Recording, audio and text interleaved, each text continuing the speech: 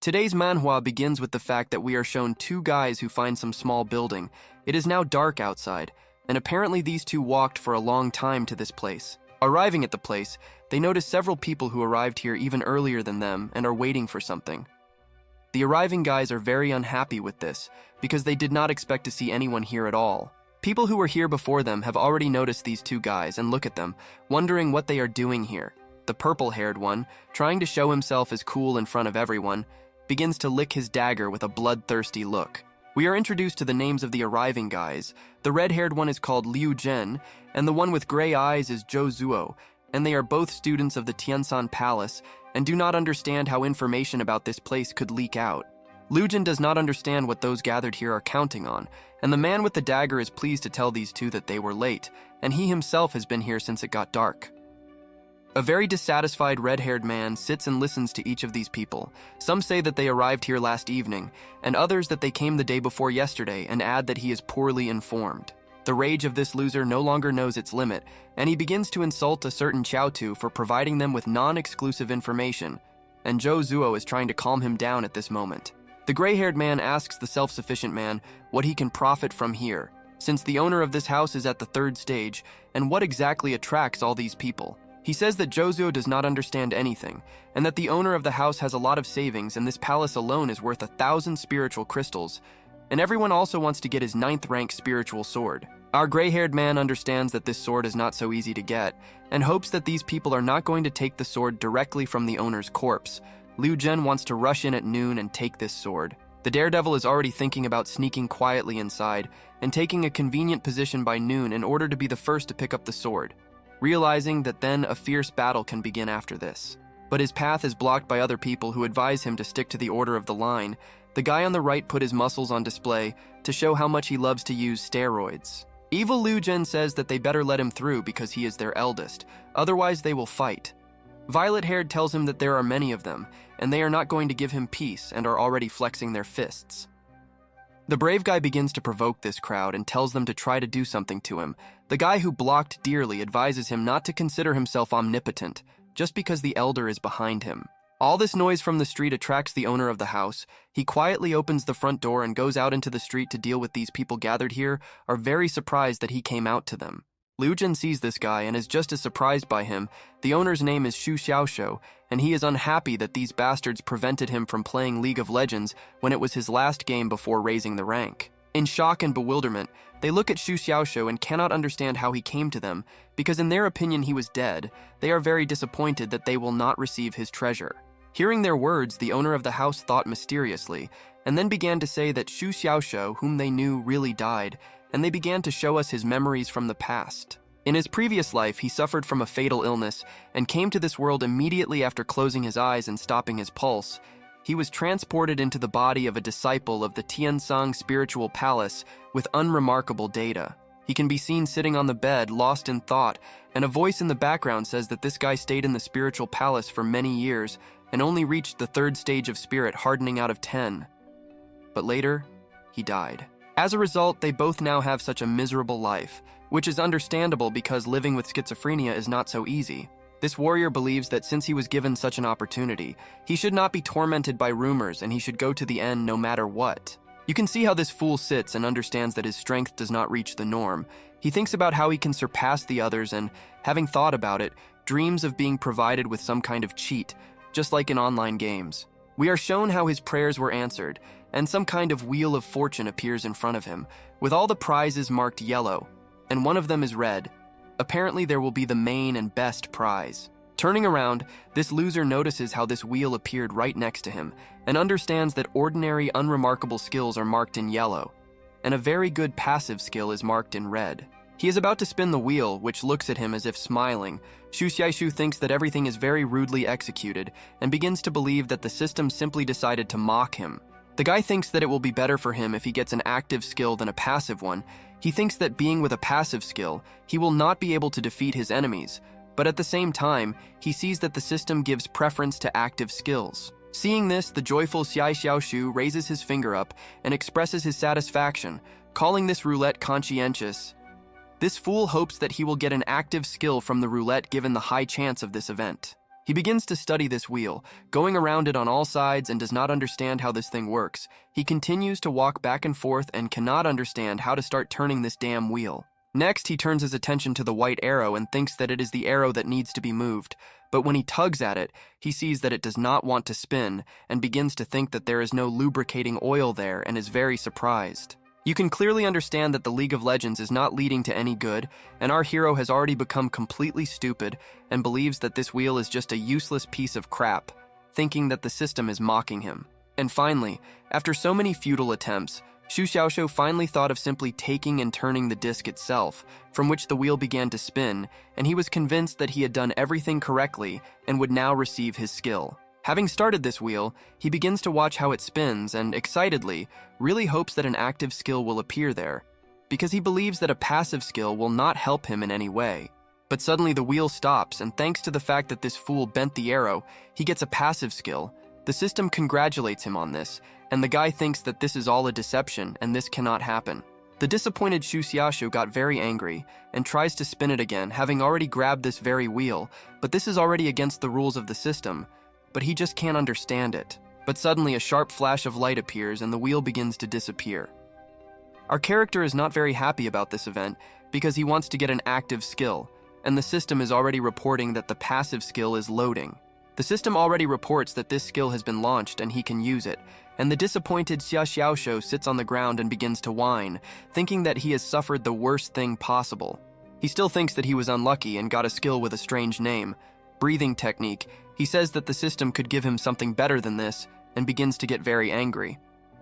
To calm down and move away from anger, he begins to inhale and exhale very quickly, but he does not yet realize what will be waiting for him further. Unexpectedly for Xu Xiaoxiu, he begins to take off and soar above the ground, which makes him perplexed because he did not expect to see something cool from a passive skill.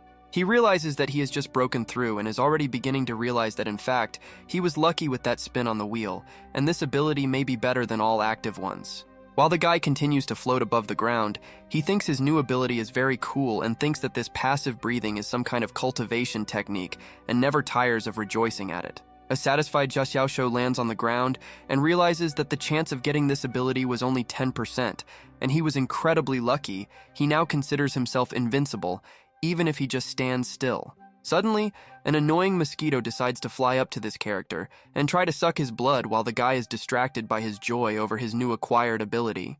But of course, the strong Xia Xiaoxiu copes with such a strong enemy by simply slamming him with his big hand. He decides to joke about this topic by saying that as soon as he boasted, the defense was immediately broken. While this guy with abilities was looking at his hand, in which lay an annoying mosquito, the system notifies him that he was attacked and gets +1 passivity point for this. At the moment, his ability is at the first level, and he understands that by gaining points he can improve it.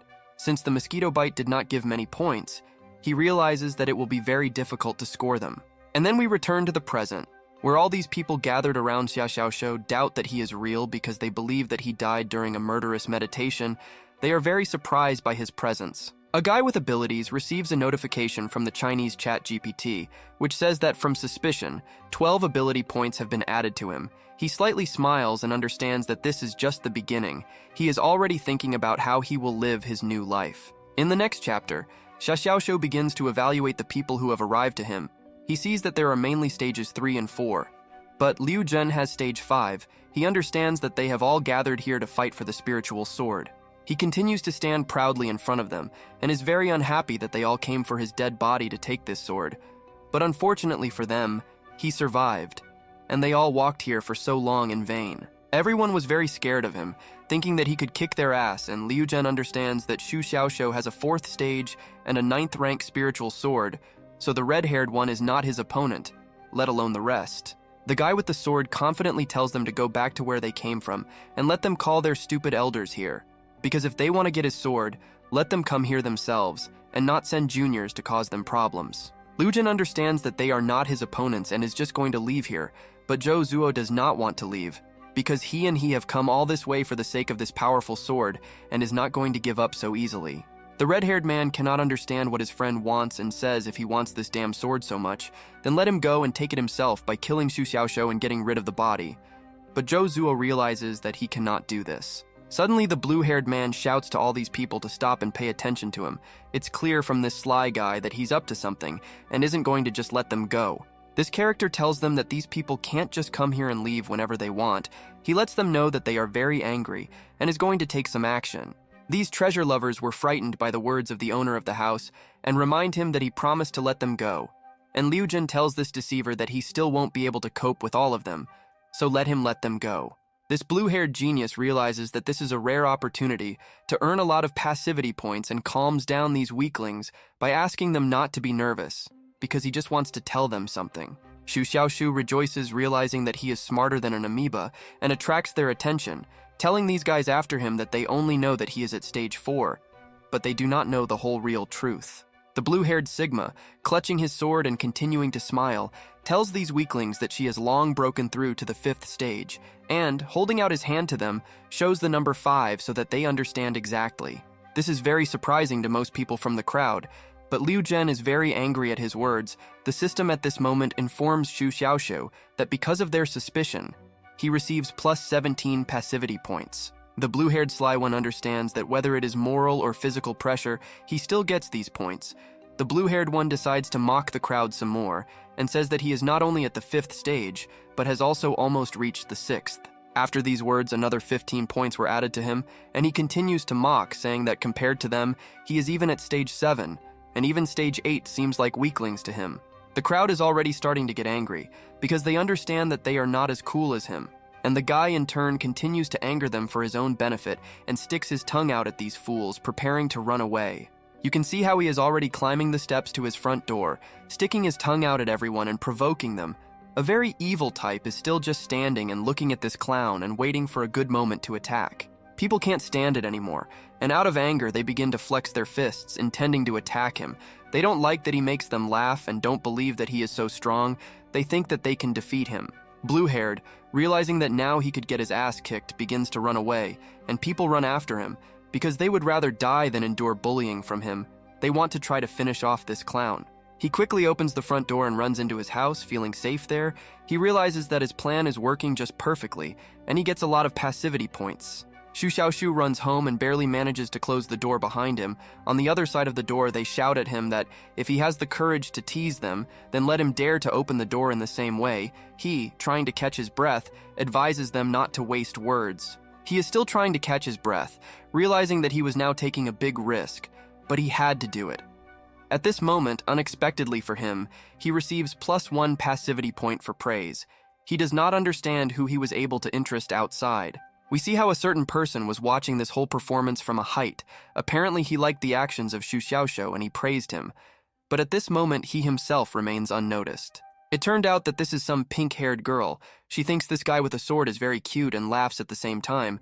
Apparently she has some plans for him. Events return to the blue-haired main character.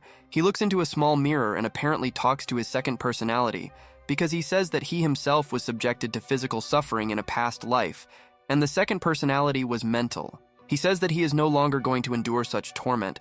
Since he has been given a second chance in this new life, he will never harm his new body. He is very serious. Meanwhile, while he is sitting at home and thinking about everything, the Chinese ChatGPT notifies him that a new ability called a shopping center has been unlocked. He opens the interface and is very surprised by what he sees. In the blue window that opens, he sees several cells, most of which are empty.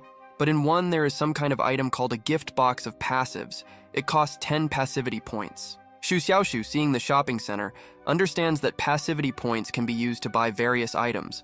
Because before that he saved them and did not understand what they could be spent on, he decides to buy this item because he became interested. He buys this item, and the system congratulates him on his purchase and says that he receives +10 skill points and 3 passive keys.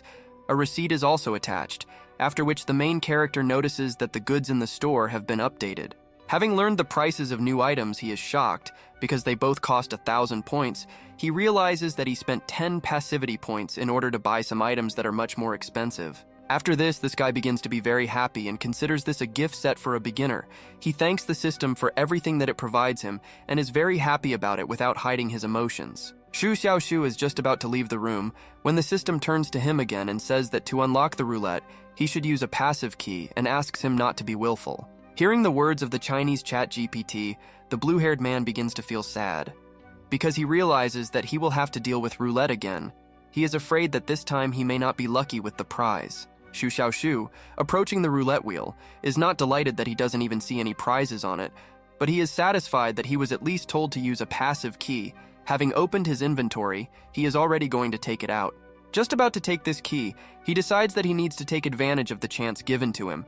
This Sigma needs a skill that can make him much stronger in an instant. Then he begins to spin the wheel and begins to pray so that he doesn't get an active skill, because after the last time, the boy realized that the passive skill is much better, and that's what he wants. Shu Xiaoshu sees how he didn't get anything, and the system only thanks him for his visit. The evil blue-haired one again considers the system frivolous, because he thinks that she is mocking him, making him look like a complete fool. But the main character is not going to give up. He believes that next time he will succeed, and he will get the skill, and the thriller extends his hand, intending to do another spin. The guy again doesn't get anything, and he's simply in despair because of this. Because he spends his passive keys on this, which are very expensive, he will have to save up passivity points for a very long time in order to buy more. Already twice the wheel has not given him anything, and the system simply thanked him for his visit. The sad guy, about to make one last spin, thinks that he will spend all his keys and receive nothing, not even the most important prize, the Fortnite Battle Pass. But then suddenly the wheel begins to glow and blinds Shu Xiaoshu. The system notifies that a new passive skill called Strengthening has been acquired. The blue-haired man considers this a real miracle. He doesn't yet understand what this skill is, thinking that it strengthens his body, but the guy doesn't feel stronger yet. But judging by the system's naming habits, he considers this skill to be for the invincible. Shu Xiaoshu understands that his new skill is still at the first level and thinks that he does not feel anything because of the low level.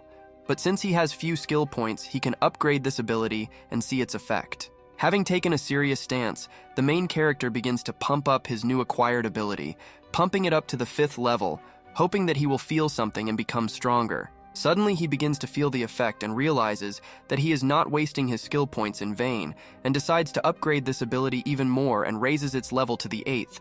He is already looking forward to what this skill will give him. Next, the main character decides to go out at night. Apparently the guy is going to test his new ability to understand how it really works. The main character takes off his outerwear to appear more attractive and is already going to test his skills. He is wondering how much stronger he has become after leveling up to the 8th level. Clenching his fist tightly, the blue-haired guy hits the stone floor with all his might. You can see how the stone cracked from such a hard blow. We see the main character from the side. He continues to hold his fist in the hole that is formed. Pieces of stone are flying around, and he is very pleased with himself, seeing what he was able to do with his own hands. Raising his heavy fist from the ground, he is very surprised that he was able to punch his fist through the stone floor, and is very happy about his new strength, because this way he will be able to kick the ass of any of his offenders. Standing up to his full height, he realizes that this strength corresponds to the 8th stage of spirit hardening. Shu Xiaoshu is glad that he still has 3 skill points, and is going to pump up this ability by becoming even stronger. He began to upgrade this skill and reaches the 10th level of enhancement. After reaching this level, the skill becomes the 1st level, but changes from acquired to innate. The main character is very surprised by this. At the beginning of the next chapter, Shu Xiaoshu begins to feel some incomprehensible burning sensation throughout his body, and realizes that something is wrong with him. He hugs himself with both hands and endures this feeling. The main character continues to feel this feeling, and something wrong is happening to him. It's as if he is being cleansed of something. Wet Shu Xiaoshu can't really describe this feeling, but it's like being born again and realizing that he feels all this because of his innate enhancement skill. Clenching his strong fist again, he has already raised it above his head and wants to test his innate strength. Apparently he is again aiming straight at the stone floor, trying to break it into small pieces. The blue-haired guy, with all his strength and at very high speed, again hits the stone slab directly, causing even more cracks to form on it than last time, and a cloud of smoke forms all around. The satisfied protagonist raises his fist from the ground and realizes how cool he is because the blow was even more crushing, and he now feels much stronger than last time. He, looking at the cracks on the floor left after the blow, understands that only someone with a strength of 5 units has such destructive power. This jock believes that he has every chance in the tournament of driven clouds. The serious-minded protagonist decides to talk about the tournament of the driven clouds. Apparently this is a test in which the best and strongest warriors participate, and weaklings have nothing to do there at all. The Pursued Clouds tournament is the annual exam of the sect, where fellow practitioners compete in techniques and based on their achievements, their advancement or expulsion depends. That is, it will be very difficult there. The original owner of his body was expelled for 2 years, and if he repeated the same mistakes, he could be expelled from the sect. It was because of this that he was in despair when he went to meditate, putting his life on the line. In 3 days, this tournament will be held in the outer courtyard, and he is going to show everyone the rebirth of the phoenix, this time Xu Xiaoshou, how a natural strongman who does not use steroids will amaze everyone with his strength. The events are transferred to the outer courtyard of the Tianxin Spiritual Palace. We observe it from a bird's eye view. At first glance, it is a very beautiful place with high mountains all around and thick clouds. Apparently, Xu Xiaoshu entered this palace. Ordinary students meet him and greet him, showing their respect to their brother. It also seems that they notice something incomprehensible in him, like some kind of change. The smug Xu Xiaoshu, without paying much attention to his brothers, continues to walk with a confident gait in an unknown direction. Everyone is very surprised by something and looks at him as if they cannot take their eyes off him. The main character continues to walk through the palace as if there is a whole world under his feet, and he has raised the highest rank in Valorant. He looks very calm while the students of the palace continue to look at him. The guy and the girl begin to discuss Xu Xiaoshu. After looking at him for so long, they begin to consider this blue-haired man to be some other person. The girl believes that he managed to break through. It is because of this that his aura has become different. Meanwhile, the blue-haired man approaches the line that is lined up to register for the Tournament of Driven Clouds. He sees a lot of people here and understands that he will have to stand for a long time. Looking at this crowd, he is surprised that so many people want to take part in the tournament this year, but in order to register, he must approach one person. But first, he must wait in line. He is not satisfied with standing in line and is looking for other ways to register. The guy notices a free window for this, but at the same time, he is very surprised that it is empty because the line is so long and no one comes here. He knocked on the glass to attract the attention of the man sitting in this booth. Looking closely, he sees Elder Chow sleeping and tries to wake up this old slacker because it's time to work. The main character managed to wake up the old man, and turning his attention to Xu Xiaoshu, he begins to laugh because he does not believe his eyes and does not understand how the blue-haired man has not yet died from his meditation. The blue-haired man, seeing this whole picture in front of him, exhales sadly, realizing how rough this old stump really is. It's not surprising that no one came here to register. The old merry fellow jokingly asks if the guy came here to refuse to participate in the tournament and go down the mountain. And the main character does not understand what this fool is talking about and says that he is one of the top 10 driven clouds. The gray-haired grandfather, about to drink his hot drink, sarcastically tells the guy that he believed him. The system awards Xu Xiaoshu 1 passivity point for sarcasm. The main character is surprised that points are also awarded for this. Blue-haired, being serious, turns to the Chow Elder and says that his strength has increased significantly after killing meditation, and his body is now in the innate realm, and he is not as weak as before. While the main character was talking about this, the old man was sipping his drink, but after hearing this, the grandfather spits out his entire drink, which makes Xu Xiaoshu very surprised and does not understand what just happened. Suddenly, grandfather's insanity makes itself felt, and this fool begins to laugh so loudly that all the people from the palace are distracted and look directly at his booth, where all this laughter comes from. It turns out that the elder felt funny from the serious face of the main character, and he simply cannot believe his words. The old stump cannot calm down and continues to laugh very loudly, holding his stomach. Because of Chow, the system rewards Xu Xiaoshu plus 1 passivity point, supposedly because of praise, despite the fact that the grandfather mocks the main character. Seeing this, the blue-haired man begins to consider the system toxic. The crowd of disciples of this palace begin to discuss how Xu Xiaoshu entertained Elder Chow. After that, they begin to discuss at what stage the blue-haired man is at. Each person in the crowd has a different opinion about this. But in the end, a boar in a white suit makes himself known from the crowd. He says that the main character is already innate. People who heard his words look dissatisfied. Probably this guy annoys them. More and more people paid attention to this guy. They all turned in his direction and made stupid faces and said that they would under no circumstances believe this, because in their opinion, Xu Xiaoshu is very weak. Meanwhile, the old man in the booth cannot calm down and continues to laugh. And the blue-haired one turns his attention to how the people in the crowd are discussing him, and the system rewards him with a large number of passivity points for this. The guy understands that Elder Chow's wave of laughter raised many questions for him, and from this he received a lot of points, and the gray-haired grandfather had finally calmed down and asked the boy why he came here. Our Giga Chad, putting on a serious face, tells the elder that he wants to register for the Tournament of Driven Clouds. This time he is going to show everyone who is the strongest here. Grandfather tells the blue-haired man that he can disgrace himself, but still allows him to register and asks whether the guy should be registered as an innate or at the 4th stage of spirit training. Xu Xiaoshou chose the 4th stage. Blue-haired still believes that his cultivation is at least at the 4th stage of spirit hardening, but his body is definitely innate, and he reminds the elder not to forget about the spiritual crystals. The main character is an honest guy, and is already giving his grandfather 12 spiritual crystals. Qiao calls him very resourceful, and is going to take these crystals. The elder extends his hand from the small window, trying to give the main character a bottle of elixir, and asks not to tell anyone about this. The blue-haired one looks surprised. Having taken the bottle, Xu Xiaoxu understands that this grandfather cares about him, and if it weren't for his support over the last 2 years, he would have been kicked out long ago.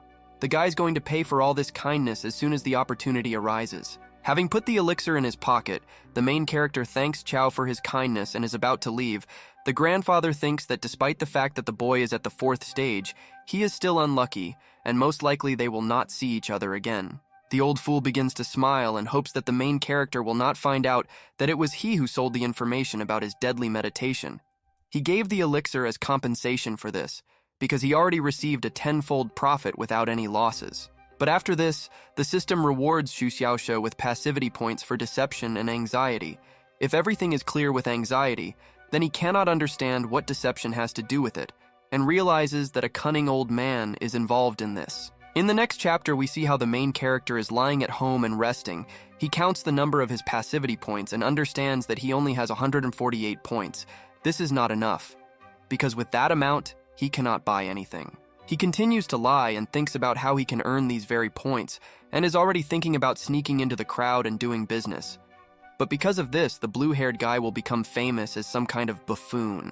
This guy is already thinking of taking on the role of some kind of villain, but judging by his appearance, the guy is not at all happy with this, and he is not going to become a villain because there are other methods of obtaining passivity points. The main character realizes that he is overthinking things, because he needs to somehow get out of his comfort zone and increase his strength in 3 days, otherwise he will have almost no chance in the cloud-driven tournament.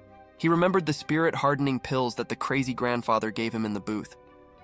The guy considers this a very generous act, because he understands that they are very expensive, so there are also 3 of them. Having taken one of the pills in his hand, he is already thinking about trying it, but he does not yet know how exactly to do this and is still thinking about it, because he does not want these expensive items to disappear just like that. He decides to start by sniffing the crystal, and apparently it had a good effect on him. The effect is very strong. After inhaling, he begins to feel something. The feelings are apparently pleasant, as if the soul is being gently stroked by the celestials. All this lightness, according to him, rises from the very feet to his head. He enjoys it. He continues to get incredible pleasure from snorting this pill. Xu Xiaoshou realized that cultivation is actually a high thing. He began to drool from this whole process. The blue-haired one still enjoys and tumbles on the bed, laughing at this. He understands that cultivation is very effective. He broke through from stage 4 with just 1 breath, and understands that the breathing technique that the system gave him is a very frightening thing. He begins to move away from this process, and is already looking at the bottle with these pills. He has realized the effectiveness of these things, and is thinking of trying again. This blue-haired guy with an addiction can no longer hold back and reaches out with a crazy look to this bottle, because he wants to practice some more. 3 days have already passed, and events are transferred to the top of the towering clouds. We are introduced to Xiao Qishu. He is the great elder of the Technique Pavilion of the Tian-San Spiritual Palace, and the main judge of the Tournament of Driven Clouds. This man flies above the crowd of people and says that the number of applicants for this tournament is 1782 people. The first round is a group qualifying stage. People will be divided into 18 groups, and each will have 100 people. Each group will have its own judge, but if he provides assistance, then this group will be disqualified. Xiao Qichu says that fatal wounds and injuries are inevitable.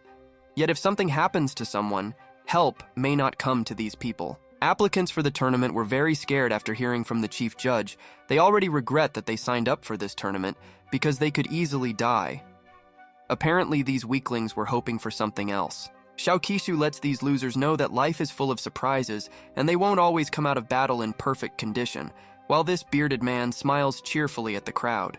Behind this chief judge sits the already familiar old madman named Chow. He praises Xiao Qishu's jokes because he was able to scare all these kids into a cold sweat on such a very hot day. The chief judge, seeing that it was already noon, announced in front of everyone the official start of the tournament of driven clouds.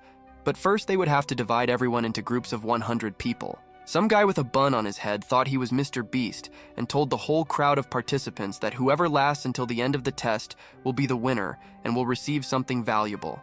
He also adds that if someone's number is called, then that person will have to go up on stage, at which time the participants understand that if they get into the top 10, they will receive some prizes, and they will advance to the next stage of the tournament. At this time, we hear names already familiar to us, Liu Jin and Zhou Zuo, who are also participating in this tournament.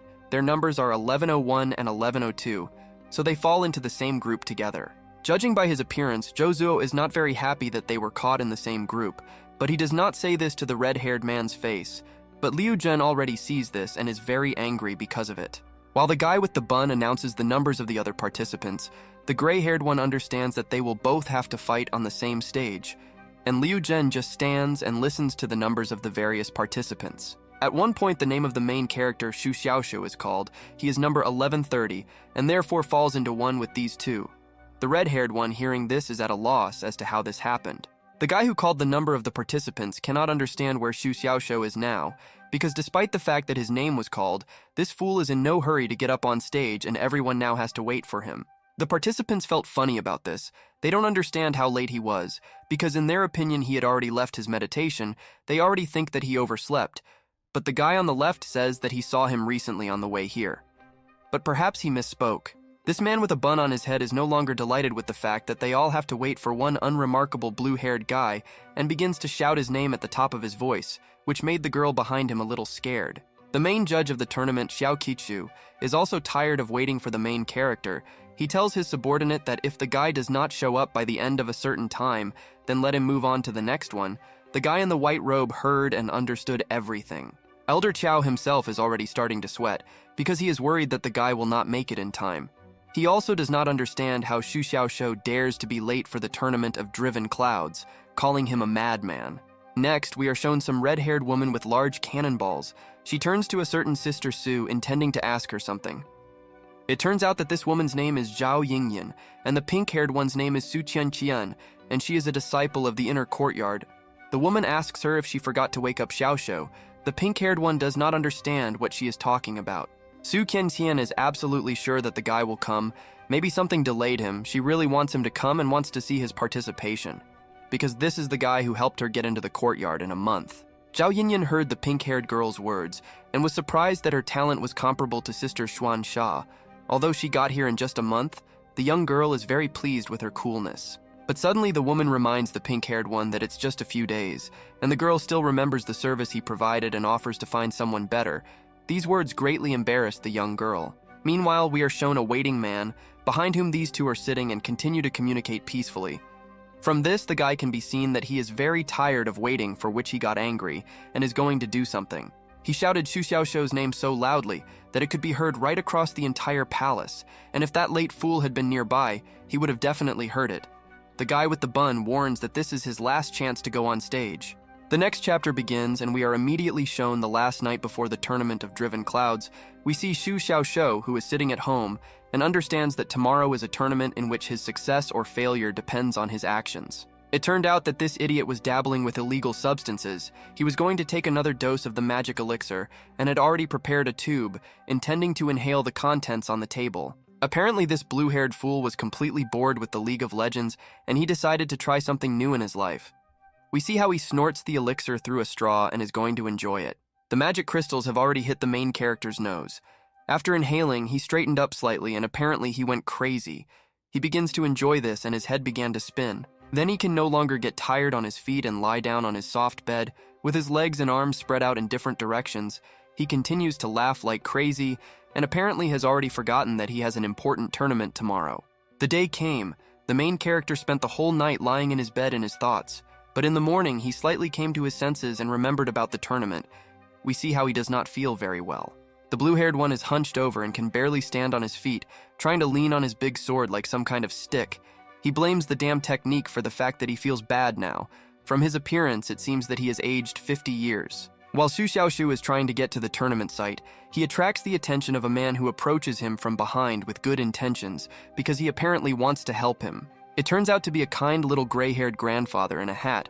With a sweet look, he clarifies whether our main character is from the outer courtyard, blue-haired with a half-dead look. He turned to him with difficulty and confirmed this. The gray-haired man asks if Xu Xiaoshu is going to participate in the tournament of Driven by Clouds, and the guy decided not to tell the truth and said that this is not entirely true. He is just following this path. Grandpa approaches the young guy and tells him that young people should not burn out because health is the capital of the revolution. But the main character is simply silent and does not say anything in response, most likely because of his poor condition. The main character understands that the spirit-hardening pills and the breathing technique are in perfect harmony with each other, and he has already reached the peak of the 5th stage, but due to the too fast pace, his body can no longer cope.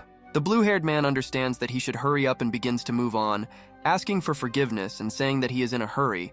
The grandfather did not say anything and simply let go of the young guy, looking straight after him.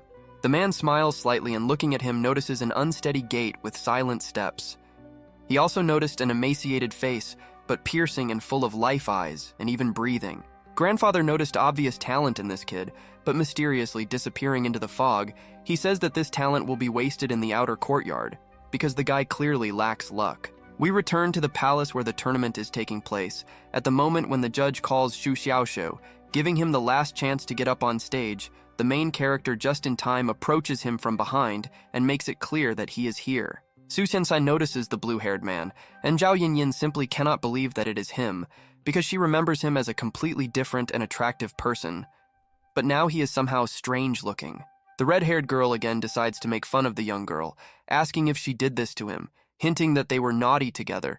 The pink-haired girl pretends as if we don't know what she's talking about.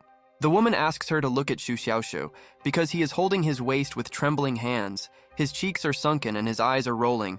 Zhao Yinyin believes that the guy has been debauched all night. She continues to confuse poor Su Qianqian and asks if it was she who came to him 3 days ago, and again decides to hint that they were reinstalling Windows together. The pink-haired one no longer knows what to say. In the end, she was simply tired of listening to all this from her big aunt. She still felt embarrassed and could no longer stand it, and demanded that the woman stop mocking her, because she was already tired. We are again shown the tired Xu Xiaoshu, who asks the judge for forgiveness for being delayed, and meanwhile, behind him, these two beautiful girls are conducting their dialogue. Elder Chow is very happy to see the main character, because he made him worry since his grandfather thought that he would not come. But seeing his lousy appearance, he cannot understand what the blue-haired man was doing all night. The disgruntled judge turns to the crowd of participants and loudly announces that the cloud-chasing tournament has officially begun. But these tournament participants just wanted to hear this. They were waiting for this moment just like a fat man waiting for his order at McDonald's, after which they all began a fierce battle. One of the losers flies right up to the main character. He, being very surprised by this, leans towards this guy to check if everything is okay with him. A yellow-haired cruel man with a katana chops everyone without sparing anyone because he wants to win and advance to the next stage of the tournament. During this brutal massacre, several corpses fly straight towards the main character, which makes him look simply shocked and cannot find the right words to say anything about it. Xu Xiaoshu is already starting to get very angry about all this. He is also at a loss because he doesn't understand how all these people can kill each other so calmly, considering it too cruel. Suddenly, our main character straightened up and stood up to his full height. His face suddenly became normal and his eyes no longer rolled back. He again looked alive and healthy and demanded everyone to stop this fight. Suddenly, the bloodthirsty tournament participants stopped for a moment and stopped fighting. They turned their attention to Xu Xiaoshu because they wondered what he was going to do now. All these people still continue to look at the main character and expect some action from him, and he in turn already thinks that they should all become his passivity points and is going to act. The fearless protagonist begins to provoke them and says that oppressing the weak will not show their real abilities, so let them attack him while there is such an opportunity. This Giga Chad is going to fight against hundreds. But after these words, the blue-haired man begins to tremble violently. The crowd took notice of this and does not understand what is happening to him, but is already about to start laughing at him. People from the crowd consider him a self-confident fool and begin to mock him. They do not believe that he can cope against 100 alone and consider him a complete loser, because they believe that they can defeat him. Xu Xiaoshu understands that they all bought into this, because the Chinese chat GPT notifies that the number of passivity points is growing rapidly. The guy is going to make the crowd decide to attack him. He shows these people his 9th grade Zanpakuto and promises to give it to anyone who can defeat him. Now the crowd will definitely want to attack this poor guy, because this sword is very powerful. The judge says that in this way, Xu Xiaoshu will disrupt order in the arena, but our Sigma interrupts him by throwing his sword to the guy with the bun on his head, and says that the judge will be a witness and agrees to be punished if he does not keep his word. The crowd, having heard about this sword, remembers that it is very good, and apparently each of them wants to get it, and these guys are going to attack all together on one blue-haired guy. Suddenly, all these people, just like loose dogs, run straight towards Xu Xiaoshu. They are going to tear the main character into pieces for the sake of this sword, and are very serious about this. In the next chapter, we see how a crowd of these people, thirsting for the protagonist's sword, are already very close to him and are about to deal with him. Xu Xiaoshu is very confident in his abilities and just stands still. Zhao Yinyan and Su Qianqian are watching all this. The red-haired one says that the main character has a spirit of self-sacrifice. He managed to involve other participants in the competition and greatly admires him because of this. The pink-haired girl listens to her sister, and at the same time she can't wait to see what will happen now. She looks straight at Xu Xiaoshu, and she is very interested in what will happen now, because he agreed to fight alone against 100 people. The chief judge also watches what is happening with pleasure.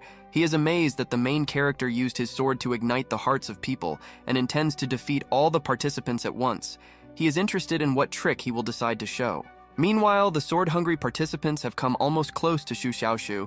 They are going to use edged weapons to defeat him, and the guy is still standing and waiting for the right moment to answer them. Seeing the blade and sword in the hands of the participants, he becomes very irritated because of this, because he does not want them to use edged weapons and is already raising his hand about to deliver his long-awaited blow. This Sigma, with a calm face without showing any emotion at all, hits these two bad guys, from which they simply fly away from him, and, while in flight, are surprised at how strong the blue-haired man is.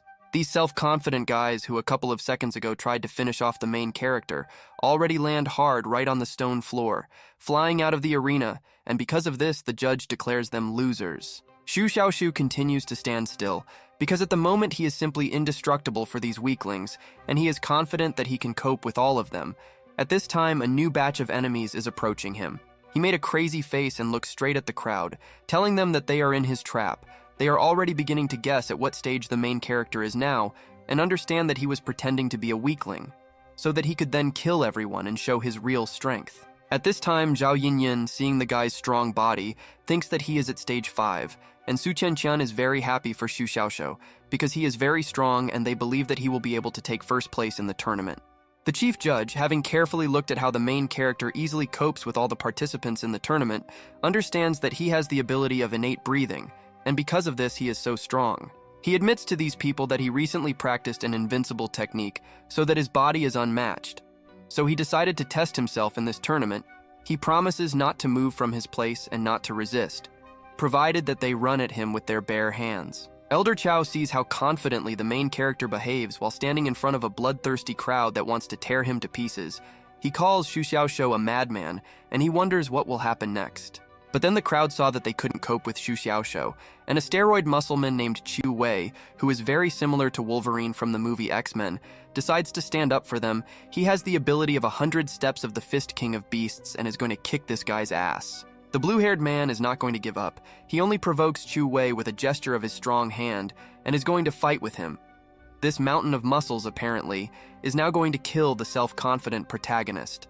He looks very angry and looks into Xu Xiaoshu's soul and is about to use his main technique, and a huge white tiger appears behind him and looks like a very serious threat. It can be seen how that man directed the ability of the hundreds of steps of the Fist King of Beasts directly at the blue-haired one, and the huge white tiger had already jumped on the brave guy, and he was not going to leave his place. 100 blows fly at him in one breath, but he is immortal and simply didn't feel anything. It even seems that he felt ticklish because he starts laughing, making this Wolverine look like a complete fool. Next, Xu Xiaoshu simply smiles like a little child and pretends that all his attacks are nothing to him, trying to piss off this thug, and most likely he will succeed. The evil goon gets very close to our main character and starts pounding him non-stop with his muscular arms, while the crowd just watches and doesn't bother to interfere. Blue-haired receives strong blows one after another without stopping, but makes it clear to all these people that he is very strong, and even he does not feel Chu Wei's attack and can defeat him without problems. The brute does not stop and continues to deliver his blows. At this moment, he realizes that he has already used his technique 3 times, and the guy did not even fall or take a single step, just standing in his place. He stops throwing his punches and realizes that this is the perfect moment to mock Chu Wei and make him look like a complete fool, he calls his name, thereby attracting attention to himself. All beaten and bruised, he begins to show his middle finger to the big fool and says that he has not eaten porridge for a long time since his blows were very weak. Chu Wei, realizing that they were mocking him, simply lost his temper. The loser then falls into a violent rage and begins to scream at the top of his voice so that all the people in the palace can hear him. He begins to turn red and smoke comes out of him. Apparently, this is another of his abilities. People around notice the rage of Chu Wei and understand that he is simply crazy. Because he uses the blood-burning technique, they think that with this technique, he will definitely be able to defeat Xu Xiaoxiu. The blood-burning technique burns the owner's blood and temporarily increases strength, not to mention the 5th stage. Even the 9th stage cannot compare with this strength. It can be seen that Chu Wei's hand has increased slightly in size. The fury of this thug knows no bounds, and he has already raised his fist and points it straight at the main character and is about to deal him a crushing blow from a running start, while Xu Xiaoxiu continues to stand in place because he knows that nothing will happen to him. Zhao Yinyan, watching these, already thinks the blue-haired guy is finished because the blow will be very strong, and Su Tianqian speaks about this, and she, in turn, has already closed her eyes and lost all hope, thinking that Xu Xiaoxiu will lose. Meanwhile, Chu Wei has already dealt his crushing blow to the main character. Thick white smoke has formed all around, from which people watching this do not understand what happened there. They think that it is all over, but do not understand who won. The silhouette of a standing Chu Wei emerges from the smoke. People recognize him and think that because of his strength he was able to kill Xu Xiaoxiu. They are also unhappy that the 9th grade spiritual sword can go to him. As a result, while this strong guy stood still, thinking that he had already won, he suddenly felt uneasy and felt that he might fall to the ground, losing consciousness. Then this mountain of muscles begins to fall, but fortunately for him, he is abruptly caught by our Sigma Xu Xiaoxiu, who actually survived this blow and behaves as if nothing had happened. The blue-haired one, like a real nanny, continues to hold this big guy in his arms and patting his broad back, telling him to rest. The whole strong man is probably tired after such a thing. Absolutely all people, seeing how this giant protagonist was able to survive a powerful blow from Chu Wei, fall into severe shock. Because they did not expect that such a thing could be survived at all, some at this time are very happy for Xu Xiaoxiu. Continuing to hold this sweaty gorilla on his shoulders, Xu Xiaoxiu begins to look at the remaining participants with his hungry, wild gaze, letting them know that he can deal with them too. In the next chapter, we see how the system rewards Xu Xiaoxiu with a large number of passivity points.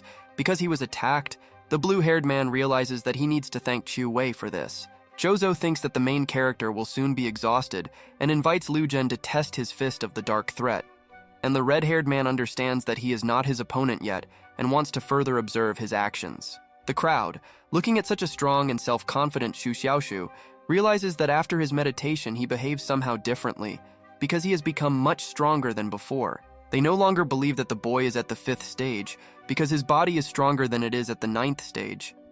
They still cannot understand what spiritual technique he uses that can withstand so many blows. Sigma continues to smile in the face of the disgruntled crowd, straightening his clothes and correcting them, saying that this is not a spiritual technique, but his enhancement of the innate level, and this is much more powerful. The whole crowd is surprised by his words. One guy says that he doesn't believe his words, calling them nonsense, and the blonde man invites him to go and check, and he, scared, invites the blonde to go himself. From the depths of this crowd, I found a participant who believes that despite the fact that Xu Xiaoxiu has so many abilities, after so many blows he lost half of his life, and now he is simply showing off so that no one else dares to attack. The muscular Chu Wei gave him enough time to find out the whole situation and saved him from many problems. The guy with a long tongue believes that by planning everything, he will be able to defeat the main character. Next, this man in green clothes comes out of the crowd and shouts to Xu Xiaoxiu that his name is Ye Chengting, and he has the skill of offering fist and says that he is going to kick his ass. Hearing this, the blue-haired man understands that the offering fist is one of the cumulative techniques. This technique is aimed at killing the enemy with just one blow and believes that it has no effectiveness. The main character pretends to be frightened by this ability and asks this guy to change his technique. and the guy with a sly smile already believes that he was able to scare this strong man and hopes for his victory. He decides not to delay for long and begins to stab his hand with some blue energy, thereby accumulating strength, and is about to deal a crushing blow in front of all the people. After charging his hand, he already accelerates towards the main character, pointing his fist at him. People watch this and wonder what will happen now, but the main character continues to stand.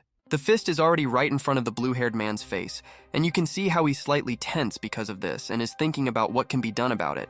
But suddenly this cunning genius, using all his speed, dodges the blow at the last moment by simply moving to the side. The guy in green clothes has no choice but to fly further, and he is very surprised by this turn of events. The dissatisfied guy is not very happy with the actions of Xu Xiaoshou because he should not have stepped aside, and now Ye Chongting flew out of the arena and dropped out of the tournament. He believes that the blue-haired one set him up. But the smug guy pretends that he is very sorry and says that he was more interested in the technique with 100 blows in one breath, and the ability of this loser seemed very boring to him.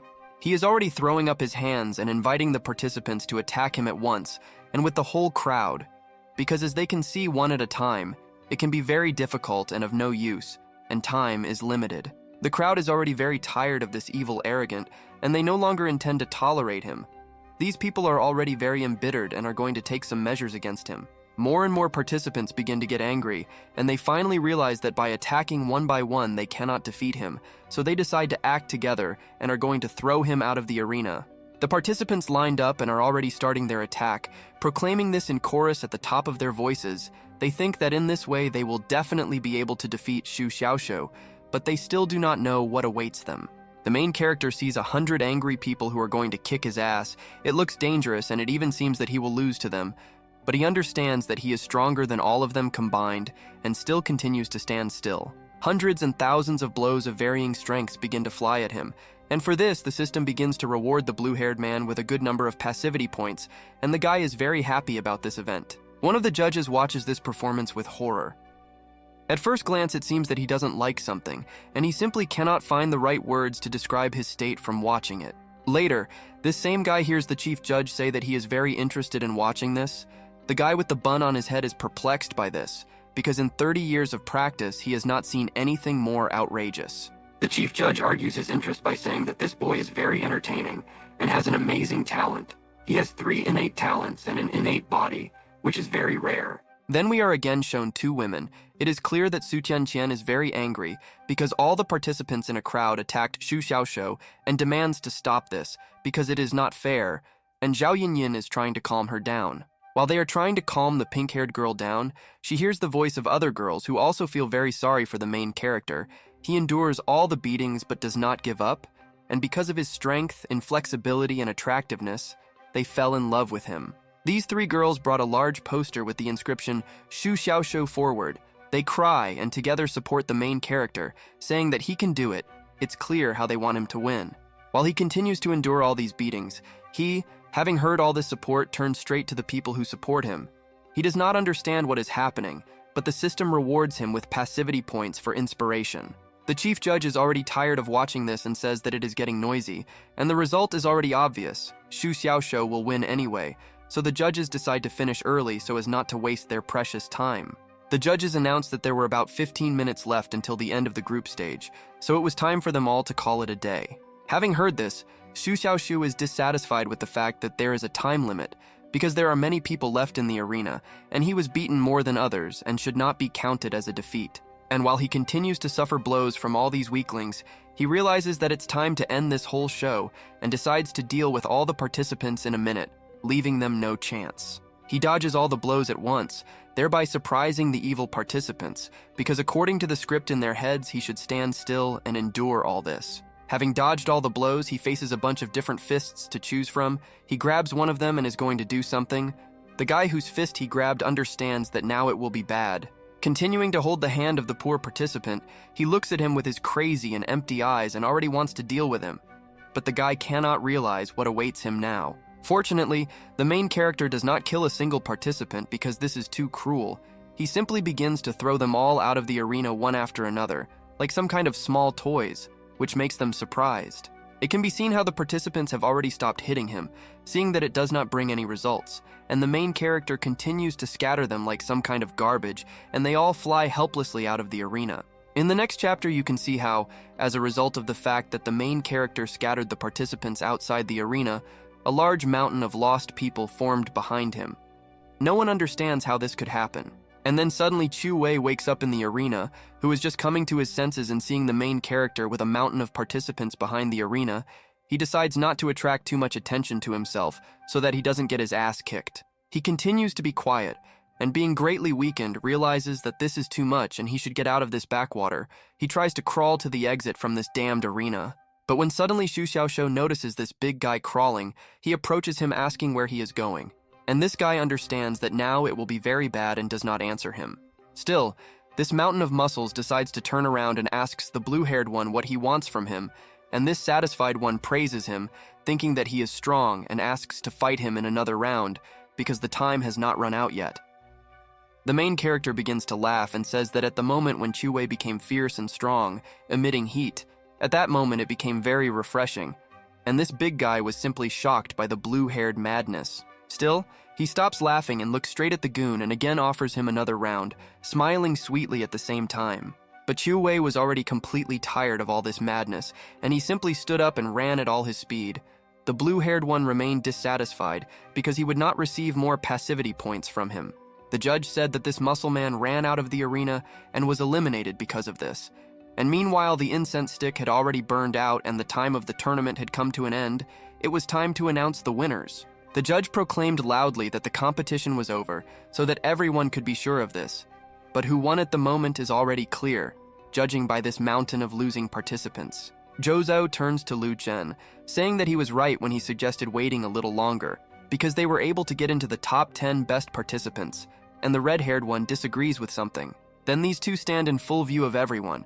It turned out that they were in the top 3 along with Xu Xiaoshou, who at that time took first place and waves to all the spectators while smiling like a fool. The audience sees that the main character was able to win. Some are very surprised by this and are happy for him, including Su Qianqian, and Zhao Yinyin with all her appearance makes it clear that she did not want Xu Xiaoshou to win. Standing on the leaderboard, the guy will just listen to all the praise from the audience in the hall, and someone already wants him.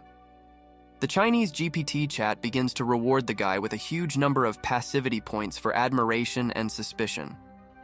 Liuzhen pretends to show respect to his opponent and congratulates the blue-haired one on his victory, and he, being joyful, congratulates them in return. Zhou Zuo does not understand what is happening now. A dissatisfied judge with a bun on his head approaches Xu Xiaoshou from behind and congratulates him in the same way, giving him the first-place prize right on the tray like some kind of food in a restaurant. The prize turns out to be the champion's spatial ring. It shines and is a rare treasure worth 1,000 gold. The main character understands that this sword will help him become more powerful. He joyfully realizes that this ring is more valuable than his 9th grade spiritual sword, and remembering his sword, he turns to the departing judge and clarifies where it is now, because he kept it with himself. The judge says that the sword is safe, and he can pull it out as soon as he uses a drop of blood so that the ring recognizes him as its owner. This news pleased the main character, and he thanks him. Next, we again see Zhao Yinyin, who right now is all stretched out because she is tired of sitting for a long time, while telling Su Tianqian that he can meet with Xu Xiaoshou. At this moment, the audience enjoys the red-haired figure. Joyful Su Tianqian says that she may not meet with him for now, because it is unlikely that the main character will leave the spiritual palace in the near future, that they can meet a little later. The red-haired girl again begins to mock the pink-haired one, and looking at her joyful face asks if she is afraid that her fighter might be stolen. She replies that this is complete nonsense and did not even think about it.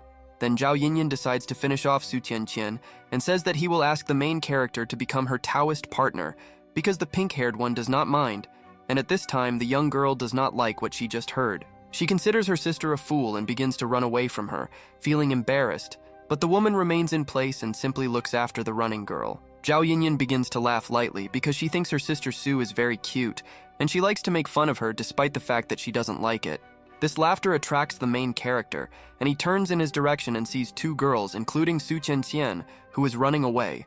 Apparently he really liked them. He continues to stare at these 2, and the pink-haired one already manages to run a little further.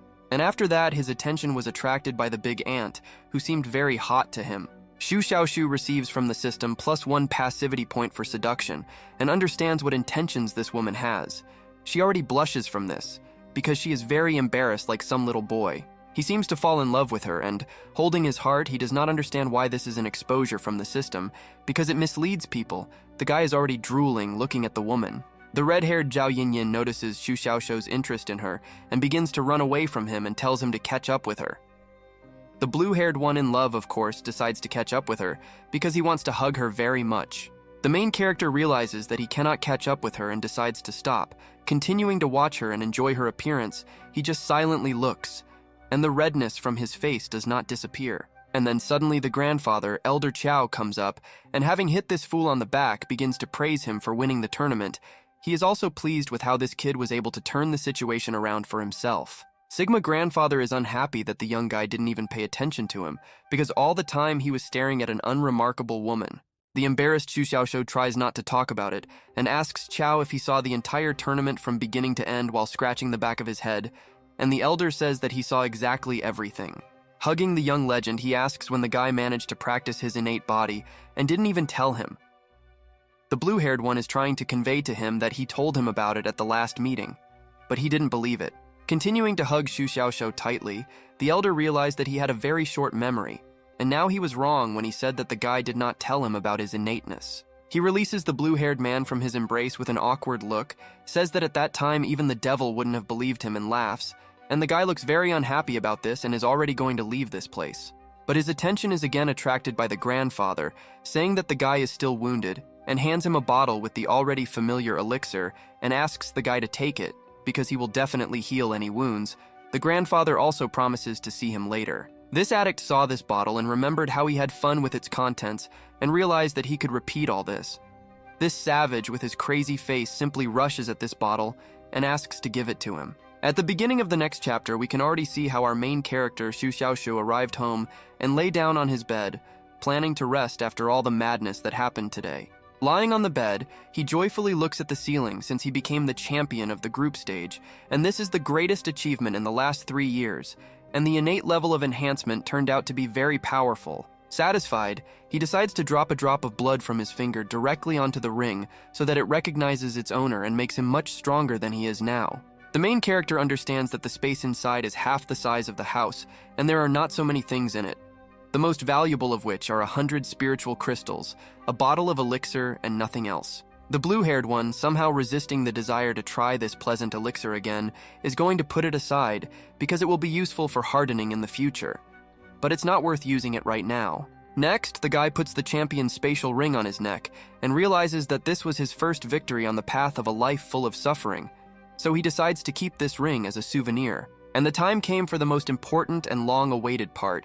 He became interested in how many points he managed to earn during the entire tournament because he was going to buy new cool things in the store. He begins to look at the number of points in the interface that opens.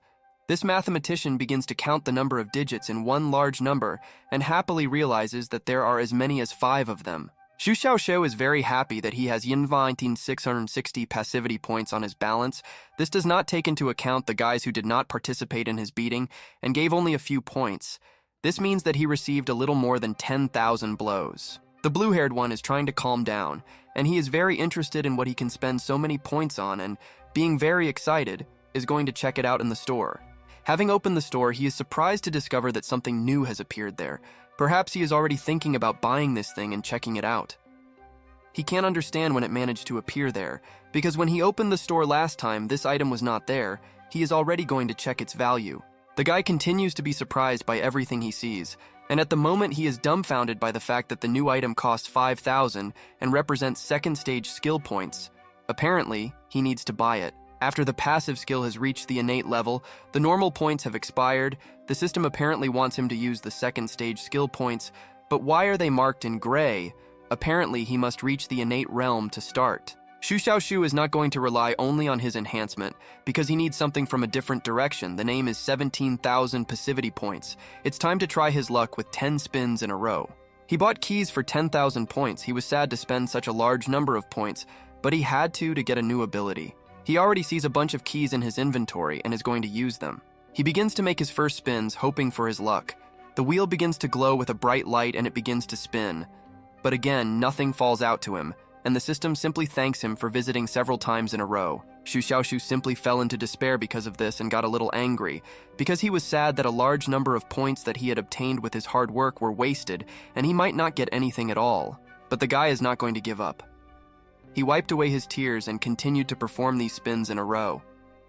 At first, he still didn't get anything, but when there was only one key left, he got the passive skill, Edge. Having realized that he got at least one skill, he begins to rejoice very much and simply hits the floor. He is already interested in how this skill will affect him.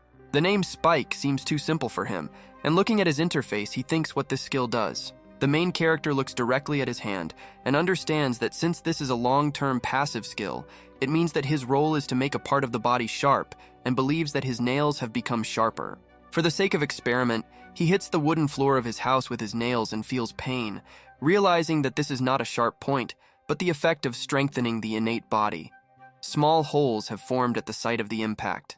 Blue-haired already thinks that the assignments of passive skills overlap each other, but then he realizes that the system cannot be stupid, and such an event is completely impossible, nervously checking something in his interface. As a result, he sees that the acquired edge is at the first level, and remembered that the same thing happened with the enhancement last time, because he showed his terrible power only after pumping it up. Perhaps the effect of the tip will become more noticeable if the blue-haired one decides to pump it up properly. But seeing the remaining number of his points, he wondered whether he should continue his twists or pump up the skill. The guy sees that he has one last key left and decides to hold it until next time, believing that for now he has enough abilities. Xu Xiaoshu touches his interface and suddenly a black screen appears all around. He didn't expect this and is at a loss because he doesn't know what to do with it now. In the next chapter, they begin to tell us about some legend that says that there is a sword technique crossing the sky, that is 7 swords crossing the sky. At that time, the strongest was the elder Cha and his leader Qi Jianxiao. Future generations adopted this ability and created the white cloud sword technique, and of course its quality decreased by a dozen levels. This new technique was recorded in the hidden spiritual pavilion of the Tianxin Palace. Xu Xiaoshu, who had previously qualified, lost everything he had studied all his life. Ultimately, after 3 months, he learned his first sword, namely, the calm white cloud.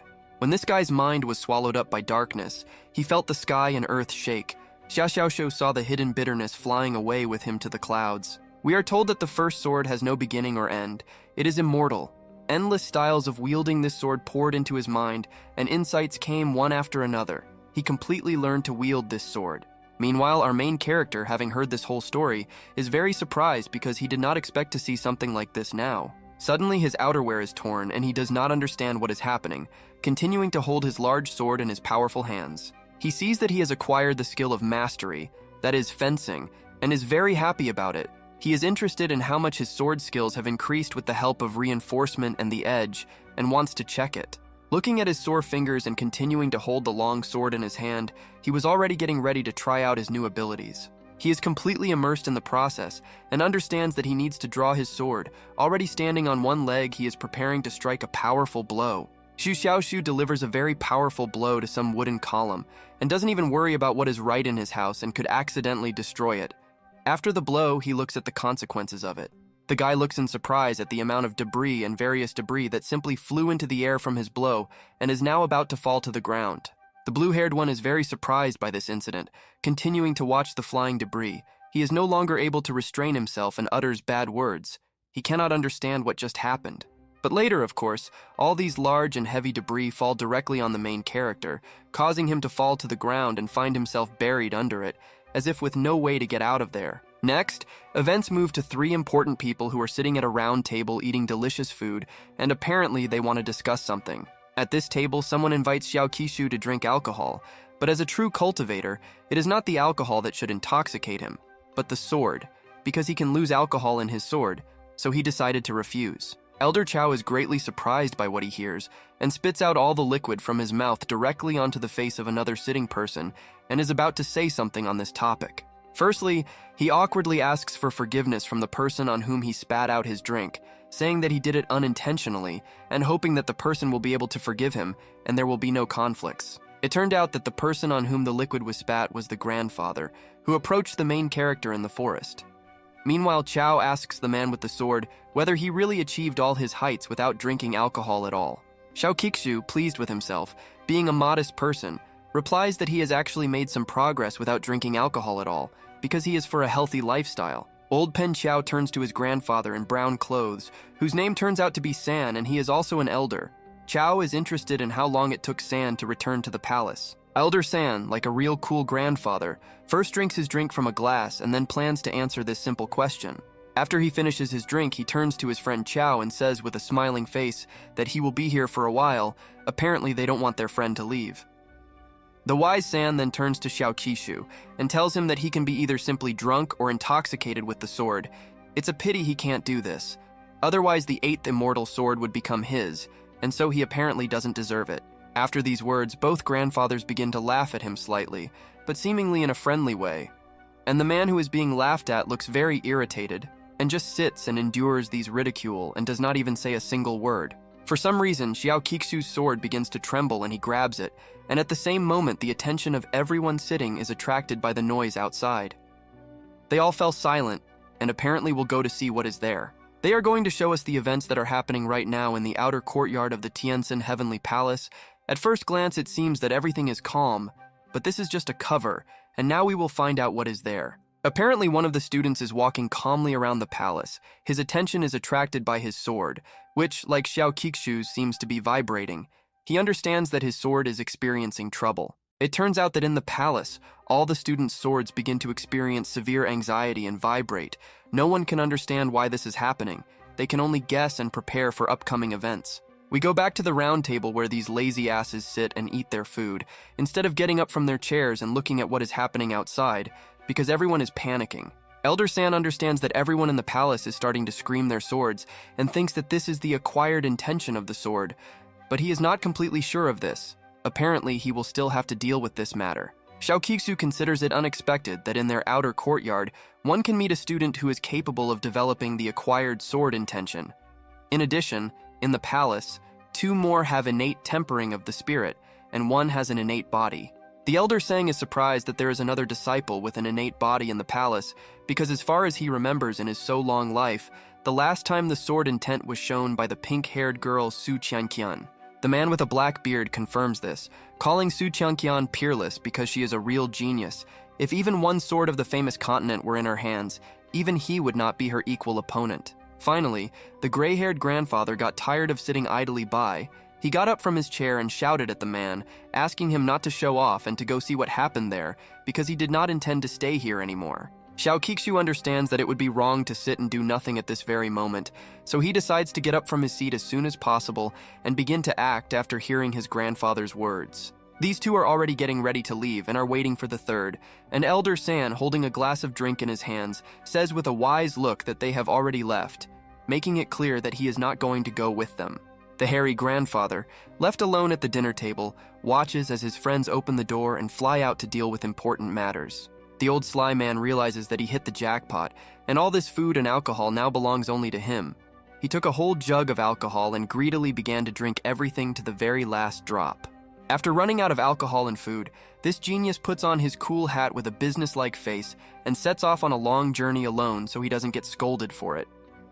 After putting on his hat, the grandfather seriously approaches his stick, which apparently helps him move. He takes it in his hands and is about to set off on his way.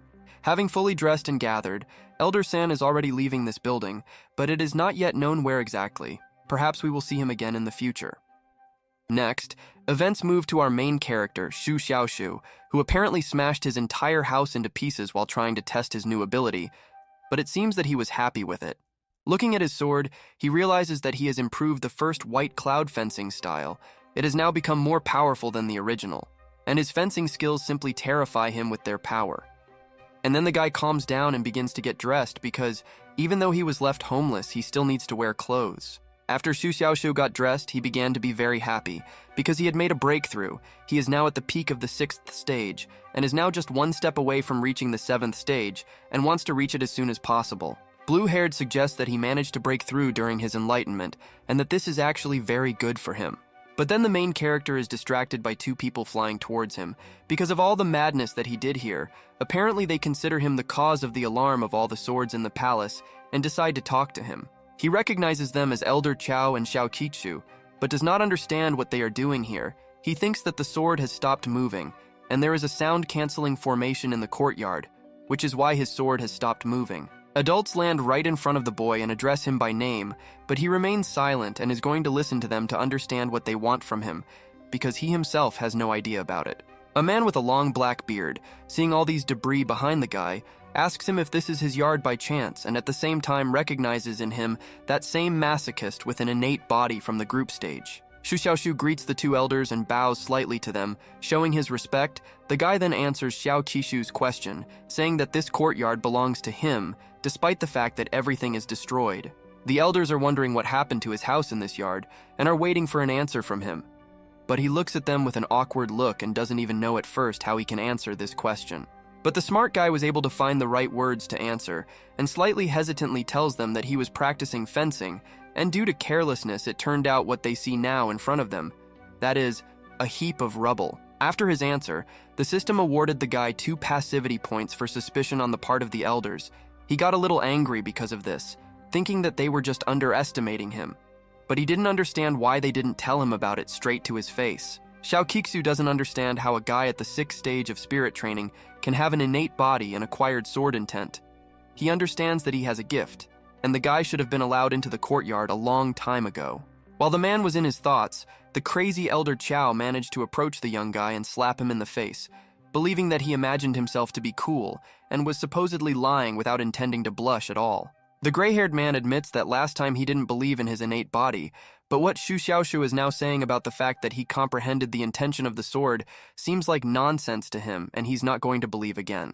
The blue-haired man cannot understand the elder's logic and says that this is his personal home and supposedly no one could do such a thing besides the guy himself. He hopes that at least now the elders will believe him. But Qiao says that he knows that Shu Xiaoshu, having emerged from seclusion, began to have a rebellious character. In his opinion, it is normal to be young and frivolous, but everything must have a limit. The old man is already beginning to assume that the people whom he has offended throughout his life have come for the guy, but they did not come to harm his health, but only destroyed his house without touching the guy himself. The main character is shocked by the imagination of this madman, because given the wild imagination of the guy himself, his horizons are not as broad as that of this elder. He believes that his grandfather said complete nonsense. Elder Chao asks the guy to tell him who perfected his sword, but only if he doesn't feel embarrassed. He even asks not to name the name, but only to say in which direction the bad guy went, because he and Elder Chao will find him. 2 elders are already standing in front of the main character, not believing that he is telling the complete truth. Xiao Qichu makes it clear that they will later talk about the destroyed house, and now he wants to find out the direction in which the non-existent villain left. Blue-haired realized that trying to prove something to these 2 elders was simply pointless, and decided to simply point his finger in a random direction. Supposedly the one they wanted to find ran there. And these geniuses just wanted to hear this. They supported the guy, thinking that he was sad for his destroyed home and were about to set off on a long journey, and it was unknown when they would return. The elders have already set off, planning to help a guy who doesn't even need any help, and Shu Xiaoshu looks after them and doesn't understand why they didn't believe him when he told the truth, but fell for his lies. Realizing this, the blue-haired protagonist simply sat down in the middle of the street and thought about something, while a leaf from a tree falls in front of him. Apparently, the guy regrets that he was able to lie to the elders. The next chapter begins, and we immediately see how events begin in a hotel room, and on the street at night. Apparently, the main character remains there, so he destroyed his house while testing his abilities. A satisfied guy lies on the bed and thinks about going to the Linshi Pavilion tomorrow for a task. Also, after the end of the group stage, they give him a day off in order to have time to recover. He also realizes that the existing passivity points he has are enough to pump up the point 7 more times, and mastering fencing has brought him too much knowledge, so he should digest it. He already thought about pumping up the breathing technique, then abruptly changed his mind. After lying down and thinking about everything a little, the main character apparently decided to upgrade his tip to the 8th level, because he became interested in what he would be capable of with such a skill. After leveling up his skill, Shu Xiaoshu looks at his fingers again and is about to repeat the same blow on the wooden floor that made his fingers hurt last time, because now he is sure that everything will work out. The guy thought for a long time, but after that he finally decided to hit the wooden floor of the hotel, apparently forgetting that he was not in his own house right now. A little smoke formed from the impact, and the floor now doesn't seem good. A hole was formed there from the blow. The blue-haired man realized that this time he was not in pain. The level had increased, and with it the effectiveness. This was tantamount to carrying 2 hidden weapons. In any battle, he could now use his fists as blades. Next, the events are transferred to the stage of emerging clouds where, apparently, the second stage of the tournament is about to take place. The audience is rejoicing, and the participants are already standing on the stage and also waiting for the start of the tournament. Chief Judge Xiao Qiqu flew higher to attract the attention of the crowd and say something. All the people fell silent and waited for the elder to start speaking. He congratulates the remaining 180 warriors for successfully displaying their talents in the group stage and advancing to the breakthrough competition. This competition will be divided into 18 stages, and the opponents will be selected randomly by drawing lots. He takes it and points his finger at some kind of magic crystal that has been hanging around his neck all this time. This crystal begins to glow, and apparently, something is about to happen. Spectators who eliminated the tournament participants from the last stage sit and watch the process in amazement, not understanding what will happen now. The head judge begins to read from a paper that there are only 64 places in this competition, and to get a place you need to win 3 times in a row. Everyone will have 2 opportunities to challenge someone, including the champions. After the rules were announced, Elder Xiao Qiqu announced to everyone that the competition was already starting. He shouted it loud enough for everyone present to clearly understand it. The spectators are already starting to scream again. Each of them is more for his favorite. Someone wants Zhuo Zuo to call him a non-entity because he loves him. Apparently in the crowd there are those who like to be humiliated. We see some participants, and among them stands Zhuo Zuo, who is scared as if he had watched the movie Saw 4, because all his opponents are at the 7th, 8th, 9th, and even 10th stage, and he himself is at the 3rd and does not understand what he can do against them. He turns to Liu Shen, saying that he is nervous because it seems to him that he is the first and only one in the Tiansang spiritual palace who has reached such a competition with his then low level. Liu Shen reassures him, saying that although he is the first, he is not the only one, because the red-haired one also has a low level, since he has cultivation at the 6th stage, but it seems that this did not make his friend any easier. Next, we are again shown the main character, who forgives the crowd of NPCs to call his name, and is already going to listen to them and get passivity points from these losers. The crowd begins to praise him, from which he gets his points, and the blue-haired man thanks them all for their support. He promises everyone that he will certainly live up to their expectations from him and asks for even more support from the audience. But the audience is already beginning to consider Xu Xiaoshou crazy, because everyone else has been on stage for a long time, and he sticks out here looking at his idiotic face. They don't understand how he could become a champion at his 6th stage. One of the judges we already know looks very angrily at the main character and cannot understand what he forgot there, and the blue-haired one waves at him and says that he is warming up the audience, which irritates the judge even more. The Chinese ChatGPT is notified that due to ridicule, Xu Xiaoshou receives a lot of passivity points, but he can withstand ridicule. He is satisfied with the fact that his balance is replenished all the time and hopes that this will continue in the future. The judge with a bun on his head continues to stand like a scarecrow and no longer says anything. He just cannot understand why, at such an important moment, this blue-haired fool has not yet risen to the stage, but only continues to talk to the crowd. The main character is still behaving like a clown, and the person waiting for him is already losing his temper, because the rest of the participants have been standing on stage for a long time and waiting for the draw.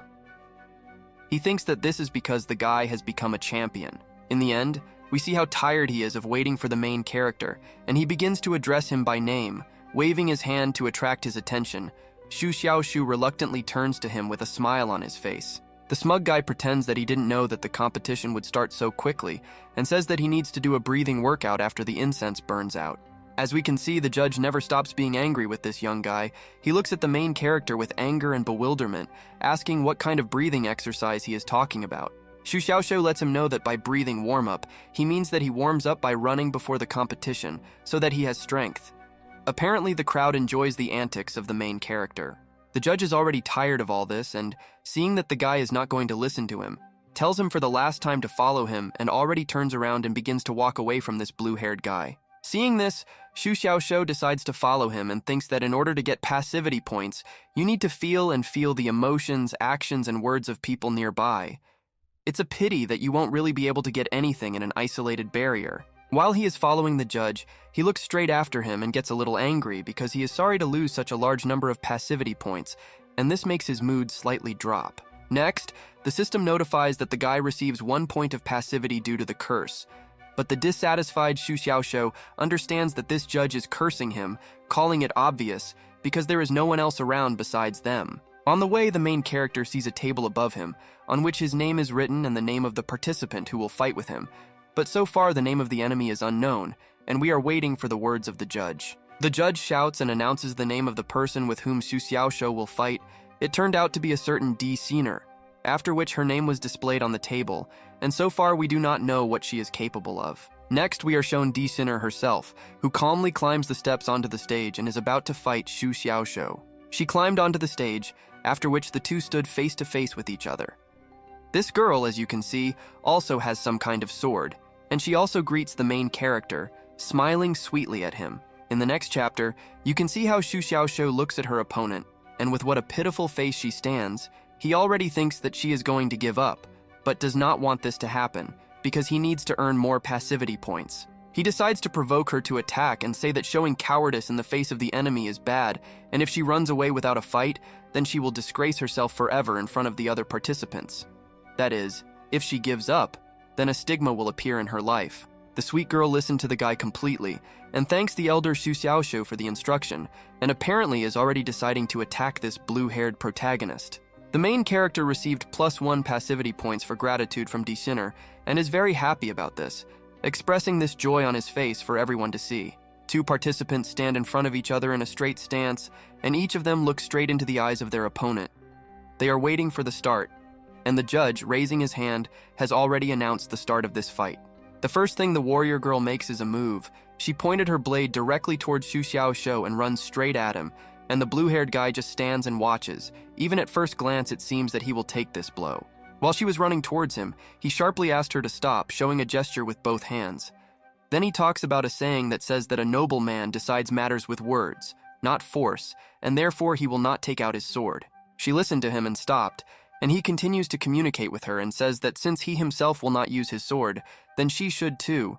Later, he puts his sword on the ground and invites her to fight with his fists. The beautiful girl already looks unhappy, and says that she knows that the main character has a 9th-class sword called Hidden Bitterness, while the guy has already managed to put the sword on the ground. But the girl is not stupid at all, and understands that Xu Xiaoshou is physically very strong, and says that she recently created a technique and really wants to try it in battle.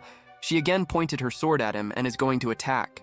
The main character is shocked by the fact that he threw away his sword, and the girl grabbed hers to kill him.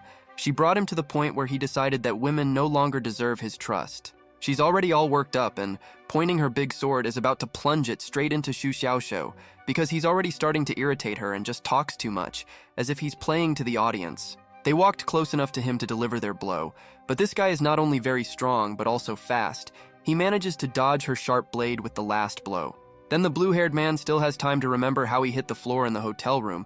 When he felt the edge and what consequences this caused, he understands that if he hits Di Siner with his fist, it will be very painful for her. As a result, he decides to tense his powerful fist and pretends as if he is going to hit his enemy with all his strength. The girl, noticing this, switches from attack to defense and puts her sword in front of her. But it turned out that this was all a deceptive maneuver, and the main character simply decided to trip her so that she would fall and calm down a little. She did not expect such a turn, and it seems that she is about to fall to the ground. You can see how the blue-haired man stretched out his leg and deftly tripped her, and the surprised girl stretched out her hand in front of her and, like a real gymnast, stands on her one hand and is about to get to her feet. As we can see, she succeeded, and Xu Xiaoshou stands still and tries not to touch her for now, and asks the girl to think again about everything he said earlier, because he has already demonstrated an honest example of hand-to-hand combat. Viewers consider the main character to be shameless, because in their opinion he launched a hidden attack, and they say that he doesn't even worry about the girl. In her place, they would not be able to come to terms with such an attitude. One smart black-haired girl from the crowd is annoyed by these spectators. She cannot understand what is wrong with these idiots, because they constantly make Xu Xiaoshou look like some kind of villain. Blue Hair puts his hands in front of him and tells his opponent that since he is physically very strong, he is going to try to even their chances and will use only one hand. Despite the fact that he shows her his hands, he later says that he will only fight the girl with his legs, and Di Siner is already tired of listening to him, and she simply attacks him with her sword again. She is tired of Xu Xiaoshou constantly making her look like some kind of weak fool in front of the audience and telling him to shut up, being very angry because of all his smug actions. He calmly and without any problems repels her attack with his legs. Even without using his hands, he still asks her to think about hand-to-hand combat, while her sword is already pointed straight at the ground. At that moment, she stopped for a couple of seconds and thought about how she had always rooted for Zhu Xiaoshou before, and did not think that when she met him, he would turn out to be such a bad and nasty person. The girl tries to ignore him and continues to strike, simply waving her sharp sword in different directions, and he easily dodges these strange attacks. Sinner sees that her attacks don't want to work on this guy at all, and, standing in some kind of stance, she warns the main character, telling him to be careful and is going to deliver some kind of powerful blow. As a result, she uses the ability of a calm white cloud, and at high speed rushes straight towards this strong man, and he begins to run away from the girl, pretending that he is already completely scared. But it turned out that Zhu Xiaoshou was not running away because he was afraid of her. He was only going to take the wooden sword because he saw that they were not going to drop their weapon. After he took it, he made a high jump. The audience already understands that there really is something in the main character, because he dodged such an attack. Although they thought that he would get it, they see how in 3 years he became much stronger, thinking that he trained only the calm white cloud style. The main character, having begun to use his abilities after grabbing the sword, begins to approach Sinner with sharp jerks in different directions, and she does not even have time to follow him. After Zhu Xiaoshou ran very close to her, he jumps up in front of the girl and raises the sword above her head, and she has already lowered her weapon, realizing that she simply is not a rival for such a strong warrior.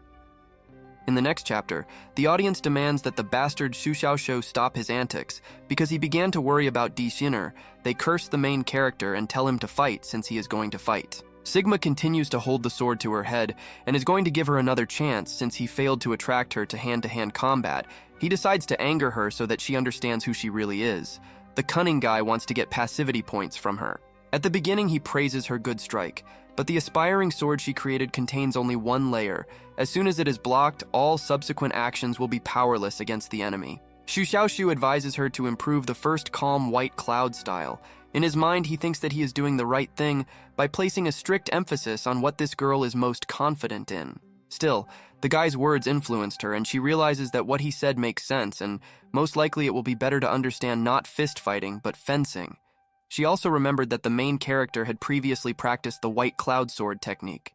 Next, we see how Zhu Xiaoshou continues to hold his sword on this girl's head, and she blushed slightly and continued to think about something of her own.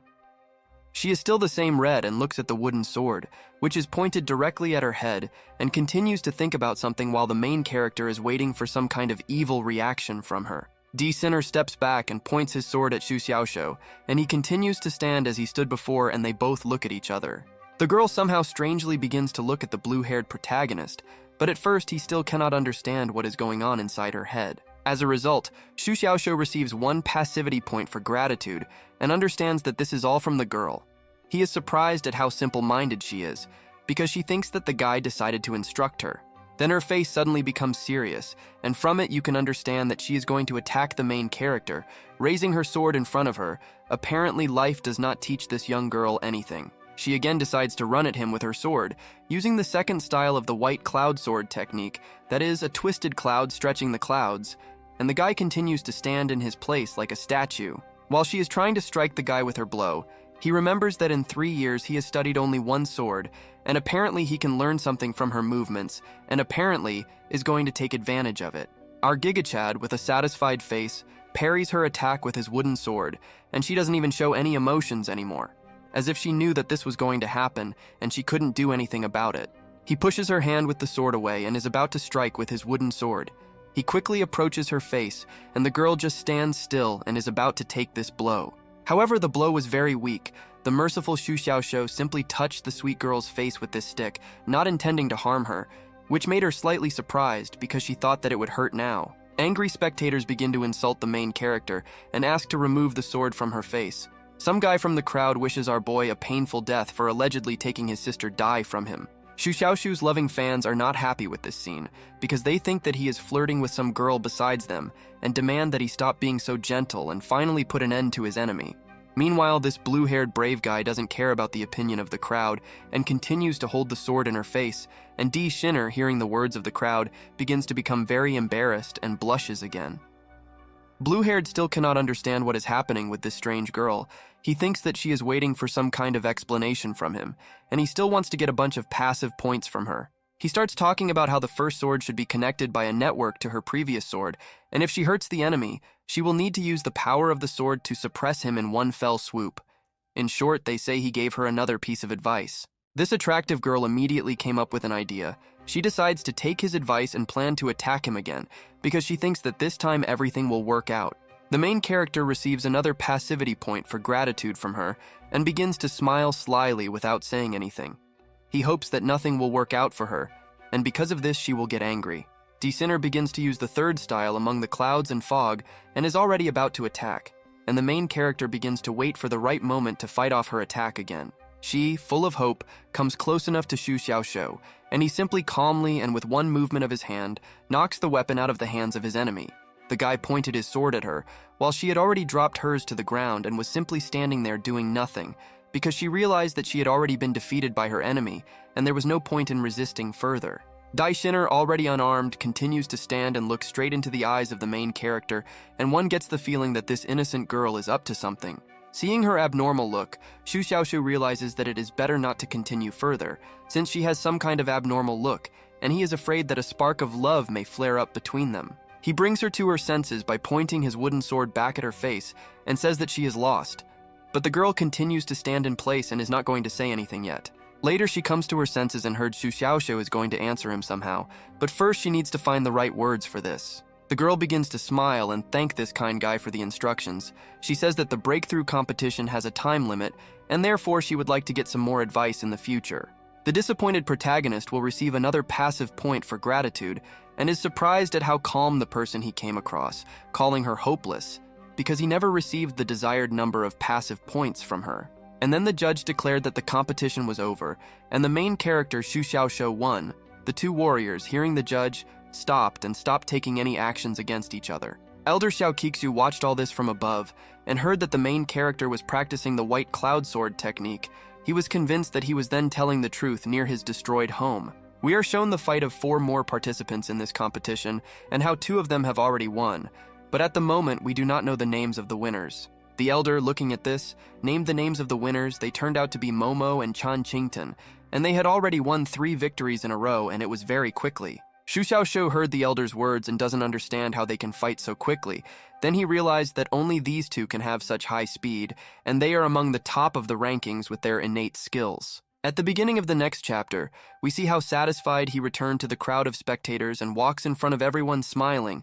He had been waiting for this moment throughout the entire fight with Di Shinner, and finally returned here. Looking around, he can't find Su Chenqian with her red-haired friend, and is not very happy about this because he would like to see these 2. At this moment, his loving fans shout at him and support him because they want him to pay attention to them. They never tire of repeating how much they love this blue-haired guy. He heard their joyful cries and turns his precious attention to them. Turning to them with a sweet smile, he begins to wave to the girls, which makes them simply delighted, because he is their idol.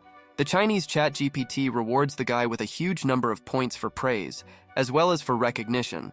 But the main character cannot understand what recognition has to do with it, and believes that everyone has already heard about the wooden sword. The cunning protagonist has a brilliant new idea for earning points. He simply holds out this already popular wooden sword towards the crowd and asks if they want to have it. The girls begin to get very excited about this and are very eager to get this sword. Their joy knows no bounds and they are just squealing and blushing with happiness. Due to the screams of his sick fans, Xu Xiaoshu covered his ears, considering them all crazy, but the cunning plan worked and now he received a lot of points for confessing and very little for cursing. The judge calls the main character. He turns to him and hears him being told that the time has come for another battle with a new opponent. Xu Xiaoshu is very happy about this news because he is always ready. The guy, as before, looks at the table where his name is, but at first the opponent's name is not there at all, and he waits until the judge calls him in order to understand who he will face. A couple of seconds later, the judge with a bun on his head announced the name of another opponent for Xu Xiaoshu. This unlucky guy turns out to be the red-haired guy Liu Zhen, already familiar to us. Zhou had already lost 2 matches before, because compared to the other participants he was very weak, and now he was sitting on the bench next to his friend about to support him. Approaching Liu Zhen, he begins to support him, saying that he can cope, because he also has to teach Xu Xiaoxiu a lesson from Boss Wen, because the blue-haired one dared to pester D. Sinner. A couple of moments later, the main character comes face to face with Liu Zhen and immediately recognizes the guy who came to his court for the sword. Flexing his fists, the blue-haired one says that he did not expect to meet a member of the Quan family. He is glad that the red-haired one is a master of fist fighting, because he himself likes this style of fighting most of all. Despite the fact that the blue-haired guy has been trying to talk to him for a couple of minutes, Liu Zhen still remains silent. Because of this, Xu Xiaoxiu has already begun to think that this guy has chickened out and is going to give up right now. He begins to say to the serious man the same words that he said to his previous opponent, namely that showing cowardice in the face of the enemy is wrong, and as soon as he tried to finish his sentence, he was interrupted. The main character has already specifically enraged the red-haired one, and he, being enraged, begins to yell at Xu Xiaoxiu that in no case is he going to surrender to such a weakling as this blue-haired one. Of course, the main character was very happy when he saw Liu Zhen fall into a rage. He asks him to continue, promising that it will be fun, because for this, our Giga Chad will receive passivity points. Liu Zhen can clearly see that this guy is just pretending to be a weakling, deliberately hiding all his strength. From the moment he left the seclusion, he even reached the 5th stage, and now he is at the 6th stage, has an innate body, a sword technique, and a Fortnite battle pass. The main character notices how passivity points come to him due to suspicion from 3 people. Despite the fact that only 2 are next to him, he begins to think that there is someone else inside the barrier, and he is trying to intimidate him. He runs up to the judge, very frightened, because he thinks that someone unclean was able to get into the barrier, and asks to check this place properly to make sure that there is no one here, and Liu Zhen paid attention to this. The judge is very annoyed by his behavior, because he thinks that the guy is deciding to make fun of him again, and is wondering when this whole nightmare will end, because he is tired of this clownery on his part. The blue-haired man runs up to the judge and asks him to believe him, because there is definitely a 4th person, or not even a person here. The judge does not believe him, but only asks him to calm down and let go of his leg, walking onto the stage. The strict judge, noticing how the guy is not going to let go of his leg, begins to raise his voice at him and tells him to let go of his leg and get up on stage for the fight as soon as possible. Seeing this whole picture from the outside, Liu Zhen begins to think that this all continues to repeat itself, because the main character most likely takes him for a mere mortal, unable to see through his cunning pretense. While the main character is distracted by his whining, the red-haired man decides not to waste time and, having taken off his outerwear with serious intentions, takes off some black things from his hands, which apparently are his power limiters, and throws them to the ground. After this, the level of this madman begins to rapidly increase, and you can see how he feels it. From the 6th stage, he moves to the 7th, 8th, 9th, and then to the 10th, which is the peak of tempering the spirit. The judge, along with Xu Xiaoxiu, watches this performance and understands that he was pretending to be a weakling in order to show all his power in the end, and defeat a strong opponent when he did not expect this from him. Now it seems that the red-haired one has slightly overdone it with steroids and looks like a mountain of muscles. He tells the main character that there is no point in pretending, and he will give his all to defeat him. The main character, continuing to hold on to the judge's leg, looks at this gorilla in bewilderment and does not understand what he is talking about, because it seems like he is not even pretending at the moment. But then he decides to mock the red-haired man and simply smiles, looking into his eyes and at the same time continuing to hold on to the judge's leg. The jock apparently didn't like this, and like a real warrior, he begins to scream at the top of his voice and rushes straight at Xu Xiaoxiu, intending to kick his little ass because he's completely tired of him. He attacks the blue-haired Sigma, and he has no choice but to let go of the judge's leg and accept this fight. Thanks to his stamina and strength, he is easily going to cope with the blows of this jock, making him look like a complete idiot. The audience also pays attention to this fight, calling Xu Xiaoxiu crazy, because with every fist fight he misses a bunch of blows to the face and begins to think that Liu Zhen turned out to be a little cooler. Continuing to endure blows, the blue-haired man does not understand what kind of fist technique his enemy has, that it is even capable of harming the innate body. A worthy opponent finally appeared to him. Each of his actions adds only 2 points of passivity, which is unscientific, and the information panel cannot be mistaken. Apparently, Liu Zhen's fist technique deals a double blow. With each blow, hidden black energy also remains. The spectators continue to admire this fight and are excited to see who will win, and watching how the red-haired man watches the blows, they understand that at this rate, Xu Xiaoxiu can simply fly out of the arena. In the next chapter, we see how Xu Xiaoxiu continues to try to block the blows from Liu Zhen, and because of them, he cannot even pull the sword out of his ring in order to give him at least some kind of rebuff. While the red-haired one is trying to finish off the main character, the blue-haired one is trying to stop this beast and asks to give him at least some chance to win so that the battle will be fair. But it's too early for this man. He continues to beat Xu Xiaoxiu despite his request to stop. The only thing this aggressive man wants is to get rid of his enemy as soon as possible.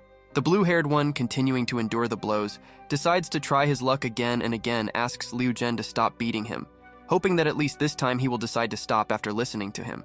But he continues to beat the main character, simply ignoring his words. It even seems that the red-haired man no longer sees or hears anything. He just wants to kick Xu Xiaoxiu's ass. Xu Xiaoxiu understands that he simply has no choice, because the enemy is not listening, and he could lose because of this, so he raises his hand in front of him and is going to use the tip on him. Blue-haired tells his offender to look at how he would finish him off and is about to deal a painful blow to him with his tip. Next, we see how the main character nevertheless decided not to spare the red-haired one and abruptly calmed him down with one strong blow of his powerful hand, from which Liu Zhen felt severe pain. Liu Zhen is at a loss how this is possible, because Xu Xiaoxiu no longer uses fist techniques, since he managed to cut him during quick strikes, and not everyone can do this. He sees the blood on the hands of the protagonist, and remembers that his fist of great dark sorrow strikes with double dark energy, and if Xu Xiaoxiu does not bleed, then it means it bleeds from him. The red-haired one is still in shock that the blue-haired one was able to break through his fist of great dark sorrow with his fingers. He is already thinking what kind of technique this is, and how he managed to do it.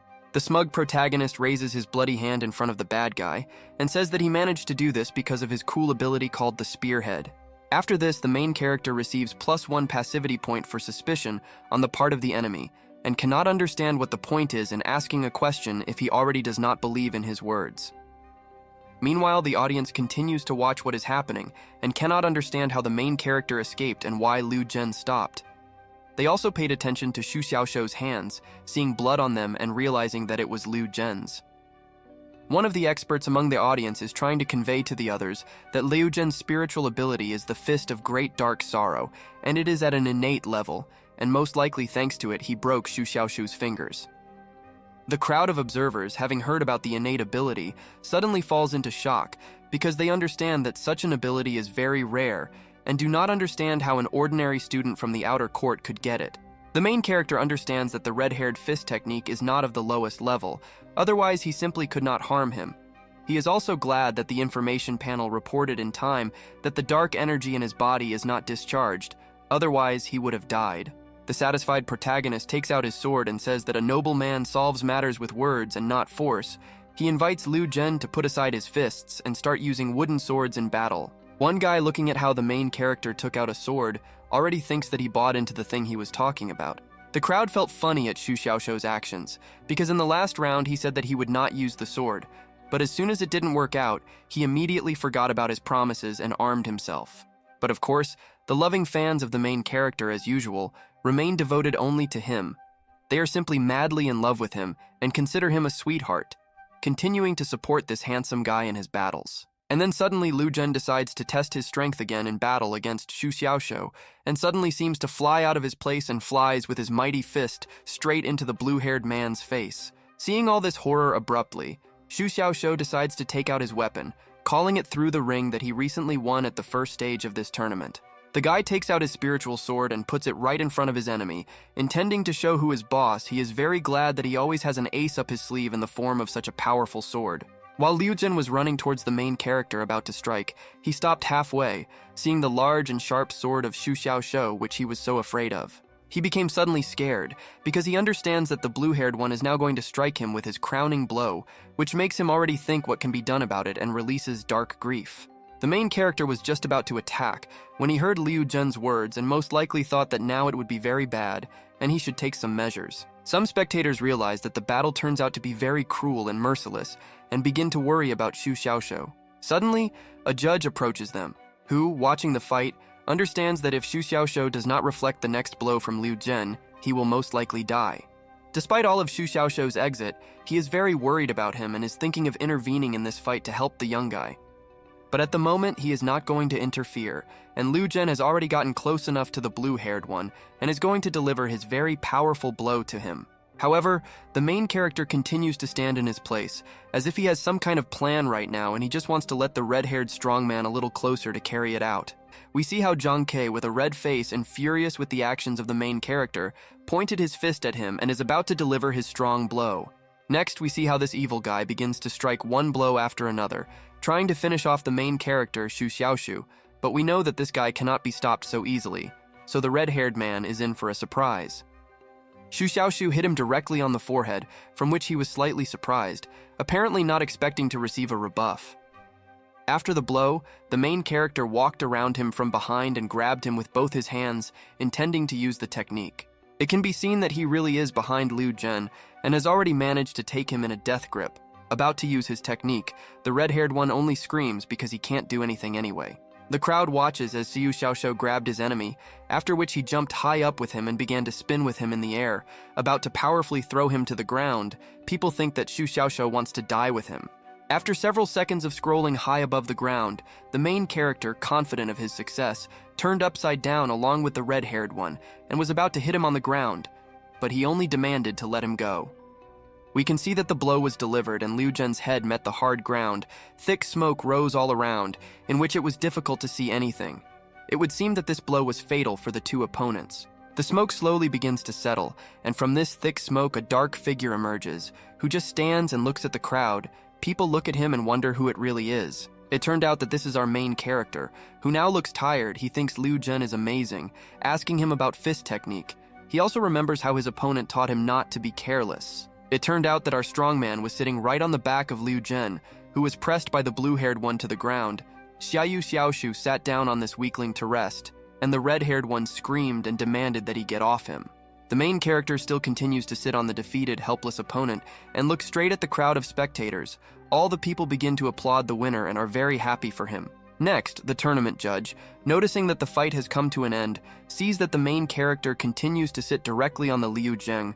He decides to approach them with a serious face to say something.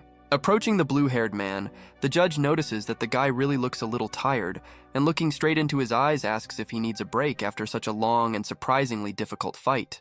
The guy listened to him and was very glad that the tournament judge noticed his fatigue and invited him to rest, so of course he agrees, because he cannot ignore such a wonderful offer. The man with the bun on his head, of course, also could not ignore Liu Zhen, who is right now lying under the blue-haired man. He says that he will also need a break, because he has experienced a lot. The beaten Liu Zhen is taken by two rescuers onto a gurney, and they are about to take him away in some direction. The main character just stands and looks at how the red-haired man lies on this gurney in the pose of an asterisk. A prankster in a cool robe approaches the blue-haired dude. While he continues to look after the people who are right now taking Liu Zhen away from this place, he decides to check if the winner has yet recovered. Xu Xiaoshu turns to him and does not understand the question, thinking that the judge is joking because he just finished the fight. Meanwhile, he received passivity points for inspiration. The total number of points is now 7255. The guy takes the bottle in his hands and realizes that the dark sorrow exploded, and he was seriously injured. But there is one more breakthrough competition left.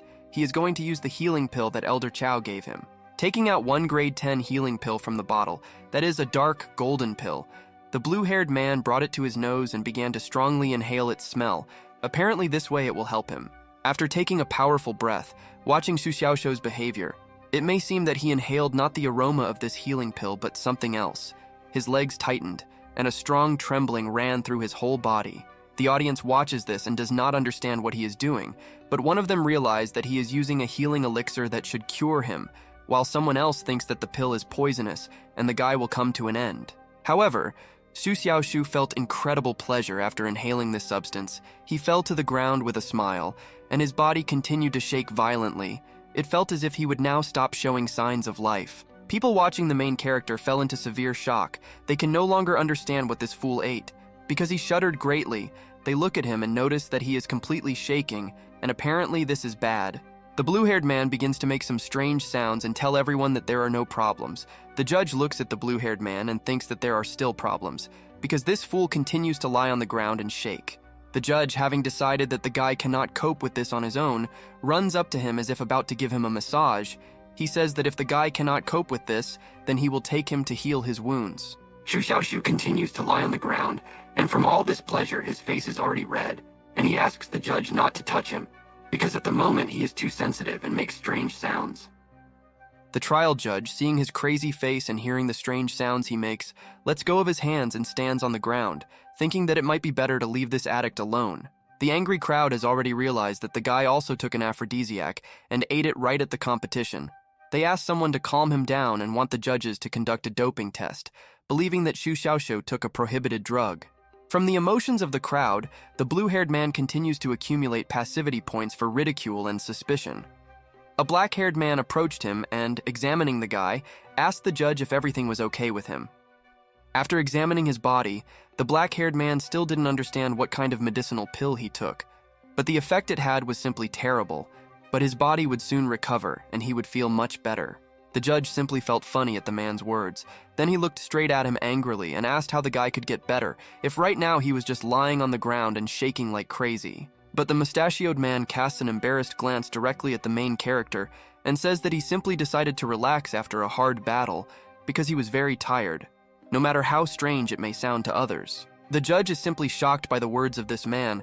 At first he cannot find words and simply turns away from the black-haired man.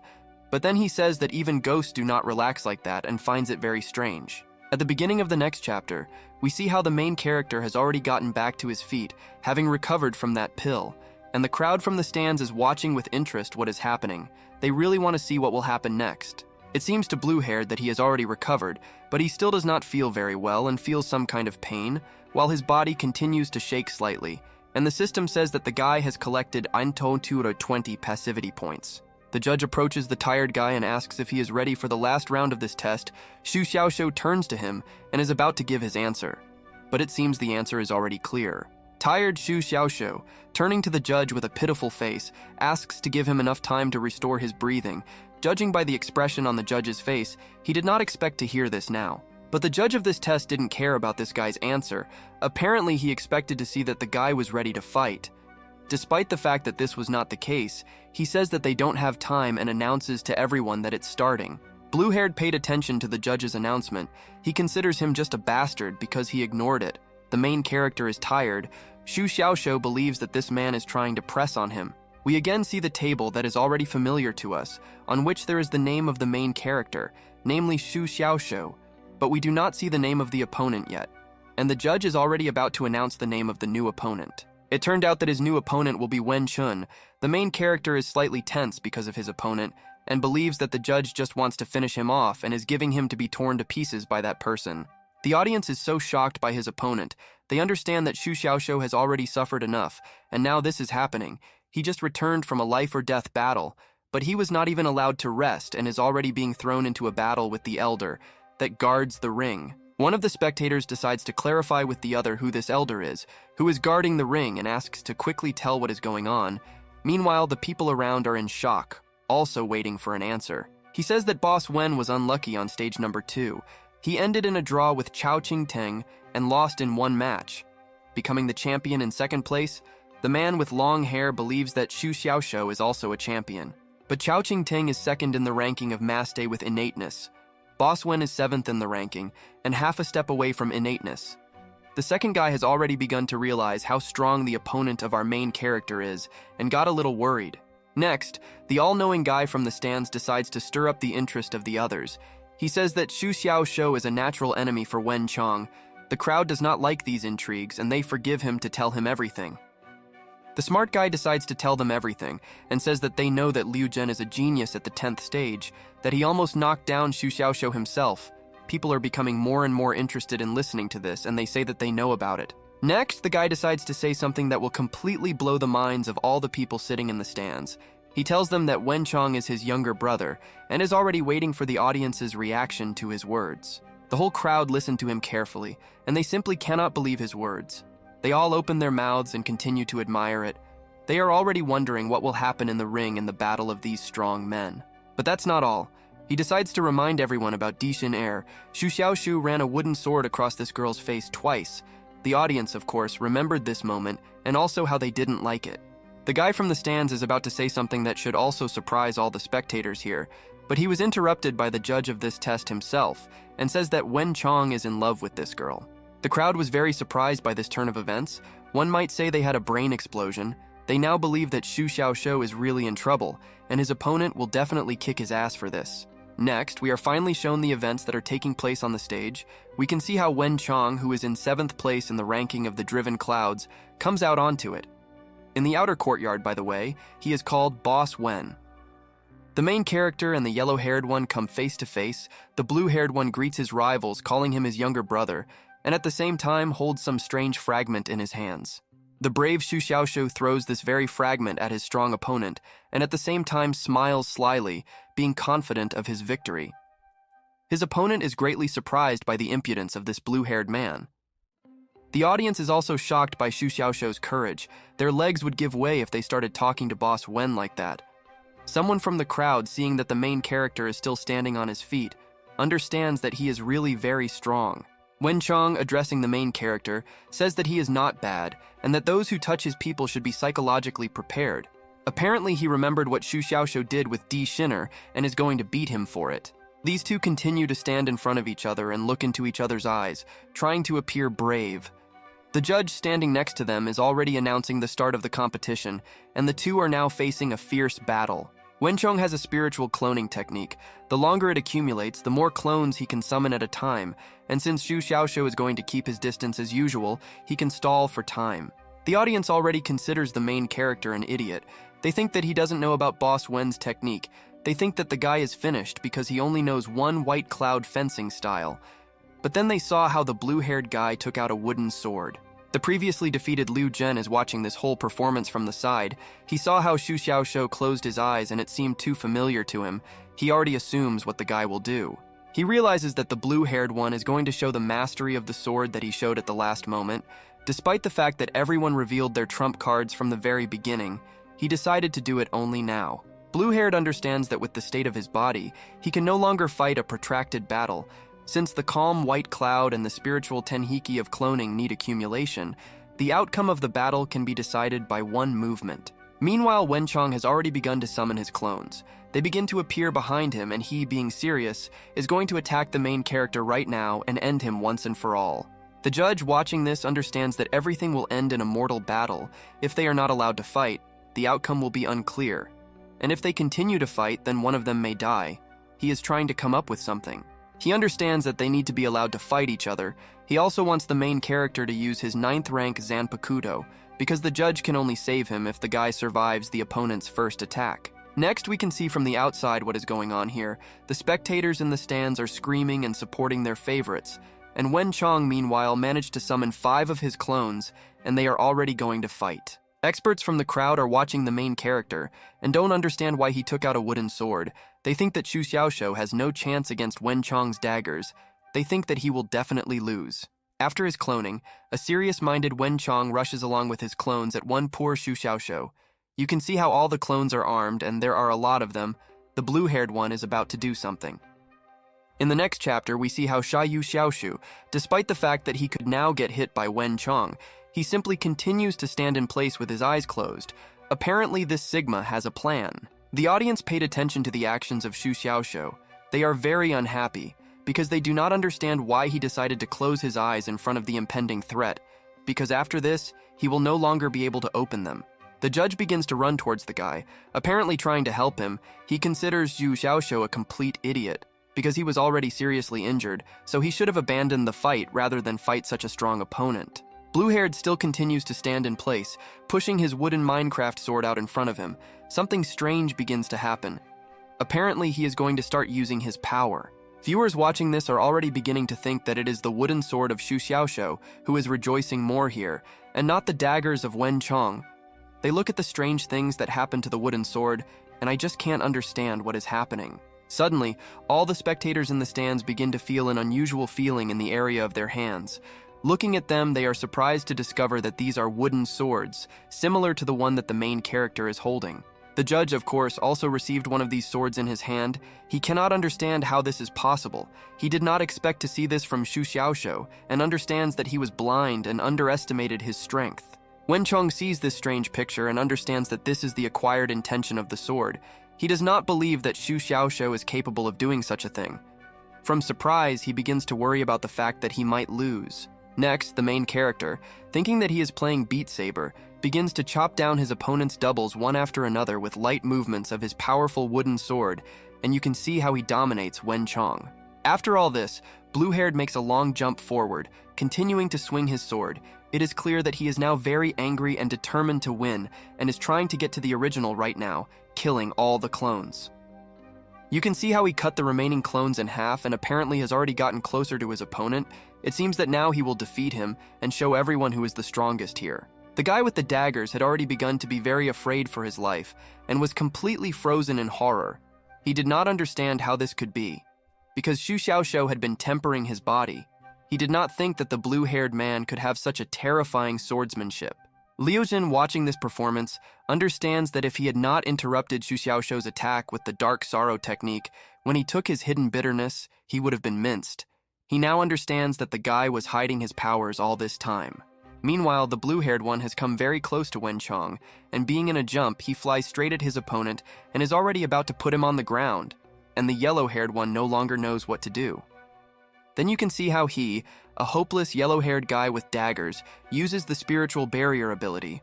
A barrier is formed around him, into which a wooden sword is stuck. He hopes that the barrier can save him. The main character turned his attention to this barrier, but he understands that this barrier will not be able to protect Wen Chong for long. So the blue-haired one is already one step away from victory and is clearly determined to be very serious. Not even a second ago, this magical barrier was easily broken through by the wooden sword of Xu Xiaoxiu. The sword is already right at Wen Chong's throat, and he begins to fear for his life and simply looks at the main character. Xu Xiaoxiu, pointing the sword at his throat, makes it clear that he is stronger than this fool, and looking straight into his eyes instills fear, and also demands that he surrender, otherwise he will end his life with this sword. Wen Chong had already completely begun to fear for his life. It is already clear how from this one sword and after one word of the main character, the seventh in the ranking of the Driven Clouds was defeated and was not really able to do anything. After this, Xu Xiaoxiu removed the sword from his opponent's throat. After he lost, Wen Chong, frozen with fear, stands and looks at the main character, who at that moment for some reason began to shake. It turned out that Xu Xiaoxiu was shaking. Due to the fact that he had exhausted all his energy after swinging the sword, he was going to resist the fatigue and try not to fall, because there was a large crowd watching him. We see the face of the yellow-haired man, who is simply furious that Suya Xiaoxiu just managed to defeat him. He was confident in his victory, and did not expect to see such a level of strength from him. The audience begins to anger him more, discussing how this guy was defeated. Even though Xu Xiaoxiu dared to pester Di Shinner with a wooden sword, they consider Wen Chong helpless. Apparently, the yellow-haired man turned out to be a person who is highly dependent on the opinions of the crowd, so he decides to take out his dagger and stab Xu Xiaoxiu in the back, intending to take revenge on him for everything. The judge warns the unsuspecting protagonist that the yellow-haired one is going to stab him with a knife. He tries to stop him by running up to him and saying that the competition is already over and that he shouldn't do this. The system warns the blue-haired man that for a hidden attack in his direction, he receives +1 passivity point. And then he already understands everything and is going to turn around to protect himself and repel the attack. However, the main character turned a little late and had already been stabbed directly in the chest, but the wound was not too deep, but still managed to shock and slightly frighten Xu Xiaoxiu. Of course, Wen Chong did everything wrong, so being in shock, the main character on reflex hits him in response using a point and hit him in the same chest, breaking through it and making a wide hole. The guy was even more frightened because of this, apparently. Despite the fact that Wen Chun had just wanted to stab him in the back, the guy did not want to do something cruel in response and thereby finish him off. The judge who ran to his aid realized that the guy would no longer need help. He was shocked by this scene, because the main character was able to pierce the chest of this strong man with only his bare hand. The audience is still in shock. They thought that the main character could already die from a blow from a dagger, but he reacted in time and dodged. They were also surprised to see a huge hole in Boss Wen's chest. Xiao Qixiu, as the main character of the tournament, watched this performance from above, and of course this event could not pass him by. There is a turn after turn, and he is surprised by the strength of Xu Xiaoxiu. Meanwhile, the main character's hand is still in this villain's chest. The wound is bleeding red liquid, and Wen Chong is also surprised how this blue-haired man was able to pierce his chest with his bare hand. The main character, realizing what he had just done, realized that this yellow-haired man could die right now, so he, very frightened, began to call someone for help to save this guy's life. Help has not yet arrived, so Xu Xiaoxiu decides to try to help him on his own. He does not understand Wen Chong attacked him at all and asks him to eat the Qijin pill so that it will cure him. The blue-haired one put this green pill into the yellow-haired one's mouth, but he did not swallow it and it just fell out of his mouth.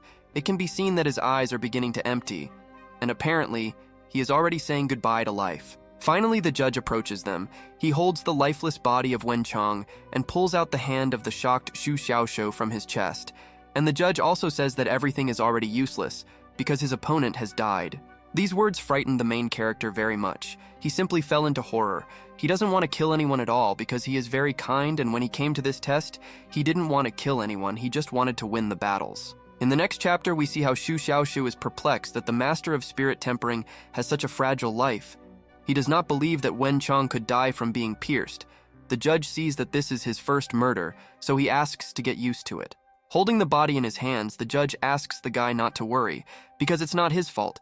Even if he was the first to inflict his sudden attack on the guy, the fault is on the judge because he couldn't stop him in time, so let the guy go to rest. The spectators are very shocked. They do not believe that Wen Chong is seriously dead. Because this is the first murder in the Outer Two in the last 10 years, they did not expect such a turn of events in this test. Some of the spectators insist on excluding Xu Xiaoshou from the test, while others are on his side and say that even though Wen Chong's sneak attack failed, Xu Xiaoshou tried to give him a rare pill. Next, we see the pensive protagonist. Apparently, he remembers his murder at the Tournament of Driven Clouds. He greatly blames himself for this and cannot stop thinking about that incident. He thinks what can be done. The events are transferred to the Goose Lake. From here, there is a beautiful view of the outer courtyard of the Tianxin Spiritual Palace, surrounded by weeping willows. The lake itself is crystal clear, and the water is filled with spiritual energy thanks to the goose raised by the Chao Elder. The blue-haired man still walks around this calm place without any mood at all. He looks into the distance and ponders this terrible moment, which he wants to get out of his head as soon as possible. The main character throws a stone into the lake and understands that the same is true in this world. Life is like a stone. No matter how big it is, it will not be able to cause big waves if it drowns in the Goose Lake. Then, under the cover of darkness, he begins to mysteriously look at his hand with which he pierced Wen Chong's chest using the edge. Remembering this moment, he begins to become very angry with himself and understands that it will be difficult to forgive himself. Over time, he stopped regretting what he had done. When he came to this world, he should have been prepared for murder in his past life. Xu Xiaoshou valued the desire to live more than others, and since he did this now, he must bear the consequences. Watching the delightful lake under the cover of darkness, Xu Xiaoshou, with a smile on his face, suddenly realized that he had unknowingly broken through to the 7th stage of spirit hardening, and from this, of course, he became stronger than before. He again throws the stone directly into the water and exhales with relief, thinking that he has finally killed someone, and accepts this fact calmly because he must bear the consequences and deal with it. It turned out that Xu Xiaoshou stayed at the Goose Lake all night. It's already clear that day has come, and now they will show us what the blue-haired Giga Chad is doing right now in this place. And he still mysteriously stands right next to the railing and mysteriously looks straight into the distance. It is clear that he is still standing without a mood, and he needs to see a psychologist to help with his problems. Suddenly, Elder Chang appears behind him, who with a smile asks him what he is doing. Xu Xiaoshou did not expect to see him here and even shouted slightly in surprise because he did not expect this. The gray-haired grandfather still continues to smile and asks Xu Xiaoshou if he would like to watch the Tournament of Driven Clouds because it is now in full swing, and the guy is sitting here and looking at the lake. The blue-haired one is still trying to see someone familiar in this old man. He looks at him in surprise while he is silent, and it even seems that he remembered him and will now tell the rank about it. Continuing to look at his grandfather, he sees how he silently puts on his signature hat, and it seems that thanks to this hat he will be able to remember him, because when they met in the forest, the gray-haired man was wearing it. It can be seen how this very hat was still able to help the blue-haired man remember this man. He realized that this was an elder, and was very surprised by this, because he did not know what he was doing here, thinking that he was here alone. Elder San says that he feels sorry for the guy. He heard that many geniuses appeared at the tournament. He knows that Xu Xiaoshou killed his opponent, and says that he has hot blood. But everything is fine, because he came not because of Wen Chong, but because of... for him. The blue-haired man just can't believe that the old man came here for him, and the satisfied old man, standing with his back to the young guy, says that he knows him very well and is going to tell him about the details. The elders Xiao and Chao told him about 2 geniuses from the outer court, as well as about a sword master who was able to recognize the acquired intention of the sword, but only he liked it more than other people. Blue-haired is trying to say something, but he can't, because he doesn't understand what kind of nonsense this old stump is talking about, because he mentioned 4 people, 2 of which are him. Apparently he'll have to clarify. San sees that the guy has a natural body, and realizes that he was right. He looked for him for several days and even walked around the entire outer courtyard. He didn't expect that he seems to be right here. The gray-haired man thinks that the young guy has taste. Blue-haired listened to this old man's words about the guy's wonderful taste, but the main character did not come here to watch geese, but to reflect on life in peace and solitude. The old man noticed him when he passed here at night. He watched him all night. He also considers him a good fellow with excellent determination. He was bitten by mosquitoes, but he did not even move. In this way, he is somewhat similar to the elder of the rank. Next, we can see that the main character is not delighted that this gray-haired old man was watching him all night, without his knowledge, and he also does not understand how his grandfather went completely unnoticed. Blue-haired remembered that in the middle of the night, he felt a cold sensation on his neck, as if someone was breathing down the back of his neck, which means that it was an old man, an ordinary old man from the Tiansang spiritual court, which means that he is definitely a great cultivator. Finally, the joyful old man realized that he was already talking too much about himself, and it was time to give time to the young man so that he could tell him something after listening to him carefully. The blue-haired man, having listened to the elder, shrugs his shoulders in bewilderment. He does not understand what this old man wants from him, because only recently he asked him to be silent and listen carefully to what he says. Then Xu Xiaoshou says that he has to disappoint San because he is the same young and hot killer he was talking about, and he also has an innate body, and he also told him his name and says that he is going to participate in the tournament.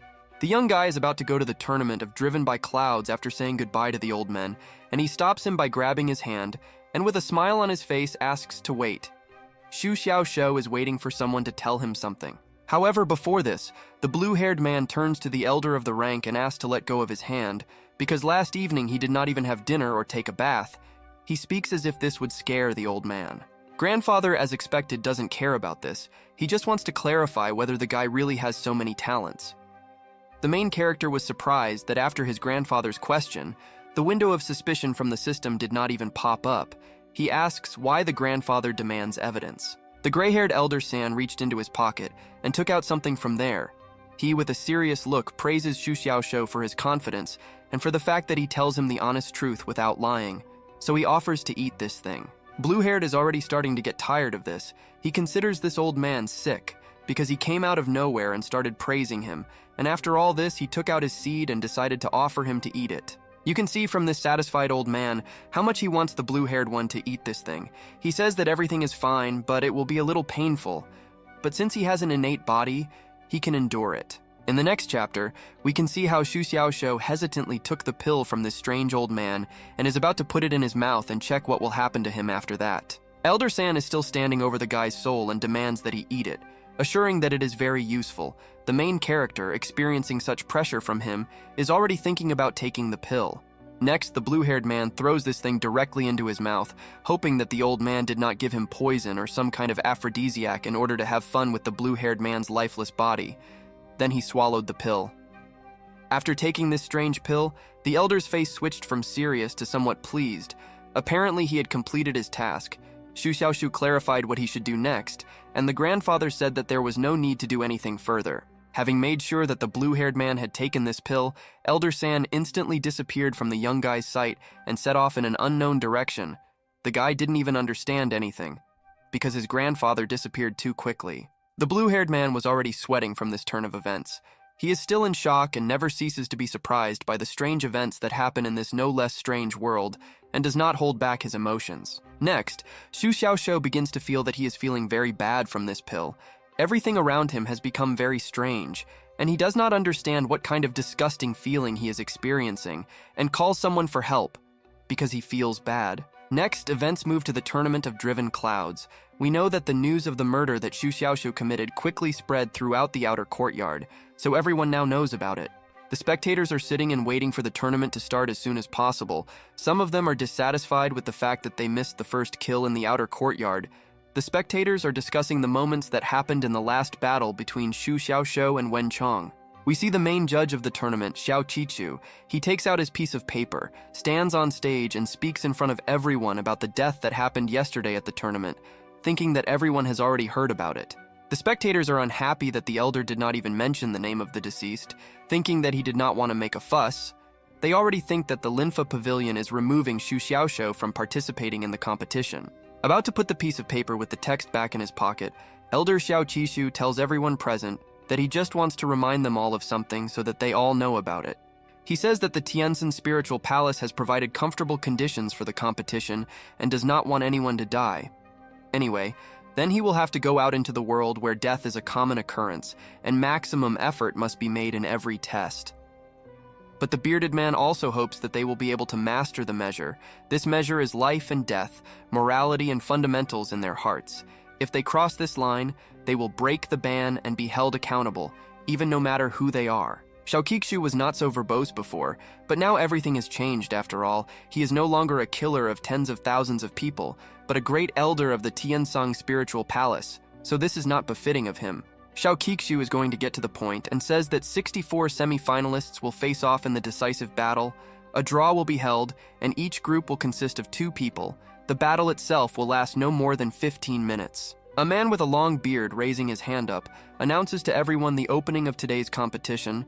The audience is happy to hear this because they want to watch even more exciting fights. But suddenly they were distracted by the voice of the main character who shouted for them to wait, turning their attention to him.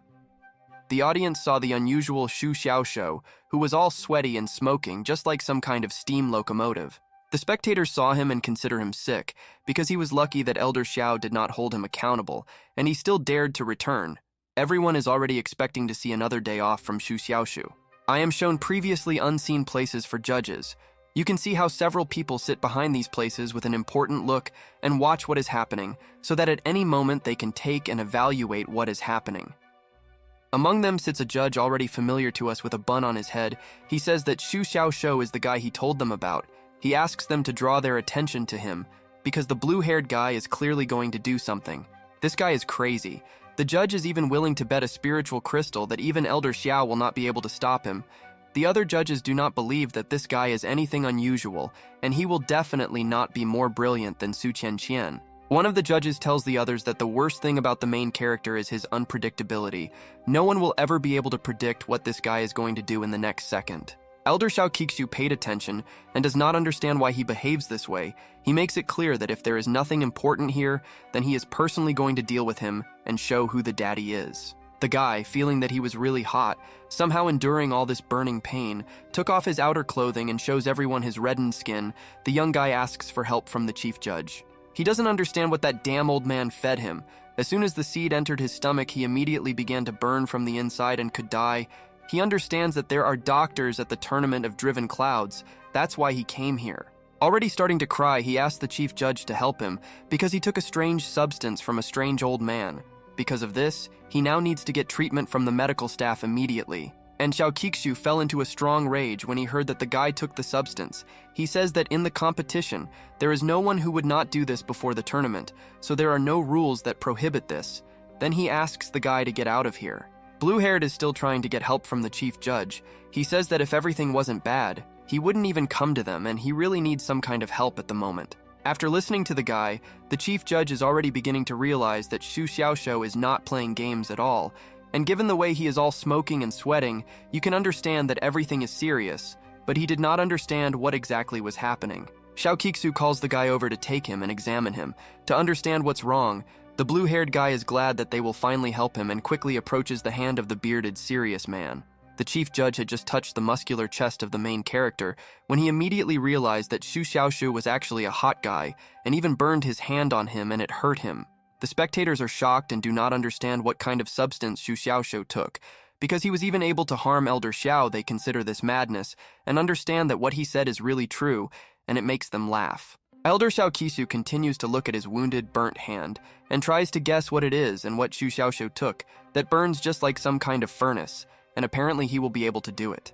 The chief judge, looking at his hand, realized that this is the seed of incinerating fireflies. He understands that it was given by the Elder San and considers him crazy. The bearded man realizes that this substance burns and destroys the body. At the beginning of the next chapter, we can observe Xu Xiaoshou, who is perplexed by what the elder said. He just wants help and is waiting for the chief judge to tell him something else. Elder Xiaoqiqu simply looks at him with his sly look, and rubbing his hands says that this is a useful thing, especially as a treasure for him. It will not harm him in any way. The words of this bearded fool slightly irritate the main character. He does not understand why the chief judge behaves this way, because he just said that this seed burns the innate body, and now he says that it is useful. The blue-haired man has already completely lost his temper, and clenching his fist looks at the bearded fool and says that he heard everything. The man, in turn, begins to laugh arrogantly, saying that the guy did not hear him well. Having laughed a lot, the elder pats the guy on the shoulder and, breathing out a sigh of relief, advises the blue-haired guy to go and rest, because the guy needs to endure the pain and go through this whole ordeal from the substance. After that, the guy received a passivity point and began to look in bewilderment at the chief judge, who still holds his hand on his shoulder. The guy doesn't need any words, he needs medical staff because he doesn't want to burn. Xu Xiaoshu is already leaving the stage and about to go down the steps, he thinks, and doesn't understand why the chief judge is so ruthless, as if they don't have enough medical staff. He understands that this seed is capable of burning his innate body, and does not understand who Elder San is. His name seems familiar to him. Perhaps Xiaoqiqu is somehow connected with that old man, and is most likely an accomplice in the crime. The guy sat down on the ground and understands that the fiery aura began to penetrate his sea of qi, and it is also unknown why the old man needed his death. He is already trying to guess why he did this, and, in the meantime, is relying on himself. While Xu Xiaoshu was sitting on the ground, he decided to use the black pill. He took it out of his pocket and brought it to his nose, taking a strong breath, and apparently it will affect him now. You can see how he suddenly felt better, and Yao Kaju began to approach him from behind, reminding him that this seed burns the innate body. The blue-haired man remembered that he still needs to participate in the competition and does not know what to do. The guy sat and thought about it. After a couple of moments, he suddenly had an idea.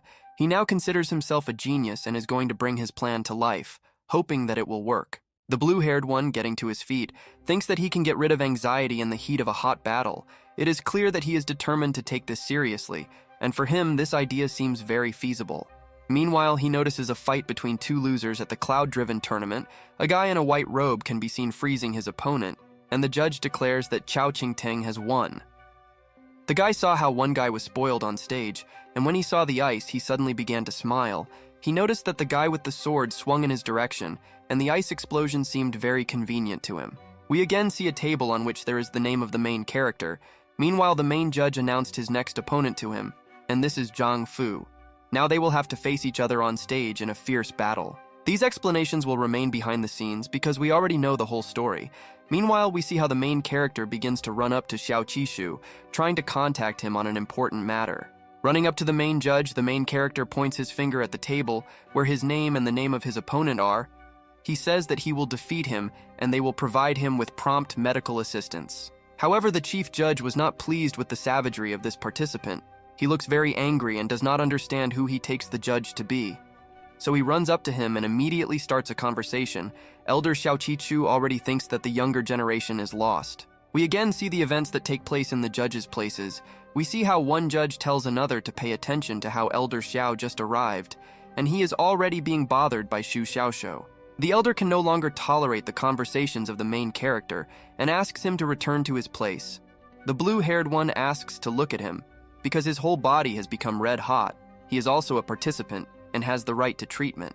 The bearded man begins to smile suspiciously and says that he doesn't care about this. Meanwhile, he really wants to cure the guy, but he can't say that no matter how cool the staff is, they still won't be able to cure him. He needs to resist. The cunning blue-haired one understands that even though the chief judge doesn't care about him, he could get wounded in battle, so they will still have to treat him. Apparently, the guy is up to something. He realized that this was indeed the case. According to the rules, they would have to restore it to its best condition. The chief judge was infuriated by the cleverness of this guy, and he screams for him to get out of here. It can be seen how, apparently, the blue-haired man is going to bring his brilliant plan to life. He calls Zhang Fu, and tries to find out where he is in order to go on stage with him for the fight. Not seeing Zhang Fu nearby, Xu Xiaoshu continues to call his name and looks around trying to find him. He calls him to rise up and fight against him right now, while the blue-haired man continues to smoke. We see Zhang Fu and a black-haired guy next to him. This guy advises him to admit defeat. Otherwise, everything will be bad because this is Xu Xiaoshu himself, a famous fighter with a high reputation, so there is nothing to be ashamed of. Jiang Fu was not pleased to hear such words from his friend, because he is going to win this tournament and is not going to give up and wants to try to give at least some resistance and is going to say something right now. The black-haired man interrupted him and tells him to look at Xu Xiaoshou. He is also pumped up with substances and reminds him how he finished off Wen Cheng. He asks him not to act arrogantly. If he goes up there, they will simply finish him off. The red-haired one reminds that yesterday he defeated a genius and believes that now it will be awkward to admit defeat after meeting him. The black-haired one simply says that there is no need to be ashamed in front of strangers. Jiang Fu is too confident in himself and tells his black-haired friend that Xu Xiaoshu cannot even break through his defense, so everything is under control and he will now go fight him. As expected, Jiang Fu, being very confident in his abilities, ran towards the main character, and the black-haired man considers his friend just a fool for doing such things. The red-haired one runs up to Xu Xiaoshou, and the blue-haired one realizes that he is tall and muscular, and his fists are the size of a punching bag, so he won't have to hold back in battle. This effect is what he needs. Jiang Fu shows respect to his opponent. He greets him and says that he is cultivating the golden body so that his defense is superior. He hopes that Xu Xiaoshou will not refuse him advice. Hearing about the golden body, the blue-haired man tensed slightly. Because this is a protective spiritual technique, he already thinks that he will be beaten and does not understand why he is improving this technique because he already has an excellent body composition. As we can know, size does not matter, so the chief judge Xiao Qipshu, being very pleased, announces to everyone that the competition has begun and the two will begin their fierce battle right now. In the next chapter, we see how Xu Xiaoshou begins to provoke Jiang Fu to launch his attack. The blue-haired one realizes that he needs to force his opponent to act, otherwise his whole plan will fail. But from the expression on the red-haired man's face, you might think that he has everything under control and has a cunning plan. He simply decides to use the golden body technique and stand still while under his protection. The result was a very strange picture. These two stood in strange poses and were waiting for actions from each other. The blue-haired one wanted his opponent to start hitting him. Jiang Fu activated his defense, afraid of receiving a powerful blow to himself. The audience felt very funny about this whole situation. They don't understand what these two are doing. They laugh and want these two to start attacking each other. But these fools are also interested in seeing how they stand like that until dark. Despite all these ridicule, they continue to simply stand in their strange poses and do not take any action. The chief judge stands next to them and understands that something needs to be done about this. Elder Xiao Qixu is very annoyed. Watching this strange scene, he does not understand what is wrong with them. Because the time for the competition is running out, he decides to remind everyone that the time for the competition is only 15 minutes. Blue-haired sees that Jiang Fu is full of determination, and it seems that he has no plans to do anything. Xu Xiaoshu is already thinking that he will have to engage in battle to throw out the heat in his body. Of course he can attack, but he is afraid of harming him. The blue-haired man looks at the chief judge and asks him if he would like to help him with this problem by providing medical assistance. The bearded man just looks at him as if he were a fool and laughs at the guy. The main character is trying to show the elder that he is very serious and pointing his finger at his opponent, saying that if he attacks him, the red-haired man may die, from which Jiang Fu tensed slightly. Jiang Fu was scared as if he had watched the movie Saw 4. He says that if there are grievances between them, then let them solve them themselves. He doesn't understand why they are trying to involve him in this matter because it's strange. The bearded man already thinks that the blue-haired guy dares to threaten him, and confident of his victory, the chief judge tells the main character that he attacked, and if he kills the red-haired guy, the elder will lose the argument. Their dialogue scares Jiang Fu even more. It is clear that he has already lost all his self-confidence and tells them that he is not any bet. He is actually a living person, and Xu Xiaoshu is already about to attack. The audience is surprised that Elder Xiao is angry. They understand that Xu Xiaoshu is capable of such a thing. They are surprised that he talks to the elder like that.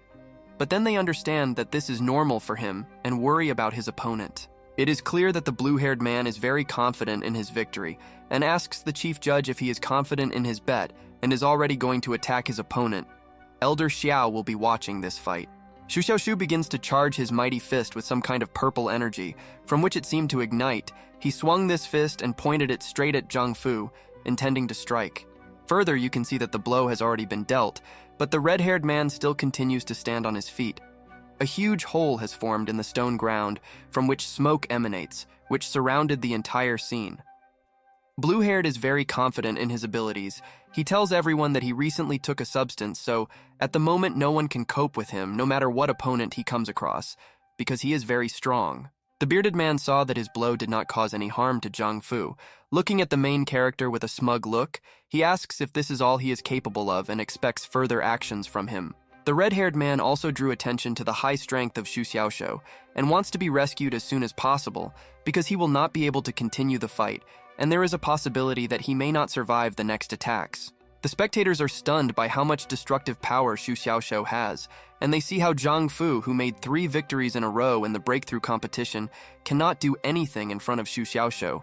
They see how the red-haired man's legs are shaking. Zhang Fu continues to stand still and shake very violently while he raised his hands up, showing the main character that he is not dangerous, and asks the blue-haired one to show leniency and not take what he said seriously. The spectators observe Zhang Fu's behavior and begin to laugh hard at him, seeing how afraid he is. It seems to me that these spectators themselves should be put against Xu Xiaoxiu so that they understand what it is like to fight against him, and when you are on the verge of death. Blue-haired understands that no one is going to treat him here, so he is going to keep his promise and kick this red-haired opponent's ass so that everyone realizes how serious he is. Xu Xiaoxiu has already jumped straight onto Zhang Fu, and while in flight tells him to enjoy the last moments of his life, it is clear how the red-haired man is afraid and no longer knows what to do. Elder Xiao Qixu is watching this picture, and he himself felt scared for Zhang Fu's life. It seemed to him that Xu Xiaoxiu was just joking, but now it seems to him that the guy is determined. Meanwhile, the blue-haired one had already managed to deliver a strong blow directly to the chest of his opponent. From the expression on Zhang Fu's face, one would think that he was in severe pain right now, but it seemed like he had to survive this blow. Xu Xiaoxiu begins to look straight into the eyes of the red-haired man with a very sly grin on his face, thereby showing that he dominates him, and Zhang Fu still looks very scared and does not know what to do. The main character noticed how his opponent managed to withstand his 5-point blow and begins to congratulate him on this, and also seems to be dancing in front of him. The red-haired one is preparing for another blow. He thinks it's cool that the enemy's defense can withstand the blow, so now there is no need to save himself. Now people should try to save Zhang Fu, because now he is the victim here. Xu Xiaoxiu begins to draw a lot of air into his lungs, and now he still charges his fist in the same way as last time. But this time the charge will be even stronger, and the blow will be much more painful than last time. The beaten Zhang Fu tells himself that he must continue to hold on. He understands that he will not be disgraced at all if he admits defeat after such a blow, so he should continue to endure and hope that he does not die. From the expression on the protagonist's face, you can understand that he is now simply full of madness. His eyes began to glow, and he utters the phrase, "one strike, one palm," after which, apparently, he is going to deliver a crushing blow. In the next chapter, we see how Zhang Fu paid attention to what our main character is going to do right now. He realized that he has nothing more to do here, so he says that he is giving up. However, Xu Xiaoxiu is full of anger, because no one takes him seriously, and they don't want to provide medical assistance. He, without paying any attention to the red-haired man's words, has already brought his fist closer to his face. The cruel Xiaoyu Xiaoxiu has already delivered his powerful blow to the poor guy, and he flew back several tens of meters, and right now we will find out what happened to the red-haired opponent. It can be seen how after such a blow, Zhang Fu flew a long distance and, landing on the ground, broke through the stone floor. You can understand that the landing was very hard. All his clothes were burned and he was lying unconscious. While Zhang Fu was lying on the ground, he still showed no signs of life and lay unconscious. But suddenly for everyone he began to burn. But even the fire did not wake him up. He is now just burning while lying down. The chief judge of the tournament of driven clouds drew attention to the beaten Zhang Fu. He understands that now everything is very serious, so he calls for doctors to come and help the poor guy as soon as possible. Professional doctors quickly reacted to the words of Elder Xiao Qixu. They ran up to the wounded guy with first aid kits in their hands and began to treat him remotely, using green rays from their hands. Next we see Xu Xiaoxiu, who found this fight very easy. He feels that the burning power in his body has disappeared a little when he delivered his blow. Although it hurts, at least he is breathing. The smug, blue-haired man approaches the elder and lets him know that if he had not stopped his hand in time, Zhang Fu would have died. Xiao Qixu, in turn, simply looks silently at the main character and does not even know what to say. The audience is also shocked by this whole performance, and especially by the blow itself from Xu Xiaoxiu. They seem to be frozen in surprise and are about to comment on these events right now. These armchair experts think that Zhang Fu is a joke. Even though he made it to the 64 semi-finalists and lost so easily, some people are already laughing at him, while others support him by saying that Xu Xiaoxiu has an innate body. But suddenly these geniuses begin to believe that it's all about the substance that Xu Xiaoxiu took. They paid attention to the heated airwaves. They now believe that the main character should be removed from the competition. Then we are again shown our blue-haired Sigma, who walks around the yard after the competition and thinks about something of his own, most likely about how he can get rid of the burning feeling inside himself. Meanwhile, the guy decides to check how many passivity points he currently has on his balance. By opening the system interface, he sees that their number has already reached 42888, and this, of course, surprises him very much. Unfortunately for him, he was checking his balance while he was walking, and since he had fixed his attention on this interface, he did not pay attention to the huge column in front of him and hit his empty head against it. Holding his head, he doesn't understand how his points grew so quickly to such a number, because like yesterday after the competition, they reached 10,000, and in just one morning they increased so sharply. Suddenly the guy receives a notification that he gets 2 passivity points for attacking him. This scares him a little, and he already thinks that someone has decided to attack him. But this is not the case. He realized that this was all the seed of sizzling fireflies after he ate it. His body seemed to be on fire, and apparently the system regards this as an attack every second. His points are increasing little by little. The guy sat down with his back against the wall and thought, there are 60 minutes in 1 hour and 60 seconds in a minute, a total of more than 20,000 seconds, that is, more than 20,000 passivity points. However, sitting up against this wall, Xu Xiaoxiu somehow broke this wall with his body and lay down on the ground. He is surprised how this happened. But at the same time, he carried out complex mathematical calculations, so he considers himself a mathematician genius. 2 men noticed how this vandal somehow broke the wall. They are dissatisfied and approach the lying guy and try to find out from him about what happened here. But Xu Xiaoxiu is in no hurry to answer their question. He slightly stands up from the ground, asks them to wait and help him count how many seconds in a day. Apparently he himself cannot cope. A man with a hot mustache listened to the young guy and, understanding what he wanted, immediately made a thoughtful look. After thinking a little, he gave him his answer, saying that there are 86,400 seconds in a day. Blue-haired was shocked by such a large number. He understands that this is a huge number of passivity points since he receives them every second. So this GigaChad is now a real rich man. Blue-haired even felt dizzy watching this scene. One of the judges understood that according to the instructions, regardless of his status and requirements, the guy should be ignored. As expected, Xu Xiaoxiu was behaving strangely. Next, Xu Xiaoxiu decides to distract himself a little. He takes a Qijin pill out of his pocket and, sniffing it, realizes that he may soon run out of them, so he should get more. Having sniffed, he understands that the power of the seed of the sizzling fireflies is extraordinary. He doesn't even suffer anymore.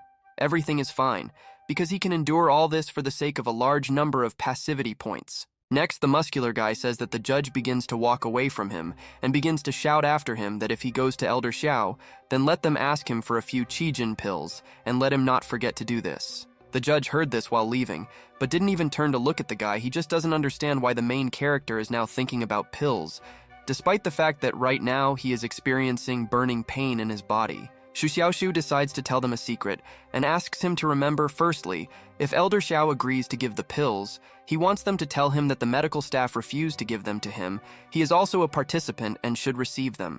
The judge is simply shocked that this guy has the courage to talk to Xiao Qishu like that, because he is the elder of the Linfa Pavilion, and not a vegetable seller. He cannot understand why the guy has not yet been punished. Secondly, the blue-haired man says that if the elder still does not agree, then let them say that he understands that Xiao Qishu is an accomplice in the crime. And thirdly, he must agree, because disagreement in his opinion is impossible. The black-haired man simply stood still all this time and waited for the guy to finish, after which he told the main character to go there himself, because he himself was afraid to address the main judge in this way. Xu Xiaoxiu did not like the words of this black-haired man. He begins to raise his tone at him, because he does not understand where he should come from, because he is a participant, and this judge is an employee and must do his job. They must provide him with assistance before the next fight. Seeing the serious expression on Xiaoyu Xiaoxiu's face, the judge has already begun to worry for his life and understands that he has no choice, so he must go right now and fulfill his request, and he is also already thinking about changing jobs. In the next chapter, we see Xu Xiaoxiu, who opened the interface of his system, and with a sly grin on his face, decides to upgrade his blade ability to an innate level, realizing that he will become stronger. After leveling up, he realizes that when there is no money, you can never imagine the happiness of wasting it. Only 3 days have passed and he already has more than 40,000 passivity points, and he has also now gotten rid of the excess. The main character begins to charge his palm and realizes that he should test the power of the tip after pumping it to the innate level. With one wave of his hand, he made a huge gap in the stone floor. Then he felt an unusual feeling at his foot, looking at it, and notices that his feet were torn by his shoes. With surprise, he begins to think that now all parts of his body have become sharp. He realized that every skill leveled up to the innate level changes significantly. Now that the edge is at the innate level, he made sure that every part of his body has become sharp, and this is a real artifact for a killer. With a crazy smile, Xu Xiaoshu realizes that with just one blow of his leg, he can simply cut his opponent in half. Since this is a passive skill, there is no need to cast spells, but then how to defend against him. And then this handsome guy comes up with a brilliant plan. He imagined such a development of events that if the enemy can stop his kick, then will he be able to stop the blow with his hair, no matter how strange it may sound. The guy decides to check how his hair blow will go and takes the crystal in his hands as a punching bag and is going to deliver his powerful blow to this thing, wiping it off the face of the earth. As expected, Xu Xiaoshu threw this very crystal up, and since all its parts now have sharpness, he began to control his hair with a serious look and struck the crystal, simply breaking it in half. After he noticed what he managed to do with this poor crystal, the blue-haired man considers himself a genius. Realizing the fact that he had such a brilliant idea, now he can use his hair in battle, and not just for Instagram photo. Continuing to look at the broken crystal, the guy realizes that the way this passive skill is used, it can actually become active, and this sounds very scary and cool. Next, the main character decides to spend another 10,000 passivity points on keys in the system store in order to try to get another new passive ability. But if it doesn't work out, he will of course buy more. You can see how the young guy bought about 10 keys with which he can start the roulette. He is looking at these keys with admiration right now and is already going to start using them. We can see that this blue-haired Sigma is very serious, he shouted throughout the room, and is ready to start making his first spins, and he also hopes very much for luck. Xu Xiaoshu began to carry out all these spins, after which this loser discovers with horror that he does not get anything this time. The system only constantly thanks him for visiting and nothing more. He does not understand how this can be. Judging by this loser, he is already very disappointed, because earlier during the spins he got at least one new ability, but now he got absolutely nothing, despite the fact that he did as many as 10. Xu Xiaoshu continues to lie on the floor, and at that moment the judge notices him, who runs to him, realizing that this guy is crazy. He cut the floor, and also his hair. The judge realized that the blue-haired guy was having fun, so he can't understand why he fell. A man with a mustache comes up to him and, lifting him from the floor, tries to bring him to his senses. He remembers how the chief judge said that Xu Xiaoshu was poisoned. It was the first time he saw someone cutting anything with his hair. The blue-haired one looks very sad even now. He turns his attention to the dark-haired judge and asks him to leave here, because he doesn't want to see anyone and asks to leave him alone. The judge didn't even say anything. It can be seen how the judge listened to Xu Xiaoshu, and like a real adequate person who respects someone else's personal space, he left him alone in this room, and he himself was already heading towards the exit of this building. The crying main character explains his sadness by saying that he spent 10,000 passivity points to nothing because he didn't get anything. There are still 30,000 left. He is already thinking about upgrading his old skills, but then he decides to try his luck again. This time the blue-haired guy is determined. He believes that this time he will definitely not lose because he is the real embodiment of luck, so he has already managed to purchase a dozen more of these same keys. Our blue-haired man is very proud. He can't afford to be left with nothing, so right now this brave man is going to do a couple more spins in the hope that he will get something. He started doing spins and finally got an ability called Life Cycle. He is very happy. Even though he spent 20 keys to get one passive skill, he can still level up in the future. It turned out that the black-haired judge never had time to leave this building, so he managed to notice how the main character was joyfully spinning around the column. The man thought he was crazy and smiled. The mustachioed judge is surprised how happy a person can be. Alone with himself, does he really not have time to keep up with the times with modern youth, and is apparently very dissatisfied with this. Meanwhile, Xu Xiaoshu has been spinning around this column for so long that he has worn out a small part of it. He resembles a beaver trying to knock down a huge tree to build a dam. The guy decides to look at the system interface and realizes that this ability is in the section of basic passive skills. These are skills that are not as functional as advanced ones, but have a high auxiliary nature. The seed of the sizzling fireflies has energy the size of a fingernail, but the energy itself is so terrifying that it cannot even be measured quantitatively.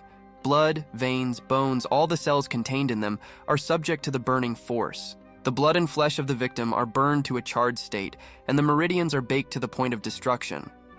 This, of course, is all very bad and can lead to very sad consequences. Thanks to the breathing technique, the guy only needs to inhale the Chijin pill to instantly recover, but now this pill has been depleted, and the muscles and bones in the body have been destroyed, but are now recovering on their own. And of course, the smart Xu Xiaoshou realizes that this is the effect of the life cycle. Thanks to this new passive ability, the blue-haired one will be able to withstand the murderous power of this seed inside him. In the next chapter, the main character looks at the interface of the Chinese chat GPT and understands that the role of the new passive skill is to heal wounds. Such help is simply incommensurate for him.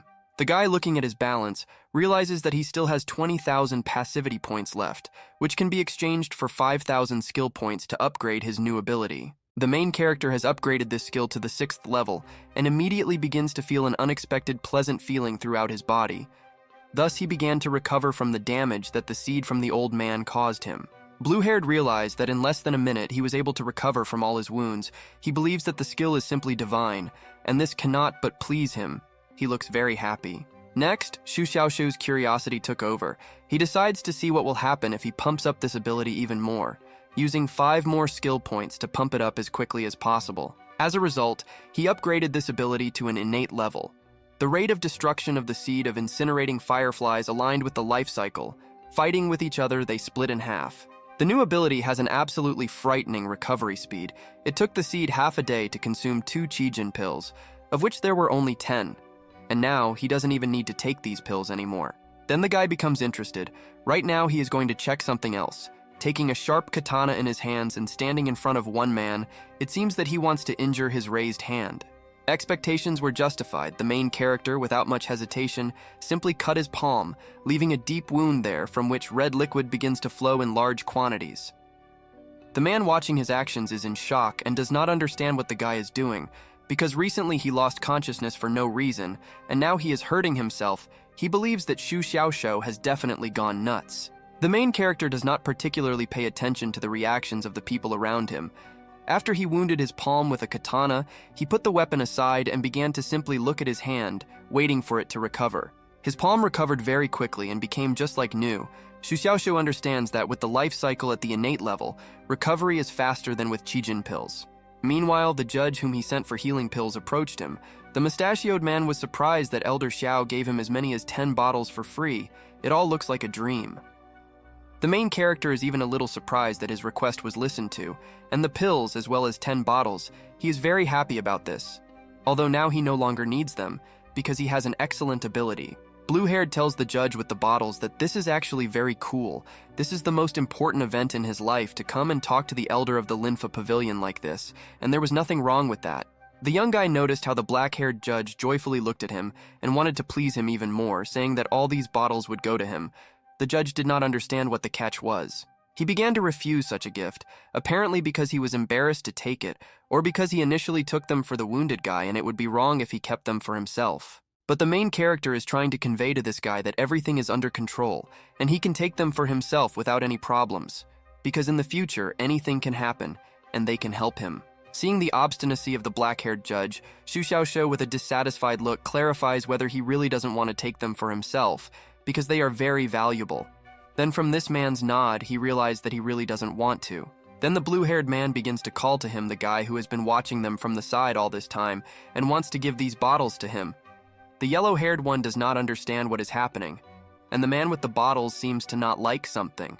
Next, the main character draws his attention to the fact that these two guys are simply silent and look at him, as if they don't want to take these bottles for themselves, because they are afraid of something, but the blue-haired one is going to tell them something. He tries to calm them down and says that it's just him and them.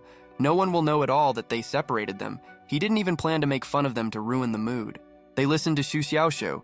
Then he tells them that each person will get 2 bottles and this is not negotiable, so let them take them and keep them satisfied. As a result, you can see that Xu Xiaoshou's words inspired confidence in the 2 men.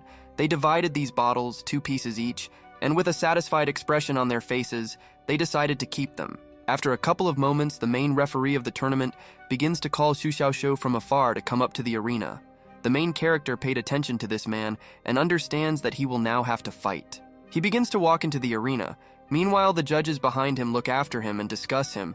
They would never have thought that he was such a person, because he did such a good deed towards the two of them. They continue to discuss him while he is almost in the arena. They consider him generous, handsome, and a person who thinks outside the box, although he sometimes goes crazy. But it is cute in his own way. Next, the events are transferred to the platform of emerging clouds, namely to the main arena. You can see how Xu Xiaoxiu met face-to-face with his next opponent. From the table, you can find out that the green-haired man's name is Zhou Tianqian. The two opponents stand point-blank at each other and begin to look into each other's eyes. Each of them tries to instill fear in their opponent. The green-haired one looks very confident in himself, unlike the last opponent, Xu Xiaoxiu. Next, Zhou Tianqian decides to step back a little and begin to smile, about to say something to the main character. Behind him is a video of a huge sword, which, as one can understand, is his main weapon. The green-haired man takes out his sword, which is literally the size of his height, and says that the acquired intention of the sword and the innate physique of Xu Xiaoxiu make him recognize the strength of the protagonist. Blue-haired begins to smile slyly, thinking that his opponent is trying to intimidate him with his huge sword, but the main character is always confident in his abilities and knows that he can defeat this fool. Suddenly, Zhou Tianqian shows everyone his true intentions. He raises and points his huge and heavy sword towards Xu Xiaoxiu and says that his goal is to take first place in the ranking, so he will blow away from his sword. In the next chapter, we see how one of the spectators from the stands, watching as Zhou Tianqian raised his sword at the main character, suddenly realizes that he has acquired blade intent. The rest of the spectators later also realize this and do not understand when he managed to master this skill. Judging by his equanimity, they think that Xu Xiaoxiu is in danger, because with such an intention, the blade can make someone with an innate body nervous. This news also reached the chief judge of the tournament and surprised him very much. He understands that Zhou Tianqian had been hiding his abilities all this time and had not shown all his strength to show it now. Even Xu Xiaoxiu himself is shocked by this. He does not understand how this can be. He himself only owns the first style of calm white cloud, which depletes the spiritual power of the sword. He believes that he cannot cope with such an opponent. However, according to the main character, the loser can no longer lose. From his sly grin, one can understand that despite the fact that everyone around him has already doubted his victory, he is still ready to defeat this opponent. Crossing his arms, Xu Xiaoxiu looks with a satisfied face directly at his opponent Zhou. He advises him not to wag his tongue like that, because after a while he will still lose. We see a healthy guy who just loves Xu Xiaoxiu. He communicates with another guy. They understand that the blue-haired one is the only one of the old men who remained in the outer courtyard, and everyone else has already gone into the inner courtyard. The muscular, handsome man does not understand what is causing the explosive effect. It feels like someone has possessed the main character. The guy with the band-aid says that Xu Xiaoxiu is as strong as Momo, Chao Qingtang, and others, and begins to laugh at Zhou Tianqian. Next, we are again shown the green-haired man, who, judging by the expression on his face, is very serious about winning, and continues to stand with his sword extended forward and wait for the competition to begin. It turned out that this wait was not long at all. Elder Xiao Qishu had already managed to announce to everyone that the competition was beginning, and everyone present was already going to watch this legendary battle. However, Zhou Tianqian has other plans for this. He still holds his sword at the ready, but when he heard the announcement of the start of the competition, he changed his mind about fighting and asked everyone around to wait. The main fate is not satisfied with the green-haired man's request. He does not understand what is wrong with these participants, and already thinks that this is all the bad influence of Xu Xiaoxiu, but still considers each of them somehow strange. The spectators also did not understand what was happening. They only wondered if what Zhou Tianqian wanted was not a fight. Then what exactly? They continued to calmly sit in their seats and expect further actions from him. It turned out that the green-haired man wanted to say something. He began to talk about the attack on the sly from Wen Chong. In his opinion, it was a shameful act, but Xu Xiaoxiu could not kill him, but simply punish him. Next, he decides to raise his long sword back directly towards the blue-haired man. He looks very unhappy with his action, and calls the main character a vile and unscrupulous villain. But Xu Xiaoxiu was not at all confused, and was able to give him an adequate answer. He believes that this is a strange act on the part of his opponent, namely to expose him as a killer right before their fight. Judging by the expression on Zhou Tianqian's face, he looks very confused and as if he is trying to justify himself to the main character. In his opinion, he was not talking about the murder. He just wanted to clarify everything. Xu Xiaoshu asks if he was in the arena that time, and if he saw everything well. In his opinion, he doesn't know anything, and just came and started talking nonsense, throwing mud at him. What would have happened to the blue-haired one if he said that he did it on purpose? The green-haired man finally removed his sword from the main character.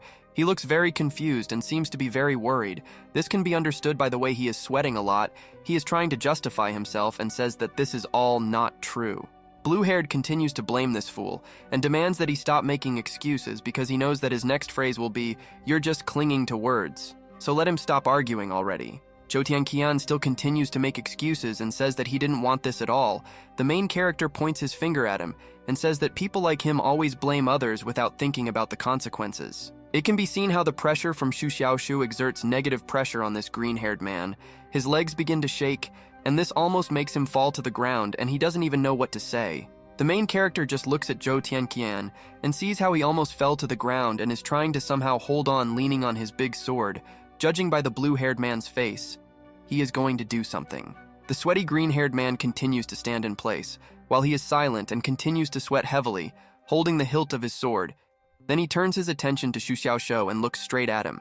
The main character, watching this whole pitiful picture, finishes off Zhou Tianqian and tells him that he does not speak when he should speak and speaks when he should not. If he cannot say it, then he begins to act. Zhou Tianqian, who only recently seemed to be a formidable opponent for Xu Xiaoshu, who could rebuff him, is right now standing leaning on his sword and cannot find words for an adequate answer. Xu Xiaoshu understands that Zhou Tianqian is the type of person who thinks with his muscles.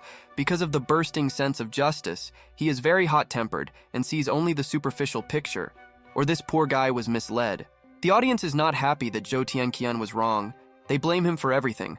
Another part of the audience is still more for him and tells him to go and attack Xu Xiaoshu so as not to be fooled. The main character, meanwhile, continues to look at the green-haired one with the sword, and it already seems to him that he looks very indecisive and ready to admit defeat. The blue-haired one does not want this, and is going to convince him. He turns away from him and turns to him, saying that he probably looks at everything superficially, but as a worthy master of tempering the spirit, as soon as he enters the arena, he should under no circumstances admit defeat. Xu Xiaoshu again explains that if he does not engage in battle, then shame will be imposed on him. If he runs away without a fight, he will be humiliated as a master of tempering the spirit. And in general, if he gives up, everything will be bad for him. Zhou Tianqian listened to this guy and apparently understood that he needed to fight, so he, determined, turns to the main character and says that he will accept his instructions so that there will be a battle soon. Xu Xiaoshu at that moment turned back towards this guy with a big sword and listened to him, realizing that he was able to convince him and was very happy about this event, and now it was time for him to prepare. The chief judge, of course, also listened and saw this whole strange scene. He is shocked right now that Xu Xiaoshu constantly makes the same speech and constantly manages to convince his opponents. In the next chapter, we see how the two began a fierce fight. The swords of Xu Xiaoshu and Zhou Tianqian crossed, after which the green-haired one throws the main character back with one swing, surprising him. Zhou Tianqian himself is surprised that he was able to give some kind of rebuff to the main character, because he thought that he would lose immediately. He looks at him and considers this a wonderful event, intending to continue. For the first time, Xu Xiaoshu's innate body does not please Xu Xiaoshu with its strength, and even his efforts were in vain. If he and his short sword somehow collide with his long sword, the blue-haired man's face would be stained with blood. Fighting with his innate edge, the blue-haired one can cut an opponent in half, so he wants to use sword techniques to hone his acquired swordsmanship. Next we see, while the main character was thinking about his further plan of action, the green-haired one had already raised his sword and was running straight towards him, about to deliver his strong blow. The blue-haired one was going to fight back. However, he decides not to just fight back, but to use some cool technique against this case. He temporarily closed his eyes and begins to prepare to use it, charging with some energy. The main character came to his senses at the last moment and managed to catch his opponent's blade in time, after which he pushed him away with his sword and tried to launch a counterattack, but Zhou Tianqian dodged. The green-haired guy, who had already managed to relax after such an easy start to the battle for him, managed to recover from this counterattack, and having already raised a huge sword, was about to attack, because it was his turn. But our main character is not an ordinary guy. He was able to repel this attack with his sword. Their weapons again crossed each other, and at the sight of the impact, a flash of light appeared, which illuminated everything around. While they are crossing their swords, they are not going to do anything yet. They just stand holding their swords and begin to slyly look into each other's eyes while the light illuminates their faces. It can be seen how the blue-haired one is tired of standing in this strange stance with Zhou Tianqian. Then he decides to perform a special technique to temporarily get rid of him. The green-haired one tries to hold on. From the stands of the spectators, one can see how Xu Xiaoxiu can still throw his strong opponent several meters back. Zhou Tianqian realized that he could not resist and was going to do something else. The audience, meanwhile, is shocked by this fight. They are interested in watching the battle of the acquired intention of the blade against the acquired intention of the sword. They find this battle exciting and want to see what will happen next. Two very tough rivals stand opposite each other and are waiting for the next moves from each other. It seems that the next move will be right behind Zhou Tianqian, and the blue-haired one is preparing for it. It turned out that this is so. The green-haired one is right now warning Xu Xiaoxiu that he is going to use his Blade of Nine Tides. Apparently this is some kind of very strong ability. Nine Tides is a continuous blade technique, one wave higher than the other, becoming stronger, and it is unknown who is able to come into contact with the acquired intent of the blade. The blue-haired man turns his attention to the tricks that Zhou Tianqian is doing. He noticed how huge waves appear behind him, which right now will head straight towards him. He is already preparing to face it. Taking a deep breath, Xu Xiaoxiu simply put forward a block in the form of his sword. From his face, you can tell that he is very calm. This Giga Chad is always confident in his abilities and can cope with any difficulties at any time. Meanwhile, his opponent did not delay this for long, and having collected a sufficient number of waves behind him, he sent them straight towards the main character, hoping that he could defeat him in this way. A bunch of spectators are watching this performance. They all hold their breath, cross their fingers, and silently watch what will happen to Xu Xiaoxiu and whether he will even be able to survive such an attack.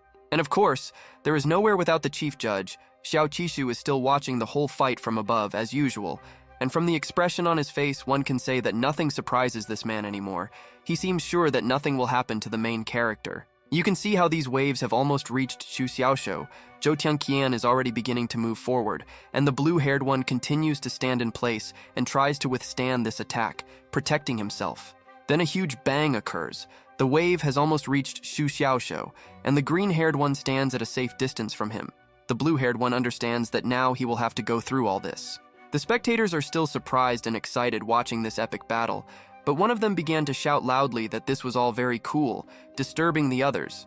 But another spectator refused to shut up. Meanwhile, this wave has already overtaken the main character. From his appearance, you can understand that he is not very happy about this event, and right now is having difficulty withstanding this attack. And the system notifies that he has received passivity points for being attacked. It can be seen that he is starting to get cuts. Zhou Tianqian's mastery of blade intention is unmatched. He can inflict serious lessons even with a slight cut, and the wounds from these tides are more difficult for ordinary people to heal. Next, we can notice how the entire body of the main character is covered with his blood. From his face, we can say that he is not in the best condition now, and it seems that everything is over. But it was not so. Xu Xiaoxiu begins to smile, realizing that his new healing ability of the life cycle has been revealed in time, and this skill is very worthy for the main passive skill, because the blood is restored at an amazing speed. Zhou Tianqian already thinks that he is starting to win. He laughs at Xu Xiaoxiu and thinks that he is going to give up, because in his opinion he cannot withstand the power of the Blade of Nine Tides. He is going to defeat him. The green-haired one decides to send another wave at the blue-haired one, but this time a larger one. But it's probably already clear that our strong protagonist will be able to withstand everything without any problems. The spectators are rooting for Xu Xiaoxiu. He advises him to stand up and not let himself be knocked out of the arena. They also see that he is covered in blood and say that they love him. It's already painful for someone to look at this because they feel scared for him. Xu Xiaoxiu's body was covered in blood, but it was all an illusion. He tried his best to pay a lesser price to be able to survive from the blade. The injuries on his body were hardly fatal and affected his actions. The life cycle helps him a lot. The main character is right now going to invest 2 skill points to upgrade his sword skills. He has upgraded his acquired sword skills to the 3rd level and is about to act. We see some kind of blue energy emanating from Xu Xiaoxiu. Holding his sword in front of him, he decisively attacks the green-haired man, and at that moment he watches this and begins to fear that he might lose. While his opponent seemed to freeze and continued to look straight at him, the blue-haired man took advantage of the moment and ran very close to him, delivering such a blow that Zhou Tianqian flew far away. The audience understands that Xu Xiaoxiu has just broken through. His second sword strike is very similar to the White Cloud's second sword style, that is Cirrus Cloud's. They argue about it. Xu Xiaoxiu made a breakthrough in this sword under the beginning of Di Shinner, but he never practiced the second style, so in a hurry he changed his swordsmanship. He entered the path of the calm white cloud, but the technique is not a white cloud sword technique. The chief judge himself is surprised. Xu Xiaoshou was able to change his fencing technique right in battle. Even in the sword sect, they do not dare to do something like this. He does not believe that this is possible, and believes that this is because of his unique qualities. The main character after all this began to look more confident than usual. He put out his sword and stood in a formidable stance in front of his opponent. He turns to Zhou Tianqian and tells him not to stop. From the expression on the face of this green-haired weakling, one can understand that he already strongly doubted his victory. But he listened to the main character and said that this is exactly what he was going to do, getting to his feet. Next, Zhou Tianqian remembers that the only attack that had any effect on Xu Xiaoshou was his tidal attack. He again raised his sword and began to summon huge waves. We are shown the blue-haired opponent from a closer angle. We see how he continues to charge his sword, about to carry out a powerful attack in order to surely finish off the blue-haired one. And looking at his face, it becomes clear that he is very serious. The main character is slightly tense because of the actions of his opponent. He now thinks that this is the only technique that Zhou Tianqian will use, and supposedly he no longer has any trump cards. The whole problem is that the main character cannot yet cope with this technique, given his current level of fencing. But this Sigma still puts his sword forward as a block and prepares to take the blow. At this moment, the guy decides to use 3 more skill points to upgrade his sword skills. So he upgraded his sword skills to the 6th level and is now completely ready for battle. Next, the blue-haired man decides to perform a strange action. He simply closed his eyes and raised his sword high above his head while he breathes deeply, despite the fact that the opponent is about to attack. Zhou Tianqian turned his attention to the actions of Xu Xiaoshou, and looking at him, this green-eyed man has questions, and he does not know what to expect from him in the future, and this could be dangerous. The audience also considers these actions strange. Some are already beginning to think that the main character can use the Xu Xiaoshou technique. They assume that he stole the spiritual ability from his opponent right on stage. After all these strange actions, the main character suddenly uses a new ability, namely the calm white cloud of the second version, and Zhou Tianqian did not stand aside and also used an ability called Mountain Turning Immortal. It can be seen how the green-haired man simply raised his sword above his head again, and the sword in turn began to glow with a blue flame, which made it look twice as large. The owner of the sword runs about to strike. However, Xu Xiaoshou is not at all frightened by his opponent's actions. He just stands still with a calm face and puts his sword forward.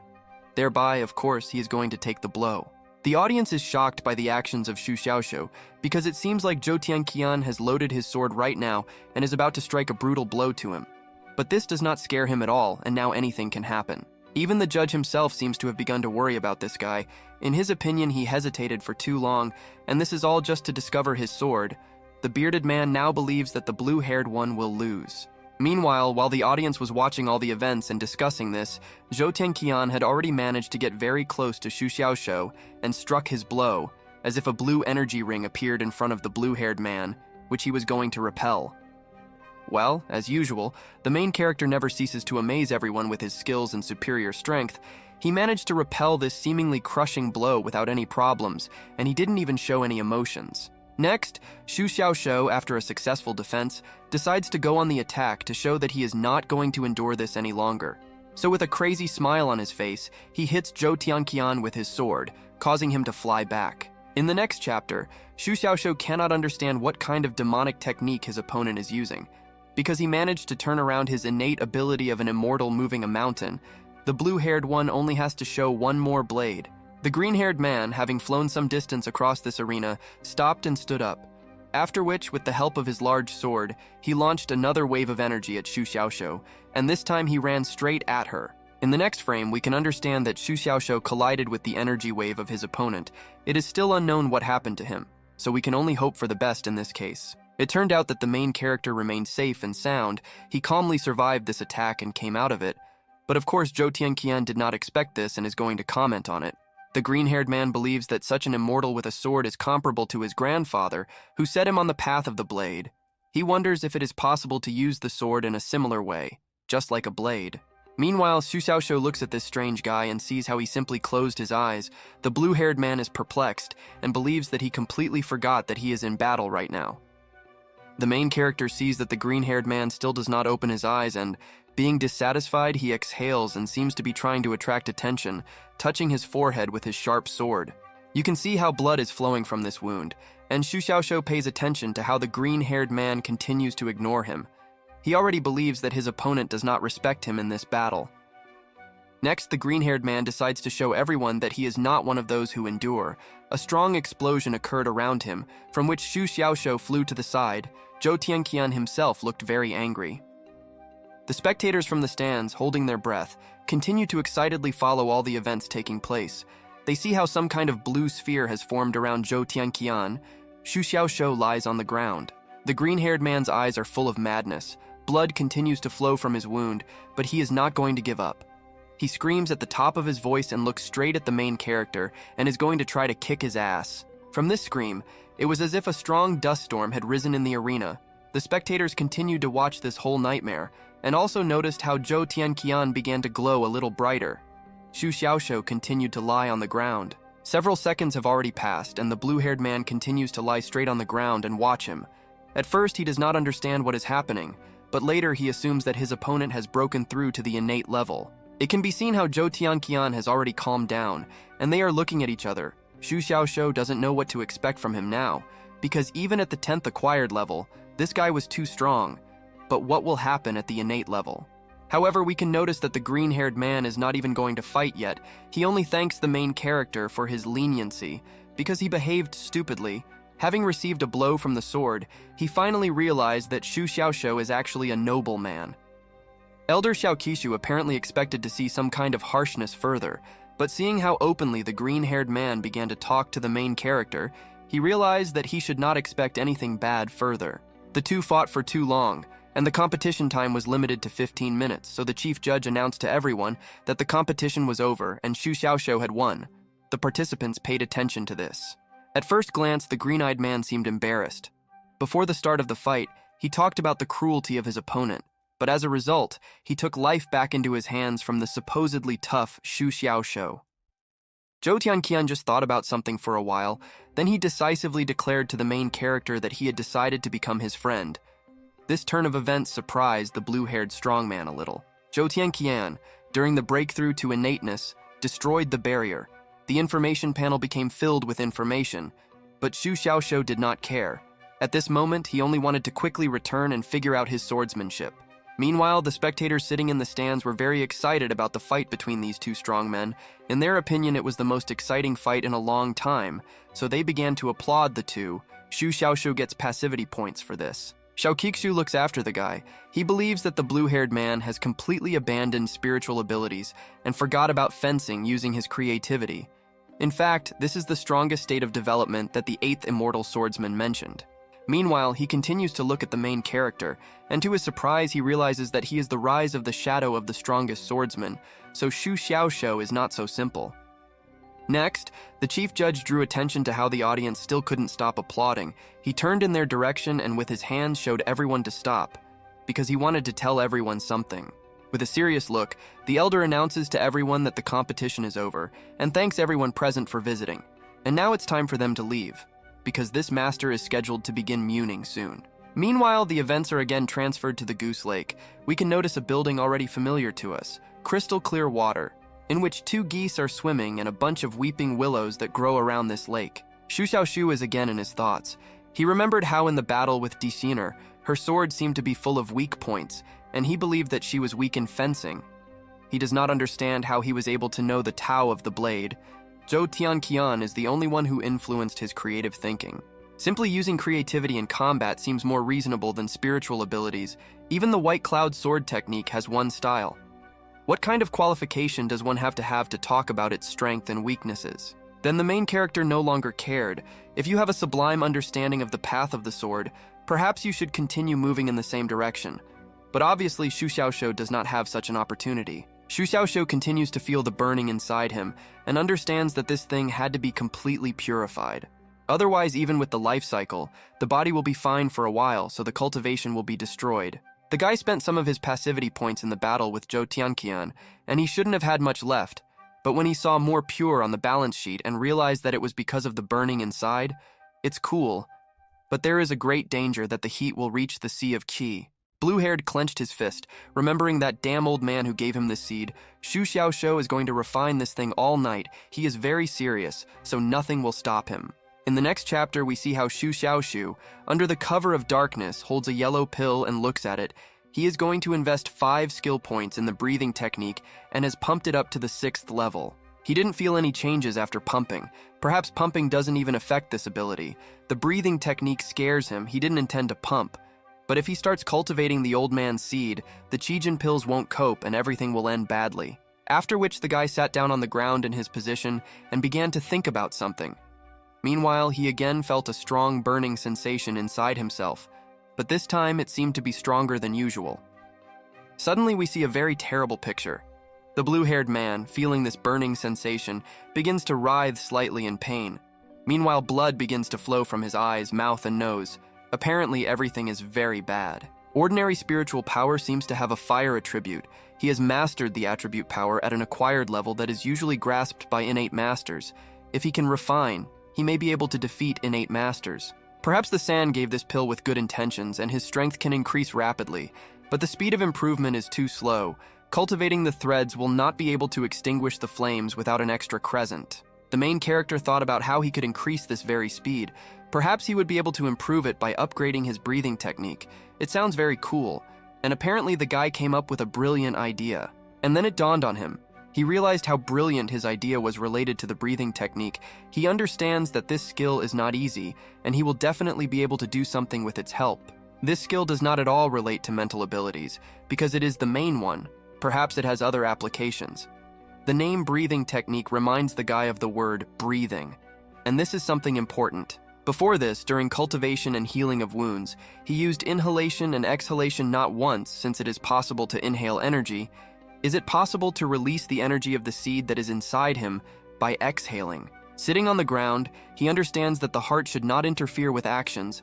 Shu Xiaoshu is serious and is going to test his theory in practice, so he took a deep breath and is now completely ready. Suddenly after this seed of incinerating fireflies begins to burn, sparing no energy, right inside this blue-haired man, and it is not clear what will happen to him now, but it will soon be clear. The guy can see that even more blood began to come out of his mouth, and this scared him a little. He understands that he can't tolerate this anymore, so he will have to go through this test and endure all the pain. Meanwhile, we are shown an elder of the Sana, who mysteriously sits on a branch of a large tree also under the cover of darkness, and looks into the distance. Apparently, he is right in the same place as the main character. Next, Elder Sand draws attention to the main character, who decided to try to get rid of his pain.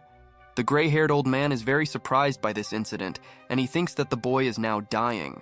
We are shown the blue-haired one, who sits and tries to cope with this damn pill. He continues to smoke and feel very strong and excruciating pain, but this does not stop him.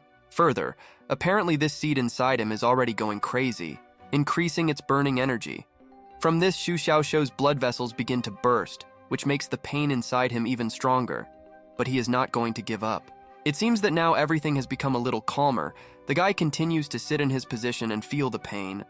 But while it has subsided a little, he is calm as a boa constrictor, and nothing will stop this Sigma. Suddenly, from this whole process, the geese on Goose Lake, which only recently had been swimming quietly and not bothering anyone, began to flap their wings and scream, as if trying to get away from this place. Next, the guy sniffed the smell of a yellow pill, which should definitely help him. He had already gone halfway and only had to endure a little more, enduring this hellish, burning pain.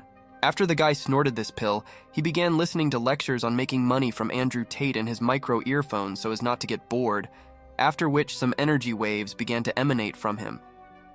Because of these very waves, the objects around the guy, located on this Goose Lake, suddenly began to break into pieces. Apparently these waves are too powerful and dangerous, but the guy continues to endure everything. Next, we can notice how even powerful tree trunks cannot withstand the powerful shockwave emanating from the main character and simply break in half like some kind of toothpicks. Apparently everything is serious. The animals also begin to go crazy. The swans continue to rush around in different directions. Apparently this process is very stressful for them, and the fish, which only recently swam in the lake, right now floated to the surface, being dead. Suddenly, we are again shown the Elder of the Sang, who right now has gone to the source of all these shockwaves to check what is going on there. Most likely, he understands that Shu Xiaoshu is sitting there. However, the old stump could not fly for a long time, yet old age apparently made itself felt, or these same shock waves were able to overtake him, and he, having lost control, fell into this lake. Now only his foot is visible. We again see the main character, who has finished his meditation. To his surprise, he discovers that he remained alive. This process did not finish him off, and this, as he thinks, is a real miracle, because the chance of death was high. It turned out that his life cycle ability, together with the ability of the breathing technique, fully exhibited the terrifying recovery from the Qijin pill, and apparently, this was actually able to save him. Xu Xiaoshu is in shock, because he receives too powerful a restorative power, and one can say that he is already invulnerable, because his wounds are restored so quickly that he does not even have time to notice them. The blue-haired man believes that the pain is like pain. Just like from inhaling the first cigarette, he will not procrastinate and will end this as soon as possible. Let's begin to improve this high power of semen immediately directly. The determined protagonist took out another Qijin pill from his pocket and began to inhale its smell using the ability of the breathing technique, and was already ready for the second round, intending to endure all the pain. Meanwhile, the elder has already surfaced. He considers the guy a monster. Because he should feel pain but still continues to do it, the old man says that only with a strong will, the main character has a great future. He must definitely cope. In the next chapter, we see how the events still continue to take place on Goose Lake. Under the cover of darkness, 3 law enforcement officers from Pali and Linfa arrived here, who apparently turned their attention to the noise. However, unexpectedly for them, Elder San himself flew up in front of them and asked them to get out of here as soon as possible. They turned their attention to him and were very surprised for some reason. They saw this old man and were convinced that it was Elder San. One of these guys in a red uniform wondered when the deputy head had time to return here, because he had not been seen for a long time. Another guy from these guards thought his colleague's question was not very appropriate and seemed disrespectful to the elder. So he gave him a nice slap in the face and asked him to shut his mouth. After that, all 3 guards knelt before the Elder San, because they respect him very much and made him understand that they would carry out his order right now and leave here as soon as possible. Next, we see an elder of the rank who looks at these guards a couple of seconds ago, and now their trace has disappeared. The gray-haired man is very glad that everything went so well, and they listened to him. After that, the old man decided to relax a little and take off his cool hat. He was able to protect Xu Xiaoshu from these guards, and now no one will bother him while he is meditating. Goose Lake is destined to be calm this night, but the white jade railings need to be repaired. Given what happened due to the shock waves emanating from Xu Xiaoshu, not only will the railings have to be restored, but also new trees will have to be planted. A few hours later, it's already noon the next day. The events are again transferred to the Tournament of Driven Clouds. We see a huge arena with spectators in the stands who are patiently waiting to watch another exciting fight. They discuss the events that happened last night and think that someone was doing repairs in the palace. The second says that his yard is located next to the Goose Lake, and someone was practicing martial arts there. Another viewer says that he did not hear anything at all. The guy in the red uniform says that he remembered how he had a soundproof formation installed, and that he can't do anything about the fact that he has money. The guy in the dark uniform considers him a freak and is jealous. We see Xu Xiaoshu again. After his night of cultivation, the flames of the sizzling fireflies completely disappeared, and he was able to break through to the peak of the 7th stage. This breakthrough is useful, but not at all necessary in his opinion. The main character is very tired after the events that happened over the past 2 days. He hasn't even slept these days and can't get used to it.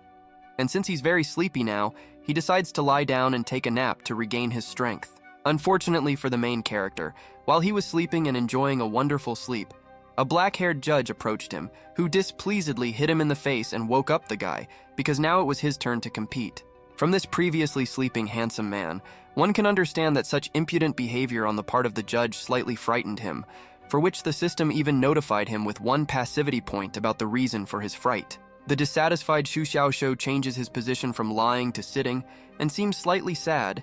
He is dissatisfied that the black-haired man came and just hit him, although he could have just tried to wake him up calmly. The black-haired one didn't care about the guy's words and didn't even bother to make excuses. He just does his job and says that the competition has begun and it's time for the blue-haired one to go to them. Xu Xiaoshu understands that he won't be able to sleep in the near future.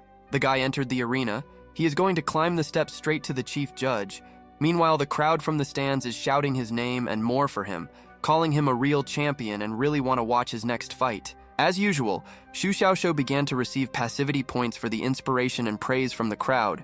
His passivity points are rapidly growing, and he, being pleased with this, begins to wave to all his loyal fans. Elder Xiao Qishu continues to stand on the stage and watch how he communicates with the audience, waving his hand at them, despite the fact that he now has to fight. But at one point he got tired of it, so he shouted at the guy to hurry up. We are introduced to his next rival. This is a gray-haired woman in very beautiful clothes, and her name is Li Chenjing, and she is at the 10th stage of tempering the spirit, so this opponent is not weak and she must give the guy a rebuff. The blue-haired man, standing in front of his strong rival, is about to voice his favorite lecture about the fact that it is very shameful for a warrior to give up and so on, because he wants to fight with her to get passivity points. But he was interrupted. The woman pretended that she didn't even want to hear this, but still continued the phrase after the main character, that if she doesn't join the fight, then it's not good, she shouldn't run, but needs to fight. But she doesn't understand what lies behind this. Li Chenjing got very close to the guy and leaned towards him, which made him feel awkward. She says that she watched him at the competition and thinks he is very cool, and she also decides to ask him for an autograph. Xu Xiaoxiu even received 1 passivity point for admiration on her part. It was unexpected that among his rivals there was a fan of his. He did not expect this, but still agrees to give this woman his autograph. The dangerous woman heard the guy's words and was very happy about what he was going to do. She seemed like an adult, serious woman, but she still started giggling like a baby, and even felt a little embarrassed about it. But these two are already standing in front of each other, and apparently are serious about winning. The chief judge approaches them, and, raising his hand above himself, announces to everyone that the competition has begun, so it's time for them to fight. The main character, like a real gentleman, allows the beautiful lady to make her move first and even extended his hand forward, and is already waiting for some action from Li Chenjing, being satisfied. However, apparently this gray-haired woman's plans did not include a fight with this Giga-Chad.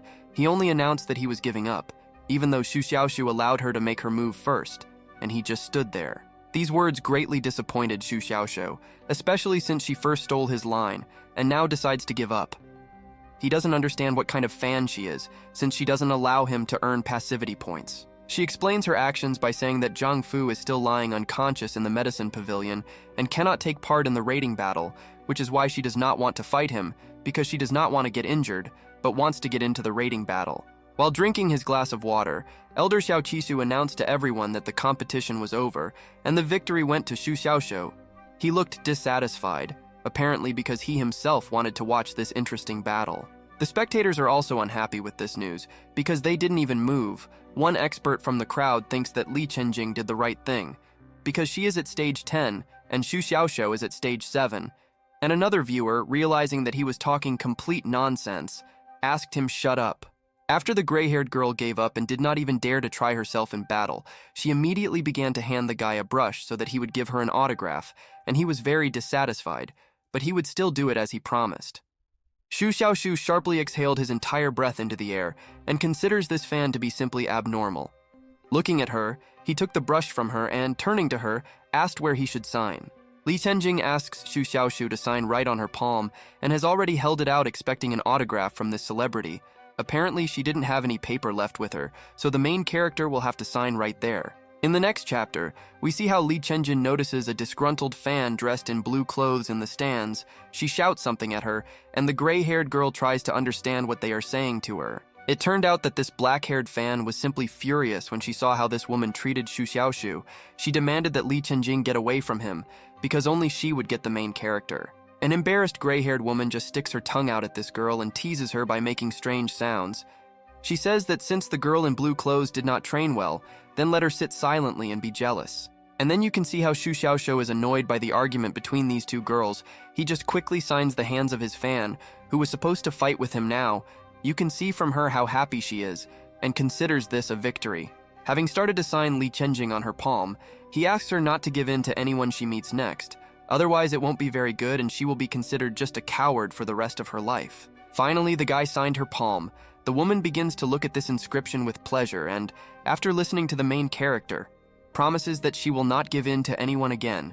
No one knows whether to believe her or not. Having had enough of the autograph from her idol, the woman begins to giggle embarrassedly, after which she thanks the guy, and he, as you can see, is still not happy that she gave up. After receiving the autograph, Li Chenjing begins to run away from the blue-haired man like a little girl and even forgot to pick up her brush, which Xu Xiaoxiu gave so that he could give an autograph.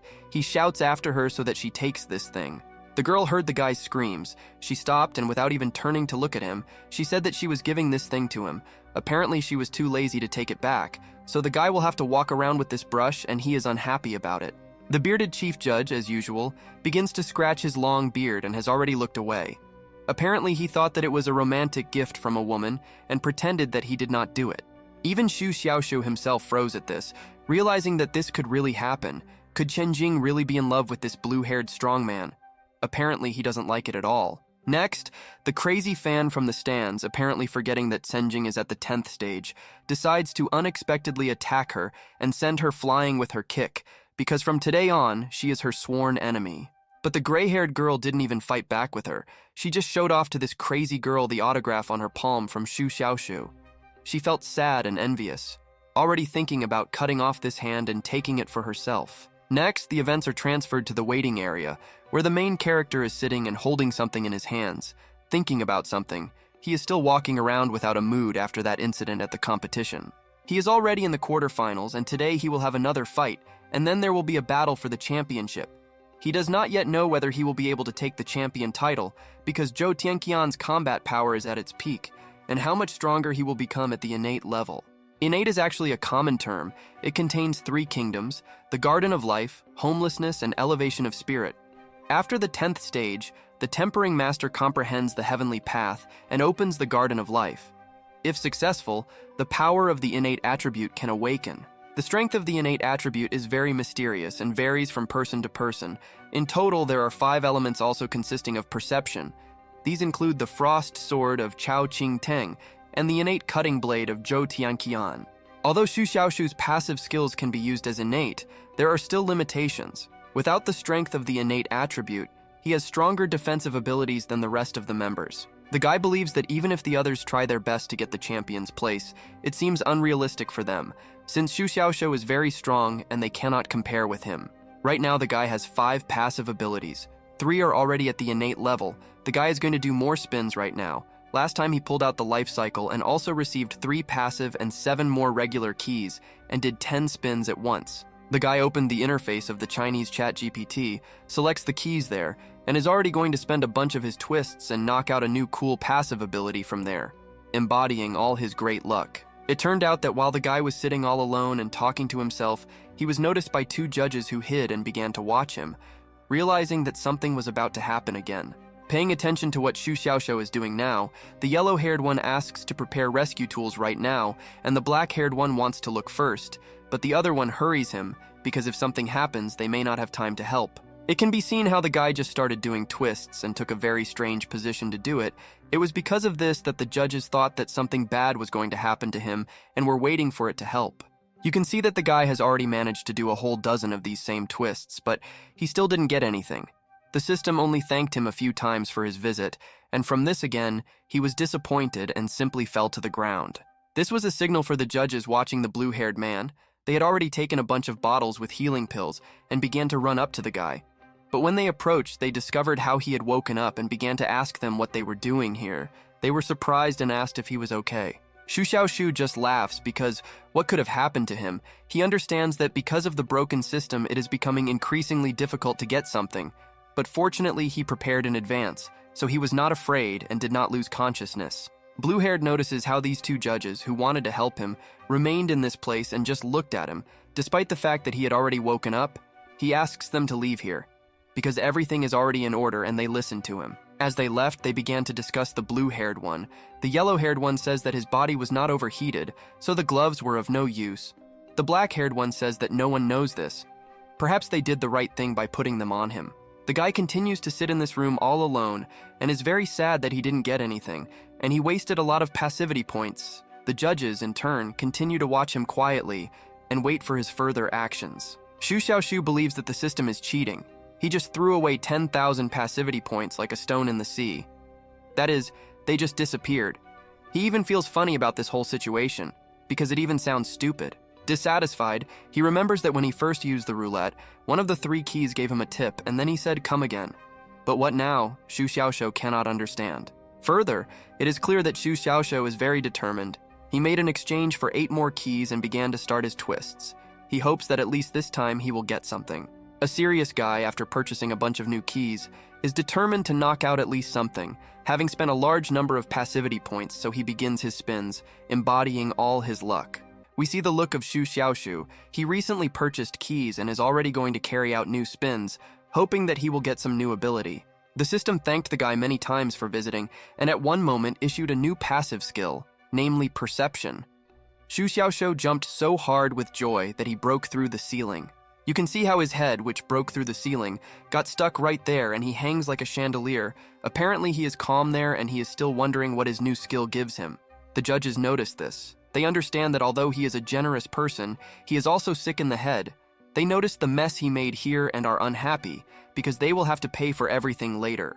They continue to watch him for a minute and see that he continues to hang. They think that he cannot get out on his own, so they are going to help the guy do it. We see Xu Xiaoxiu's head stuck. He realizes that after breaking through the ceiling, he sees nothing.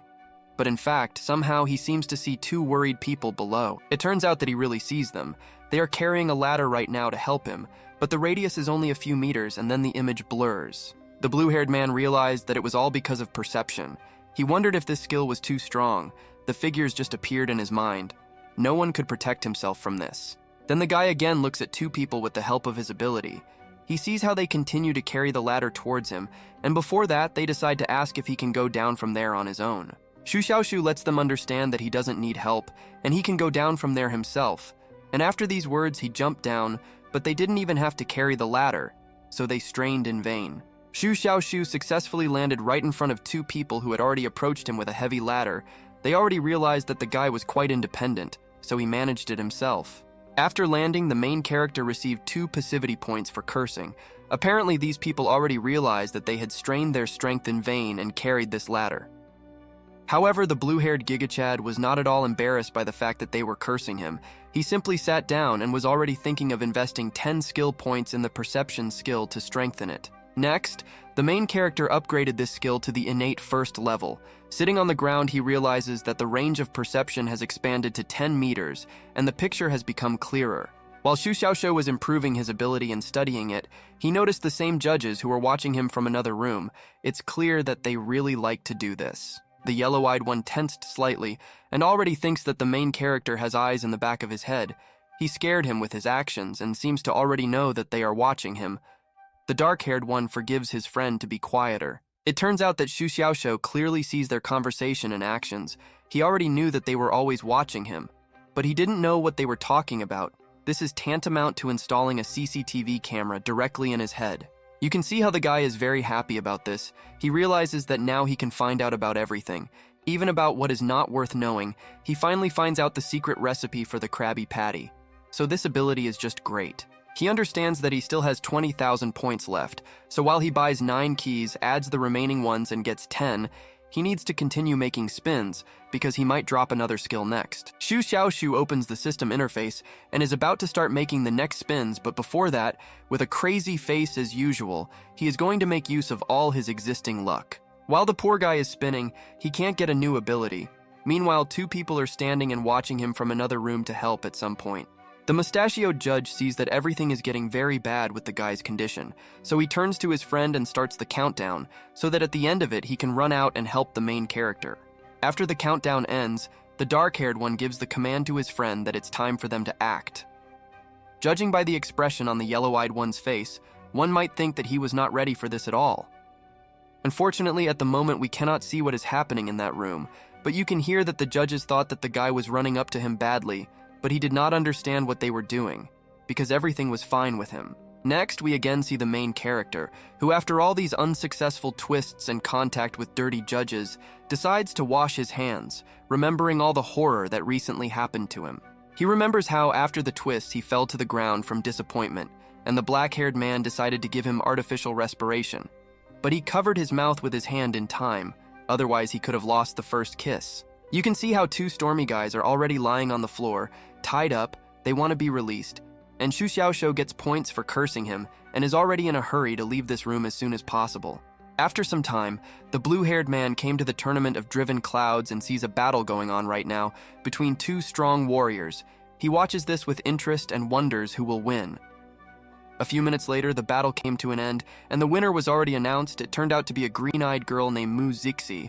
Apparently, she won by sending her opponent straight into space. The audience is surprised by this, because they did not expect that she would have an innate ability. Because she only entered the spiritual palace a year ago, they feel sorry for her opponent Ren Chong, who possessed the 10th stage of cultivation and body hardening. The man sees how Ren Chong was thrown tens of meters high, and right now he is just falling, and there is a person at the place of the fall. After a while, he realized that it was Xu Xiaoshou and warned him. The blue-haired man was looking at some hole and didn't understand why the hell even the barrier in the waiting area was destroyed, and meanwhile received a notification from the system that he had received 1 passivity point for a hidden attack. Thanks to the system, the main character reacted in time to the flying guy. He grabbed him by the head and was very surprised, thinking that it was some kind of watermelon, but later realized that it was still a head. Despite the fact that it turned out to be a living person, Xu Xiaoshou still decides to hit him with his knee right in the ribs. Apparently he didn't like that he flew into him. Unfortunately for Ren Chong, the blow from the blue-haired one was strong enough to launch him straight into space once again, so he flew again and was about to make a hard landing. The guy who was unconscious flew several meters, after which he simply landed in one part of this arena with a roar, and the audience, of course, could not help but pay attention to this scene. In the next chapter, the public reacts to what happened. They find it funny. Because how did it happen that the guy landed successfully on Xu Xiaoshou? They feel sorry for the guy because he received 2 critical damages in one match. The main character receives a few passivity points for causing different emotions in the crowd. Meanwhile, he draws attention to the medical personnel who quickly went towards the wounded soldier. Xu Xiaoshou just smiles like a fool. He says that his hands are clean and God is his witness. He also adds that a good watermelon cannot be split without a good blow. With his words, he outraged the crowd. He watches as the medical staff gathered around the guy. Xu Xiaoshou hopes that they will definitely bring him to his senses. And even more so, he allegedly ran into him. That's why he got it. Next, the blue-haired man received 2 passivity points for suspicion, and seems to have realized who it was from. He wants to approach Ren Chong to see what happened to him and help if possible. However, his path was blocked by 2 evil judges who did not let him in. They did not understand what he wanted to do, and said that the guy was seriously injured and had already become disabled, so let Xu Xiaoshou leave. Blue-haired is dissatisfied that the judges do not want to let him with Ren Chun, so he tells the judges that he feels that he is offended by him, so he wants to come up and apologize for everything. Suddenly, Wen Chong, who is now being examined, grabs one of the doctors by the hand and, being very frightened, does not understand that he could feel it, and asks not to leave him and to take Xu Xiaoshou away from here. Next, absolutely everyone begins to look at the main character with suspicion. People are not yet going to let him near Wen Chong because they think that the guy has bad intentions, and even more so, a wounded person is afraid of him.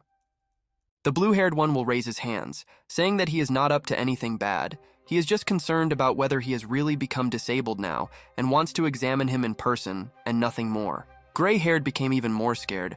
He says that there is no need to worry about him since he is fine, and grabbing one of the doctors, he asks to take him away from here to another place for treatment. Next, Xu Xiaoshou notices the strong excitement and fear on Wen Chong's face. This happens even though he already said that he came with good intentions, so the blue-haired man simply felt funny. Suddenly, while all these people were talking, one of the judges announces that the next match is starting, in which Xu Xiaoshou and Chao Qingteng will collide, and the opponents are becoming more and more serious. The crowd is watching all this from the side. They see how Chao Qingteng has already entered the arena, where Xu Xiaoshou, the wounded Ren Chun, and other people are standing. The crowd is rejoicing and waiting for the start of a brutal duel. The main character paid attention to his opponent and remembered, and upon hearing his name remembered that he is second in the ranking and is a natural master. Obviously, the probability of facing a natural master in the quarterfinals is quite high. The guy got points for ridicule, and turning around, he sees gloating on Ren Chong's face, and Xu Xiaoshou understands within himself that this guy is laughing in vain, because Chao Qingteng will not necessarily be better than him. Next, Xu Xiaoshou begins to slowly approach Ren Chong, without even saying anything. And this lying guy got scared and tries to find out from him what he was up to, because he is acting suspiciously. The doctors understand that they are not at all equal to him in strength, so they only order him to stop because he is disabled, and he has nothing to take from this man, so they do not understand what he is trying to achieve. Ren Chong noticed that the medical staff ran away from him in fright. The gray-haired man was already afraid for his life and did not know what to do in such a situation, so he asked people to take him away from here. Xu Xiaoshu walked up to him and lifted him up, saying that he was sorry because he shouldn't have hit him, but it's okay because he will set his bones and give him the Qijin pill, so everything will be fine with him. Despite the main character's intentions to help Ren Chun, he still looks very scared and does not understand why he pestered him, so in fear he begins to call for help and asks not to leave him with him. Meanwhile, one of the observers is watching this scene. He also does not know about the protagonist's intentions to help the guy, and, hearing the screams of Ren Chong, thinks that the blue-haired guy decided to harm him. Suddenly, we are shown a girl named Mu Zixi, who was fighting with Ren Chong a few minutes ago. Right now, she is climbing the steps to the stage with some intentions. She, being very joyful, approaches Xu Xiaoshu from behind, who right now looks very unhappy because Ren Chong is screaming and not giving the blue-haired man the opportunity to help him. The girl attracts the attention of the main character and says that Elder Xiao is calling him. He heard the words of this girl and asks her to wait, because he is going to set the bone to this wounded guy. However, for Mu Zixi, the blue-haired man's words seemed too strange because she noticed that Ren Chong had already died. Xu Xiaoshu did not agree with this, because according to him, he could not die by taking the Qijin pill. The green-eyed one is at a loss after the words of the main character. She does not understand what is the point of letting him smell the medicine, but not letting him take it. It seems too strange to her. The blue-haired one realized what a stupid thing he had just done. He felt wild shame from this and now understands that that guy does not know how to breathe. The green-eyed one continues to look at him, surprised. After that, this fool begins to look at Ren Chong's lifeless body. He realizes that something needs to be done and simply throws the pill directly into his open mouth and hopes for the best. While Xu Xiaoshu was dealing with Ren Chong and talking with the girl, his attention was attracted by the cry of the chief judge Xiao Qishu, who shouts at him to quickly get up on stage, because everyone is already tired of waiting. Blue-haired, of course, heard the cry of the chief judge and realized what he needed to do. He stood up and before leaving he decided to ask the name of this green-eyed girl because he was interested. Mu Zixi was not against such a question and told him her name. In response, she did not ask any questions because she already knew his name and only said hello to Xu Xiaoshu, smiling at the same time. He heard the answer from the girl and learned her name. He did not show any emotions and only greeted her in return and immediately said goodbye because he had to go. Mu Zixi just continued to silently smile after him. The quarterfinals are coming, the third fight of Xu Xiaoshu against Chao Qingteng. We see his opponent in full growth. He is dressed in white clothes and has a certain sword, and snowflakes are falling around him. Obviously, this is due to his abilities. Xu Xiaoshu approached Chao Qingteng directly, and they began to look at each other. The blue-haired one examining him realized what the innate power of an attribute looks like, and that this battle would not be easy, so he would have to try.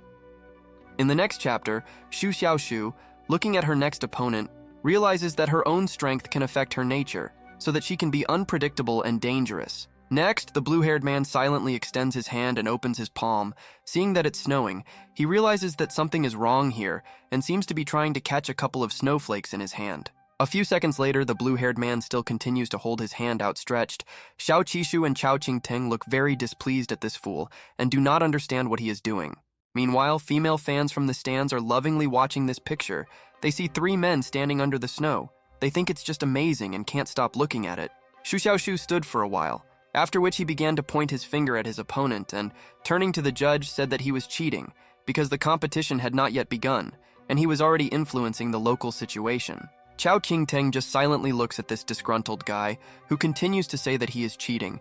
It seems that he is mocking the blue-haired guy and considers him a clown. Xu Xiaoshu received a passivity point for ridicule from his opponent. He realized that they also dare to mock him, but he does not say anything, and is going to show who else will bully whom in the future. Elder Xiao watched the guy's behavior for some time. He decides to ask him who cares about the snowfall during the battle. He is also interested in why Xu Xiaoshu decided that he was cheating. The main character hugs himself and says that he is cold. Meanwhile, he does not understand what function this snow performs. Maybe it determines the location, or maybe it is necessary to accumulate strength in order to deliver a strong blow. Blue-haired is still in his thoughts. He wondered if it was true that if the innate master gave up tracking, then this will reduce his strength by half. He really wants to know this. Meanwhile, the audience is dissatisfied with Xu Xiaoshu's behavior. They believe that he decided to start arguing over some little thing. They don't understand why the snow doesn't suit him, and they want the fight to start as soon as possible. Even Chao Qingteng got tired of watching in silence and refused to kill the snow. Xu Xiaoshu says that this is difficult, because he is good in long-range combat, and the blue-haired one is good in close combat, so he is considered a rogue. The black-haired man listened to the main character, and his words seemed strange to him. He looks straight at him and, with a serious expression on his face, asks him what he is trying to achieve with these actions. However, Xu Xiaoshu is in no hurry to give an answer to this loser's question. He pretended thoughtfully, as if a brilliant idea had come to him, and asked in this case to open the barrier for him so that he could bask in the sun. These actions are already infuriating Chao Qing-teng. He hopes that he will not be allowed to bask in the sun, because all these people in the stands have not gathered here to watch him warm his ass in the sun. The chief judge is also not satisfied with this request. He tells Xu Xiaoshu that he will not be allowed to bask in the sun, since everyone has said that why don't they shorten the distance and fight in close combat. The black-haired man heard Xiao Qiqshu's words. He looks very unhappy because of this, because he did not want to close the distance, since at a long distance he would have an advantage over Xu Xiaoshu. But the main character, on the contrary, is pleased with the words of the chief judge because he got what he wanted for so long. Then he decides to clarify how close they will reduce the distance together. You can see that the behavior of the smug Xu Xiaoshu is already greatly infuriating the elder Xiao Qishu. He is angry because a lot of people have gathered here to watch their fight, and not these disputes. The elder never gave his answer. Chao Qing-teng did it instead. He says that he doesn't care about the distance because he can fight both in close combat and in long-range combat. Apparently, he is confident in his abilities. Xu Xiaoshu was satisfied with his opponent's answer. He didn't even believe his words, and judging by his sly look, right now he was going to do something strange, as he usually likes to do. He approaches Chao Qing-teng quite close, almost point blank, and decides to find out his opinion about this. You can see how the black-haired man became very embarrassed, and his serious face changed to one very surprised. From the actions of the main character, Chao Qing-teng almost tripped, trying to move back, so that when he stood up on his feet, he still remained embarrassed and said that he didn't care, and even this distance suited him. Meanwhile, Chao Qing-teng's fans are afraid that Xu Xiaoshu will steal their lover from them. They demand that the main character move away from him. Someone will even train hard to meet Chao Qing-teng in the same way. Further, you can understand that it seems that all their disputes have already been resolved, and they were able to come to a common opinion, so that both opponents stand in front of each other and wait for the start of the competition, just like spectators. The chief judge saw their readiness. He had obviously been waiting for this moment for a long time, so by raising his hand he attracts attention to himself and happily announces that the competition begins. After the start of Chao Qing-teng, he decided not to waste time and made the first move. The blue-haired man sees a piece of ice in front of him, in sight of his opponent, and is already about to hit him to break him. Seeing this strange picture in front of him, Xu Xiaoshu cannot understand that this could be a teleportation clone or a substitution. His opponent is simply unpredictable, and he does not know him very well yet. Still, the blue-haired man hit this piece of ice and saw that nothing happened, so he remembered that he had recently received a new ability, namely perception, so he decides to use it right now. At the moment, while the guy was trying to use his perception, Chao Qing-teng suddenly appeared in front of him, who decided to praise his blow, calling it quite good. The blue-haired man turned his attention to him. The main character received 1 point of passivity after the words of his opponent. Then apparently Chao Qing-teng is not yet going to strike, but only moves at high speed. The blue-haired one, in turn, tries to follow him. After some time, the main character looks at the piece of ice that he broke, or rather at what is left of it. He just looks at it and thinks about something. After looking at the ice for a while, he decides to praise his opponent and tells him that he is also not bad, and also believes that this has nothing to do with the snow. Otherwise, he would cheat openly. Then Chao Qing-teng didn't say anything, but only listened to the words of the main character. It seems strange to him that he decided to praise him, because the blue-haired guy usually only does what he does to the public. After this, Xu Xiaoshu's gaze becomes quite serious. He intends to defeat this strong opponent and realizes that he cannot so easily ignore the snowfall that he causes. In the next chapter, we see Chao Qing-teng standing under the snowfall, sticking out his large and sharp sword. He stands and does nothing, as if he is waiting for something right now. The main character drew attention to him so that the battle would be equal. He also decides to take out his sword. He also understands that until he masters the Chao Qing-teng technique, close combat will be useless. Suddenly, his opponent's sword became covered with ice. Apparently, he was tired of standing around and decided to carry out his attack. It looks quite serious, and Xu Xiaoshu was not at all ready for it. Paying attention to how serious the attack was, the blue-haired man finally realized why none of Chao Qing-teng's opponents could cope with his first glacier sword. A powerful blow from his opponent was dealt. It is clear that the main character, just like the rest of Chao Qing-teng's opponent, froze. The black-haired man smiles and apparently he is pleased with himself, thinking that he is winning. The crowd was shocked when they saw this, because even Xu Xiaoshou managed to freeze. They already think that Chao Qingting is too strong. They are wondering how big the gap is between the 10th stage of spirit training and the innate one. The black-haired man himself realizes that Xu Xiaoshou still has an innate physique. Perhaps his spiritual element of the glacier will be able to freeze flesh and blood, but it is unlikely to lead to numbness and death. Meanwhile, while the main character is frozen, Chao Qingting decides to use another ability right now, namely the Milky Way, because he realizes that he will not win simply by freezing his opponent. You can see how this strong man's hair rose. He himself began to glow, and right now, being very happy, he is going to strike directly at the frozen Xu Xiaoshou while he is helpless. Xiao Qixu was surprised by his actions. He realized that he had comprehended the acquired intention of the sword. Before that, Zhou Tianqian had the acquired intention of the blade, and now Chang Qingting revealed his trump card. This only happens in a battle against Xu Xiaoshou. Zhou Tianqian is also watching this fight. Being in the stands, he also noticed the intention of the sword. He does not understand how Xu Xiaoshou will resist him, being in a frozen state, because he is helpless. It is clear that he seemed to begin to be perplexed while watching this fight. He does not understand how the main character can fall on the 3 swords of Chao Qingting, despite the fact that he was able to defeat him very recently. Muzixi also did not stand aside. She also watches this fight with interest and still smiles like a crazy person. She is surprised that Xu Xiaoshou turned into an ice sculpture at the very beginning of the battle. And of course, where would we be without the good old Elder Chao? He sits, being very upset, because he believes that at the end he will have to come down from the stands and go to console the main character. Meanwhile, we return to Xu Xiaoshou, who still cannot move while in the ice, but he sees what is happening around him and watches how a powerful attack from his opponent is now flying at him. The blow was delivered. It was so strong that a huge piece of ice was destroyed into small pieces that scattered throughout the arena. Xu Xiaoshou himself is not yet visible, and one might already think that the guy is having a bad time. Then, from the pile of smoke that formed after the Chao Qingting's blow, someone's hand came out and grabbed the Chao Qingting sword. Apparently that everything was fine with the main character, and he felt good. It turned out that everything was really fine with him. He grabbed the sword and looked even happier than usual. He simply threw the sword aside and showed everyone that this weakling would never be able to defeat him. Zhou Tianqian is shocked. He has already seen something like this. Before that, his immortal mountain moving style was repelled by Xu Xiaoshou's sword. After which he lost, he thinks that the guy transferred the energy of the sword into his hands. The main character got into a fighting stance and was about to start using the folded sword style, 2 calm white clouds.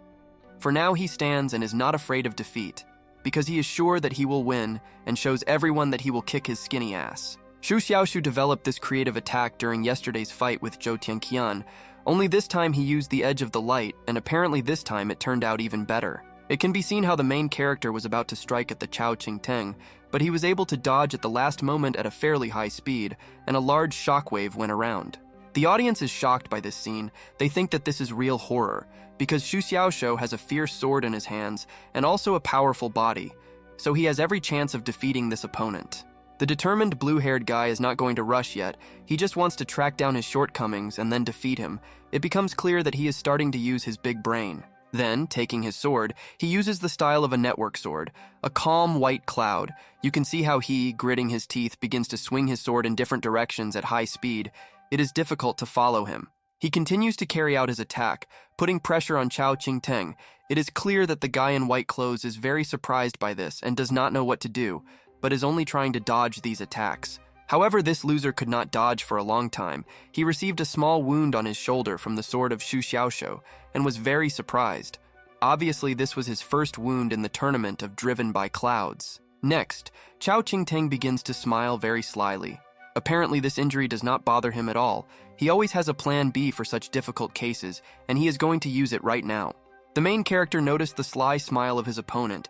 He saw a style of substitution unknown to him and obviously does not understand what is happening, so he decides to use the perception. A moment later, Xu Xiaoshou still used his perception and was able to find out what Chao Qingting had prepared for him, which means that in the future he should not have problems in battle. In the next chapter, a certain blue portal opens in front of Xu Xiaoshou, which he is apparently going to hit. It seems that he has unraveled the main secret of Chao Qingting and can now win. The audience looks at the main character in surprise. They don't understand why Xu Xiaoxiu hit his palm into the void, and they want to know the answer to this question as soon as possible. They watch to find out why. Next, you can notice that suddenly the head of a puzzled Chao Qingteng came out of the portal. He looks at Xu Xiaoxiu, and now you can understand that the main character did all these strange things for a reason. The audience finally found out the answer to their question. They were surprised at how this could even happen. They could see how Xu Xiaoxiu hit Chao Qingteng, one received a blow, and the other made a substitution. Finally, the black-haired man was able to realize that his strange technique of walking among the snow could be unraveled immediately after the first use. Xu Xiaoxiu's gaze during the battle frightens him very much. Blue-haired enjoys the frightened look of his opponent, so he decides to finish him off completely and uses the tip, intending to strike him again. You can see from his smile how he longs for this. Further, from the side, you can see that half of the black-haired man's body is sticking out from this portal, and the blue-haired man has already used the tip technique and struck with his sharp fingers right at the palm of Chao Qingteng. However, the main character did not intend to tear off this weakling's hand. He only wounded him with his blow. The black-haired man, being in a frightened state, simply looks at his wounded hand and does not understand what to do next. After some time, this loser nevertheless climbed out of the portal and is already standing on his own 2 feet. But the blue-haired man became convinced during the battle that there was really something wrong with this snow. Xu Xiaoxiu understands that now is the ideal opportunity to turn to the chief judge. Turning around, he lets him know that he said that Chao Qingteng was cheating, and they did not believe if not for the substitution, he would have already defeated him. The girls in the stands are discussing these events, be that as it may, but today Xu Xiaoxiu was the first to shed the blood of Chao Qingteng in this tournament. They understand that, as Xu Xiaoxiu said, Chao Qingteng moves through snowflakes. Then the girls just start screaming. They start rooting for Xu Xiaoxiu and call this handsome guy the best. Someone even promises to give him a child if he can win this fight. All these shouts from the stands could not help but attract the attention of the blue-haired man. He looked at these girls and smiled, because among the spectators it became very lively, and everything was no longer so calm, especially since they were rooting for him. Next, Chao Qingteng, seeing how the guy was distracted by the girls in the stands, decides to use walking among the snow. Apparently this is one of his strong techniques, and he is going to use it now. The blue-haired man with the sword realizes that this is his signature move. As soon as he was distracted for a moment, he immediately decided to use it. He asks Liu Zhen for forgiveness, because he broke the covenant and underestimated his opponent. Xu Xiaoxiu knows full well that it would be wrong to just stand still and watch his opponent about to use a technique, so he decides to take action and uses the net sword style. The black-haired man decides to use a certain unarmed snowfall technique, after which many small fragments appear behind him and fly straight towards Xu Xiaoxiu to harm him. The weaponless snowfall technique apparently turned all the snowflakes here into some kind of fragments. The blue-eyed man now hopes that at least this technique will stop Xu Xiaoxiu and he can win. All these blue fragments fly from Chao Qingteng straight to Xu Xiaoxiu, and for now he stands and just watches this, not understanding what can be done about it, because the attack is quite serious. Watching this technique, he realizes that the opponent is really cruel. He understands that the falling snow was needed not only for the technique of walking among the snow, but also for this technique of unarmed snowfall. He continues to be in his thoughts and believes that although this terrifying spiritual ability is called unarmed snowfall, every falling snowflake carries murderous intent. After all these words, we again see the events that are taking place in the stands. The spectators are holding their breath watching this fight and are surprised that Xu Xiaoxiu is still standing in place. These sharp snowflakes have almost overtaken the blue-haired man, but he still continues to stand in one place and, taking out his sword, wants to try to repel this attack, although it will be difficult. It can be seen how after a while the snowflakes have already managed to reach Xu Xiaoxiu. He closed his eyes and is going to endure the pain that they will bring him, because he is a real man, and even more so the girls are watching him. In the next chapter, we realize that Xu Xiaoxiu fought with snowflakes aimed at the sword, and his body was insanely restored by the life cycle, piercing and repairing over and over again. The pain is quite serious. The guy receives passivity points for being under attack. He also understands that the density of the snowflake's attack under the intention of the sword is simply inhuman, and it is difficult for him to cope with it. Next, Xu Xiaoxiu draws his attention to the fact that Chao Qingteng begins to fly straight at him, pointing his palm forward. The blue-haired man realizes that he cannot stop his palm, so an exchange of points is needed. The main character upgraded his sword skills to the acquired level of 8, after which he threw his sword directly towards his opponent to show him that he was not going to just stand and endure.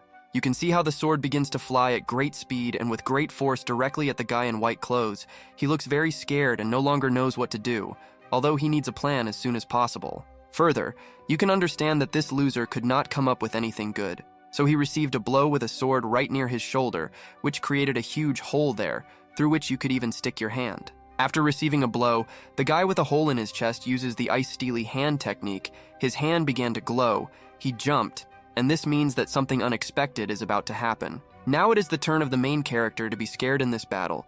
His opponent summoned a huge ice wall, which swallowed the main character into himself. The audience silently watches these events. They watched silently until they saw this terrible picture. Seeing that their idol was frozen again, they are very afraid to see the disastrous outcome of the battle, so they still hope for Xu Xiaoshu to win. The black-haired man, convinced that he was still able to freeze his opponent, suddenly decides to use a certain seal on him. This guy continues to surprise everyone with his various techniques. After Chao Qingteng used a certain seal, the audience sees that the extra part of this ice wall has disappeared, and only the part in which Xu Xiaoshu is stuck remains. They wonder what will happen next. Next, the black-haired man saw that the main character was helplessly in a piece of ice, so he calmly approached him and looked straight into his eyes, about to do or say something. The spectators are shocked that such a healthy piece of ice instantly became small. Because of its density, it can harm Xu Xiaoshu. They hope that Xu Xiaoshu has not died yet, and will definitely kick his opponent's ass. Even the elder Xiao Qichu himself is shocked by this picture. He thinks that trouble has come, and he was very afraid of such deadly techniques. Apparently, he will have to stop this fight. He believes that it is already the end. The main judge of the tournament raises his hand up to attract attention, and is about to announce to everyone that the competition is over. But he didn't even have time to finish his sentence when something interrupted him. Then absolutely everyone turned their attention to a bright flash in the sky. They understand that the main character is involved in this, and they are already very interested in what will happen next and whether he will win. Even Chao Qingteng himself looks at this flash, although he is no longer surprised, but rather very scared, because he does not know what awaits him now. He already thought that he had won. But here is another problem. It turned out that this blue flash was the sword of Xu Xiaoshu, who, apparently, had already made a circle around the entire planet and returned to this tournament. Right now, he was crashing into Chao Qingteng at high speed. Of course, this blow could not pass without consequences, so once again the sword pierces his chest, but this time blood came out of his mouth, not like last time.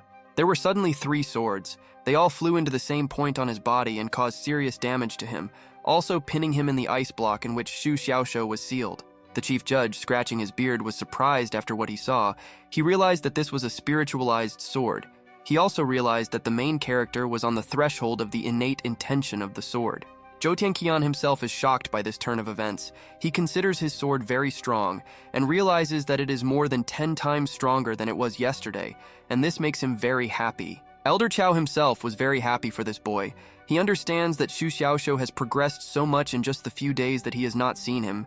He thinks that this is simply incredible. Muzixi also saw this scene. It seems that after this the smile disappeared from her face. She looks at this whole fight with surprise and wonders what will happen next to Chao Qingteng. After some time, the ice in which the main character was sealed cracked after his sword pinned the Chao Qingteng to him, but the blue-haired one looks somehow weakened. After he unfroze, he felt some weakness and fell to the ground. Meanwhile, the black-haired man decides to ask him what kind of sword technique he used against him. It seems strange to him. Although the blue-haired man fell to the ground, he was still able to listen to Chao Qingteng, after which, with a very happy face due to his victory, he rises slightly and says that this is the white cloud sword technique. Further, from a bird's eye view, you can see how 2 opponents are simply lying on the ground after the end of the battle, and Xu Xiaoshu received +1 passivity point after answering his opponent. A moment later, the main character notices that Chao Qingteng is already very bad, and it seems that he is about to leave this world, so he begins to call people for help, because he did not want to kill anyone. Of course, at the call of Xu Xiaoshu, a bunch of doctors came to provide emergency medical care to the 2 of them. While they approached these 2, both rivals were simply lying on the ground, exhausted. 2 doctors with a tired look approach the main character, but he refuses help for now and asks first to help Chao Qingteng, because there is a hole in him, and he is also innate, so he is much more important. However, one of the doctors refuses to leave the main character, because without even examining him, he already sees that he is seriously injured. Xu Xiaoshu even received 4 points for the care of this man. Blue-haired is dissatisfied with their actions. He understands that saving people is a good thing, But he doesn't need help because he has a life cycle, so he again decides to tell the doctors that he doesn't need help. They have already surrounded him and remind him that he was beaten. You can even see this from his clothes, because they are all covered in bloody stains. Another doctor says that he has frostbite because his face is blue-violet. Then Xu Xiaoshu agreed to help. One of the doctors decides to start the examination. He takes the guy by his hand and begins to examine him. But apparently he has some strange reaction to this. The main character even received 4 passivity points for suspicion. This doctor screamed at the top of his voice, letting everyone know that he was at a loss. He didn't understand how this was possible, and the rest of the doctors heard him and already wanted to understand what was going on. Doctors consider this guy very strange, because in their opinion he should have been injured after being hit by Chao Qing-teng. They realize that there is some kind of endless surge of vitality in his body. The effect is better than from the Qijin pill. In the very next chapter, Xu Xiaoshu begins to stand up and reminds them of what he told them about not needing help. But they didn't want to believe him. The blue-haired one proved that he was right. He asked the doctors to hurry up and save him, because the sword-hidden bitterness avoided his vital points so he should not die. Meanwhile, in the background lies Chao Qing-teng himself with a sword in his chest. Meanwhile, the doctors themselves just stand and look at the guy with a very surprised look. They still can't believe how his body was able to heal on its own. They consider it a real miracle. The main character is unhappy that they are just standing and looking at him instead of doing their job, so he tries to bring them to their senses and asks them to quickly save Chao Qing-teng because he is telling them the truth. Meanwhile, the rest of the group of doctors tried to bring the black-haired man to his senses. After a while, they were very happy because they saw that he had woken up and asked how he was feeling. Next, Xu Xiaoshu is still trying to convince the 3 doctors that he was surrounded. He points his finger at his opponent and says that he did not harm him at all, so he does not need help. These words had a very negative effect on Chao Qing-teng, and he received additional damage. The guy just woke up and, hearing all this horror, began to curse the main character and immediately lost consciousness again. The doctors are very smart and realize that their patient lost consciousness again precisely because of Xu Xiaoshu. His words greatly hurt his feelings, which is why he could not stand it and passed out again. The doctors believe that their efforts are in vain. Meanwhile, Xu Xiaoshu himself became very embarrassed because of their views. He just stands away from the medical team and silently looks at them. He only hopes that they can save him, even despite what happened. Next, the main character begins to receive a bunch of passivity points due to admiration from the audience, who are now very happy for Xu Xiaoshu's victory. They think that the fight was exciting. When the blue-haired man realized that they were all happy for him, he himself was happy and began to wave his hand at them. He was pleased with the fact that people still loved him and hoped that he would win this tournament. The blue-haired one also received 2 points for praise. He tried to understand who it was from and saw Elder Chao together with Zhou Tianqian. They are both just as happy for him and are now showing thumbs up. Xu Xiaoshu is pleased that Elder Chao came to watch the match and even praised him. This is still expected. But he doesn't understand what Zhou Tianqian is doing here, because he defeated him yesterday, and today he already admires him. Then the quarterfinals and last round begin. We are shown a green-haired girl. Her name is Momo, and she is the #1 innate master in the ranking in terms of strength, considered the elder sister of the outer court. The main character turned his attention to her. He understands that she is a serious opponent, so he decides to watch her fight because the chances are high that she will become his next rival. You can see the fight itself of this girl against some person. In this match, apparently, there is nothing exciting. No wills arose. The opponent with the 10th stage of tempering the spirit lost after just 2 exchanges of blows. Blue-haired also saw this. He was also unhappy that this fight ended too quickly. Because of this, he began to hate innate masters, because they are really very strong. Xu Xiaoshu is already leaving this arena and is about to go somewhere, thinking about all the events and remembering his future opponent. He doesn't yet know how to defeat him, but sooner or later they will fight. In front of the main character there are 2 paths, one leading to the Goose Lake and the other to the courtyard. The first personifies mystery and the unknown, and the second, comfort and coziness. It's time to decide where to go. Suddenly the guy laughed. He thinks it's funny that he got rid of the sizzling firefly seed, so why should he go to the Goose Lake? He thinks that if he goes there, he will eat another one. Without thinking too much, Xu Xiaoshu finally decided to come to the courtyard, and right now he is taking a hot bath, which simply relaxes him after such a hard day. He took his well-deserved rest. After he took a hot bath, he put on fresh clothes and lay down on the bed, looking at the ceiling and dreaming of something good. He was pleased that so far he was advancing in the cloud-driven tournament without problems. Then, over time, the blue-haired guy got tired of just lying there and staring at the ceiling. so he decides to take a pill out of his pocket and snort it properly, from which he gets double pleasure. Snorting this strange pill, the guy's whole body began to tremble. Judging by the expression on his face, he continues to enjoy himself right now, and in the meantime, he realized that he had broken through to the 8th stage of spirit hardening. After all these events, he again just lies and stares at the ceiling. He realizes that after perfecting the seed of the incinerating fireflies, he suppressed the kingdom. But now he somehow relaxed and immediately broke through. One can understand that this strong man doesn't care about this. It is quite possible that his current cultivation speed is worth nothing to real geniuses. He just continues to lie on the bed and have fun. Just lying on the bed, he gets bored again, so he decides to check the balance of passivity points by opening the system interface.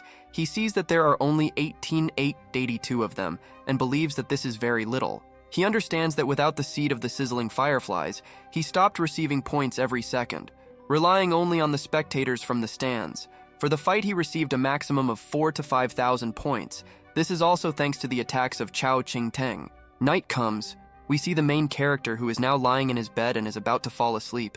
He believes that the whole point is not that he is worried about tomorrow's fight. Further, it is clear that the guy cannot sleep at all. He went out into the street in the middle of the night with his sword, apparently to practice. Cicadas are chirping all around, frogs are croaking, the wind has died down, and there are no people at all. It turned out that he really went out to practice. Stopping, he joyfully raises his sword. Looking at him, he believes that now is the time to practice fencing. In the next chapter, we learn that swordsmanship is different from other passive skills. It was not given simply as a strengthening and an edge, but rather thanks to insight. And this insight came from Xu Xiaoshuo himself. We see Xu Xiaoshuo himself, who has now closed his eyes and is simply standing in the middle of the yard. Apparently, he is preparing for something serious, and his body seems to be starting to glow. He was impressed by Chao Ching-teng's unarmed frost technique. This was the first time he had seen someone attach themselves to snowflakes. This way of using sword intent opened up a new horizon for him. It can be seen that the serious guy is still glowing and moved his sword forward, although the snow did not fall. But the intention of the sword was attached to the snow.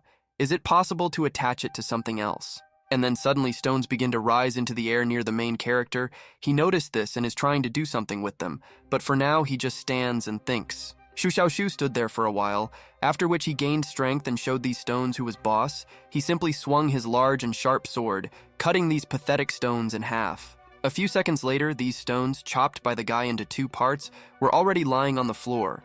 But nothing magical has happened yet. The guy looks at them and expects something, but so far everything is quiet. He looks at them and sees that nothing is happening. He understands that nothing worked out for him and does not understand what is different from his idea. The blue-haired one simply cannot admit the fact that he is a loser. He simply sighed with relief. Looking around, he realized that there was no one nearby at all, so he didn't see anything of this. Otherwise, he would have been very ashamed to look this man in the eyes after that. The main character, having decided to rob a Chao Ching-teng, having learned his technique, right now realizes that robbing a master is not so easy, and he will have to try very hard if he really wants to do it. However, fencing paralyzes the sword intent and gives it the greatest effect. In fact, this method can be used with the sword intent. He believes that this cultivation method is similar to his old one, exclusively with one sword. Blue-haired realizes that moving with the heart means moving with the sword. Perhaps he can reach that level if he continues on the right path. Perhaps he should try. He doesn't have the best talent and only practiced one white cloud style, but his sword intent has improved since he acquired swordsmanship, only he only uses sword intent for fighting.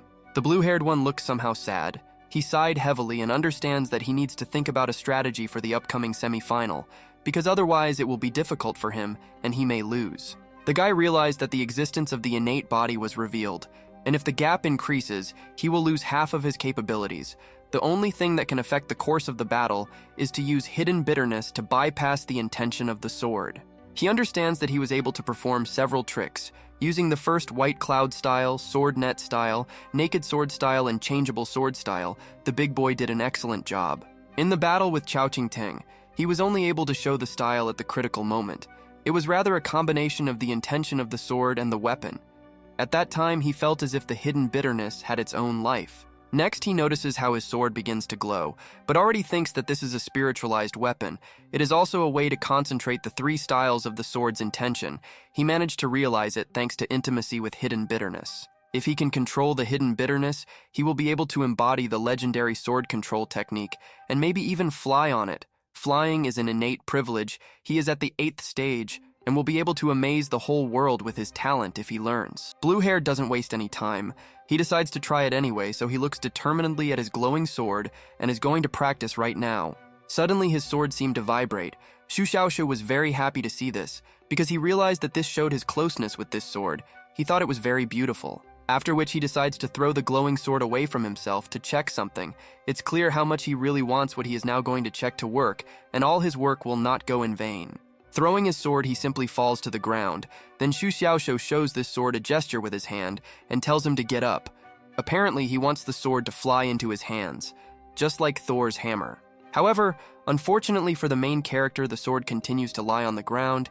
He realizes that everything is completely wrong and believes that the dynamics of the sword throw were too low, and this somehow influenced it.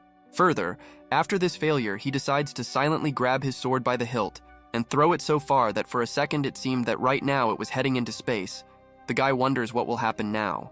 Throwing the sword straight into the sky, the blue-haired man waited for a while, after which he realized that he was actually able to control with his sword. From his expression, you can understand how very happy he was. It can be seen how he is able to control this sword with the movements of his hand. He does not understand why the hell this is happening. Because he is not covered in ice now, he believes that at this rate he can become the second Chao Ching Teng.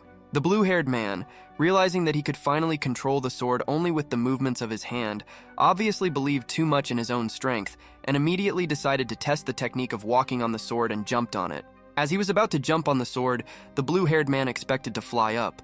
But as expected, it was too early for him to do so he just fell to the ground and felt a little hurt. Because of his failure, Shu Xiaoshu got a little angry. He just doesn't believe what happened now, so he decides to test this technique again, because he really wants to learn it in order to surprise everyone. In the next chapter, it is clear that it is still deep night outside, and the main character, instead of sleeping, decides to continue his training in order to definitely win the tournament tomorrow. The guy believes that the sword is not actually a spiritualized moment of awakening. It is the moment when it flies up and is summoned. That is, in the process of inversion, it becomes truly spiritualized. Shu Xiaoshu is still in his thoughts. Then he looks at his sword and thinks about what is the difference between the rise and fall of this sword. He still doesn't know. Next, the blue-haired man takes his sword in his hand, after which he points it directly at himself. Trying to understand what will happen now, seeing that nothing is happening, he decides to bring it even closer. Having made sure that this sword does not react to anything, he decides to silently raise it into the night sky, straight towards the moon, and expects something unusual from the sword. After that, he again points the sword towards his chest and sees that it vibrated. After what he saw, the guy again decides to point it towards the moon, but still nothing much happens. Being very angry, the blue-haired one simply takes and throws his sword directly on the ground, calling it disgusting. The sword hit the ground with its hilt, and apparently these actions will help the blue-haired one to calm down. Suddenly, after he threw the sword on the ground, he received 0 passivity points for the curse, and to his surprise, the sword rushed straight towards him and stopped right between his legs, as if he were alive. It's noon the next day. The outer courtyard of Tiansong Spiritual Palace ushered in the annual hot scene. Because today a new champion of the cloud-driven tournament will be born, everyone is really looking forward to it. We see 3 men, the elder of the Spiritual Techniques Pavilion, the elder of the Medicine Pavilion, the elder of the Spiritual Weapons Pavilion. The 3 of them are sitting in the stands and are going to follow this battle to find out its outcome. Shu Xiaoshu's old opponents are also visible in the stands. They are included in the ranking of the top 100, and now we see those who take 10th and 5th places, with a pink-haired girl also sitting between them. That same girl is very glad that yesterday she took a seat in advance, where Chao Ching Teng sits on her left hand and Zhou Tianqian on her right, and these 2 guys look unhappy, either because of defeat or because they couldn't sit down closer to each other. The pink-haired girl still continues to rejoice and has no intention of hiding her intense joy. From this, she almost loses her consciousness. It feels like she was waiting for the release of GTA 6. Meanwhile, ordinary viewers are watching this. One viewer wants this girl to be packed up as soon as possible, because he himself wants to deal with that guy. Others do not understand who they are and think that Brother Du and Sister Lin are from the top 10. After a while, one of the spectators notices someone in the distance and attracts the attention of others by pointing his finger and saying that Su Qianqian is visible in the distance from the courtyard. Others became very interested. Su Qian is the strongest genius of the Su family. From Tianxiang Prefecture at the age of 13, she broke through to innateness at 14. The innate intention of the sword, owns the 21st famous sword, the snow tomb of the eminent family. She sat down in the stands with the rest of the spectators to watch the upcoming fight. Having been sitting for some time, she became worried, because for some reason she did not see Xu Xiaoshu, although he was supposed to come. The audience watches her and regrets that Zhao's sister from the courtyard is not nearby, because she always hangs around her. One of the guys considers Zhao to be simply a goddess, remembering her figure and high strength. Suddenly, one spectator notices Zhang Xingxun in the distance. He is one of the 33 people in the courtyard, the embodiment of a leader. Someone is even surprised that there are 33 people in the courtyard and wants to see him. We are shown Zhang Xingxun himself, a man who pumped Botox into his lips, injected another dose of trenbolone in the morning, and is now sitting in the stands with Liu Zhen, waiting for Xu Xiaoshu. Zhang Xingxun remembered that perhaps he doesn't know what Xu Xiaoshu looks like, and he's already tired. So he turns to the red-haired one and asks which one of them is Xu Xiaoshu, who killed Chong. Liu Zhen began to look for him. The red-haired man listened to the order of his chief and began to hastily inspect the area, looking in different directions. But he still did not find Xu Xiaoshu and is going to say so. After looking around, he turns to Zhang Xingxun and says that he looked everywhere he could and couldn't find him anywhere, and is waiting for the man's reaction to this. The smart bald man remains completely calm and does not get lost. He just smiles because he already understands that the main character must come to the arena, since he has a fight today. The spectators heard that Boss Wen knows the people from the courtyard, and it turns out that it was Zhang Xingxun. They realized that the bald guy came for Xu Xiaoshu because he killed Wen Chong in battle. Some people think that they won't let something like this get away with it so easily. Others tell him that if Xu Xiaoshu wins the tournament, he will get into the courtyard, and at least he will definitely get into the top 3. We are suddenly shown the judge's chair, where Elder Xiao Qichu is sitting right now and is waiting for something to announce to the audience. The bearded man is tired of just sitting and being silent, so he decides to act. He takes a glass with some kind of drink, drinks it, and then apparently jumps high into the air. It turned out that he jumped up and flew up quite high. In the sky, he looks like some kind of graceful bird. After flying some distance, he lands right on the arena, apparently about to announce something. The chief judge, landing on the arena, raised his hand as usual and announced to everyone present that the hour had come and the semi-final was starting right now. Grabbing the sharp part of the sword directly, Xiao Qishu, after his announcement, begins to very loudly call for Xu Xiaoshu along with Mu Zixi, because it is already the beginning of the semi-finals and they should be in the arena. In the next chapter, you can see how everyone is still waiting for the two opponents to appear on stage, because now there will be a semi-final, and these are the battles of innate warriors that everyone has been waiting for so long. The first one achieved innateness a year after entering the spiritual palace, and is not inferior to Su Tianqian in simplicity. And the second one, not to mention the innate body, yesterday's defeat of Chao Qingteng further proved his strength. We see Mu Zixi herself, who right now, with a confident step, just like some kind of robot, is approaching towards the arena, of course. The smile from her face still does not disappear. The audience watches her and is very happy for her. As they expected, this girl shows everyone her innate confidence. She is always confident in her abilities and never shows weakness to anyone. Next, two guys entered the arena. Just standing there and silently looking at the audience, you can see how these two are worried, because hundreds or even thousands of different eyes are now looking at them. The spectators are unhappy that these two idiots entered the arena. They all want to see Xu Xiaoshu. They don't understand where he went, and he always disappears at a critical moment. He makes them worry about him in the semi-finals. These people just throw their hands in different directions. They don't understand why the audience is asking them about Xu Xiaoshu, because they don't know anything about it now. The chief judge is already losing his temper. He is annoyed that Xu Xiaoshu is late as always. He cannot understand where he has gone, because now everyone is waiting for him at the tournament of driven clouds. And then suddenly the attention of all the spectators was attracted by something in the sky. They are all looking there, wanting to see what is happening there, but nothing is visible yet, but they are still waiting. The spectators looked at the sky for several seconds, after which their attention was attracted by the main character, who nevertheless learned to fly on his sword. All the spectators were surprised, and Xu Xiaoshu was pleased that he was able to surprise all these spectators. Everything goes right according to the blue-haired man's plan. Having learned to fly on his sword, he continues to amaze the crowd with his talent. People cannot believe that it is Xu Xiaoshu himself who flies on the sword. We see the events that are happening in the Xu Xiaoshu fan club. Two pretty girls think the guy is simply incredible. They are very happy and really want their lover to look directly at them. The audience already considers him a show-off, They also don't understand how he, being at the 8th stage, controls the sword. They believe that this ability appears after the concept of innateness, and he did it in just one night. His past opponents are also watching this. They also cannot restrain their emotions and look at the main character with surprised faces, not understanding how this happens and why his back is turned to them. We see Xu Xiaoxiu again, who is now simply turned with his back to the people. The sun is shining directly on him and blinding him when trying to look at this hot guy flying in the sky. His current opponent also noticed his new skill, but she apparently decided to disgrace him a little and says that Xu Xiaoxiu is flying on the wrong side of the sword. Meanwhile, the blue-haired one doesn't care about her words. He's just glad that he's flying and he's fast as lightning, but he understands that this is forbidden possession of a broken sword. But it's still cool. After a night of thought, it turned out that the sword actually has spiritual perception, but only when the tip is turned towards the main character, which is why he flies on it in this way. Out of despair, I had to stand on the sword in reverse so that the hidden bitterness could fly with him.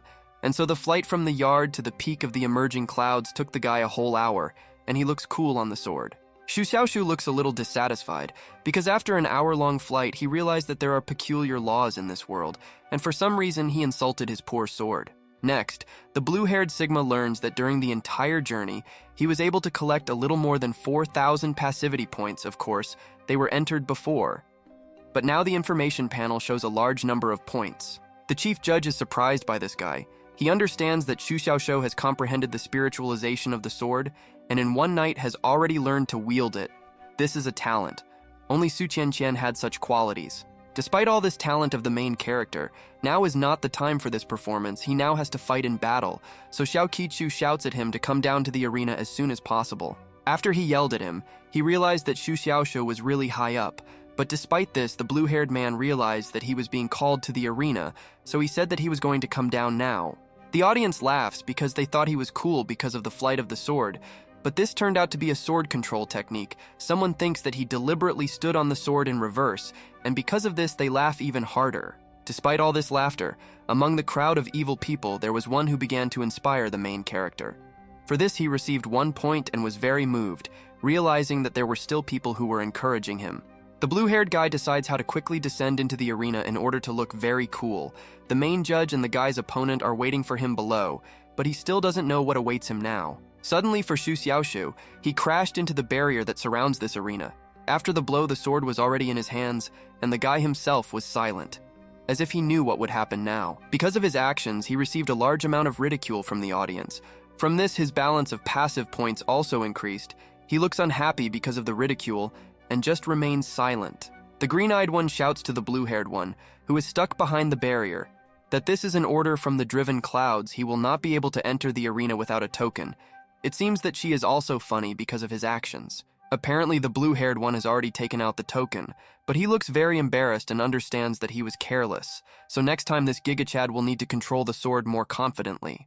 Then you can see how, after some time, the dissatisfied blue-haired man was already in the arena. He approaches Mu Zixi, and soon they will have to fight right here and now, and they are both ready for this. Approaching your opponent and the main judge close enough, but as a cultured person asks for forgiveness for being late and smiles looking into the eyes of his opponent, because he is confident that he can defeat her. In the next chapter, Mu Zixi, remembering the stupid things that the main character did, begins to laugh slightly, and seeing that he approached her, calls him funny, and the smile, as usual, does not fall from her face.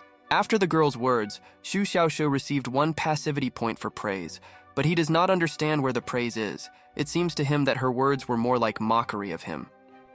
While the two opponents stood opposite each other, they were waiting for the fight to begin, and then the chief judge, as he likes, raised his hand up, attracting attention to himself, and ordered the participants to get ready. After standing with his hand raised for a while, Xiao Qishu, with a serious face, announced the start of the fight. Finally, everyone will be able to see how it all ends. Everyone is happy, because they have been waiting for this for a long time. The opponents waited for the start of the duel. This time, Xu Xiaoxiu decided to carry out his attack first. He took out his sword and headed straight towards his opponent, and Mu Zixi just stood still. Then an unexpected event happened. The smile on the green-eyed girl's face disappeared somewhere, and she began to look serious. She warns Xu Xiaoxiu that she will attack, so she advises him to be careful. Suddenly, Mu Zixi pressed both her hands to her chest, after which she spread them in different directions, and some things flew out from there directly towards the main character. For this reason, he refrained from attacking. The blue-haired man continues to stand and look at this oddity, continuing to look like this for a while. He realized that these are some kind of seeds, but he does not understand how the girl is going to fight with them. Over time, Xu Xiaoshou realized that this is an innate tree attribute, but he simply cannot believe it and believes that this cannot be. This means that an ancient tree will turn out from the seeds. Muzixi saw surprise in the eyes of the main character. She decides to confirm his guesses and, raising her finger up like a real boar, says that it is so and orders her tree to grow. Suddenly, a huge ancient tree grows and hits the main character, causing him to simply fly into the sky. The guy simply did not expect such an attack from her. He even dropped his sword. Thus, this large plant pushed the main character to the barrier, after which she simply hit the guy against this dome. The dome could not even withstand this and simply broke, and Xu Xiaoshou went into free flight. While in flight, the guy spits red liquid and remembers how the rest of the enemy entered into fierce battles, and this girl uses seeds. He is also surprised at such a terrifying power from the ancient tree of the acquired level. After all these thoughts, the blue-haired man realizes that it is time for him to return back to the arena as soon as possible, so he decides to summon the black sword to take him away from here and return him back. Then, suddenly, a huge plant decides to envelop him completely so that he cannot even move. Xu Xiaoshou does not understand what is happening. He also realizes that the close combat was a mistake. As soon as he approached, combined attacks began to attack him. From the side, you can see how a huge plant with dense stems has sprouted. Muzixi just stands calmly and waits for his victory, with the main character still in the arms of this strange tree. We can see the yellow-haired girl again, who looks very serious. The smile on her face no longer appears, and she decides to just walk up to her plant, perhaps to look at Xu Xiaoshou. She went to her tree and stands right in front of this huge pile. She looks into it, as if trying to see something there, but the tree apparently only tightly grabbed her opponent. It turned out that this is so. This tree has wrapped itself around the main character so tightly that only his legs are visible. It feels like it's about to strangle him. The guy can't even move, and now he's having a really bad time. The audience sees this terrible picture and calls Muzixi a cruel girl. They understand that this smiling angel does not show any mercy. They now consider her a tree demon. Meanwhile, this demon girl doesn't care about the opinions of others. She just started smiling again and using her powers. She made her tree tightly squeeze Xu Xiaoshou while she laughs and calls the tree cute. You can see a very scary picture. All the stems of this tree are tightly wrapped around the body of poor Xu Xiaoshou. It seems that he does not show any signs of life, and the audience sees Muzixi running away, and they do not understand what she is doing. The audience is still interested in what this villain is going to do now. They watch her actions with great bewilderment, and it seems that horror is visible on their faces, as if they had watched the movie Saw 4. Having run away from the tree at a decent distance, the cruel girl realizes that this is enough and understands that it is time to act. She decided to use some kind of explosion to finally finish off the main character. You can see how a huge tree that engulfed the main character exploded right now. The explosion was enormous. The shockwave began to spread around, and all the spectators, of course, saw it. In the place from which a large tree sprouted, right now there is a large and deep crater after the explosion, and cracks are visible around the crater.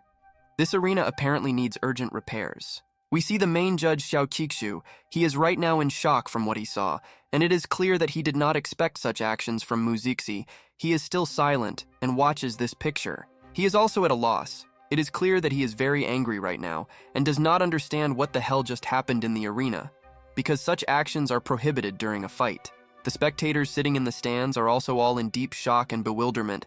They do not understand what the hell happened here. They continue to watch in horror to understand how further events will go. We again see this crater from the side.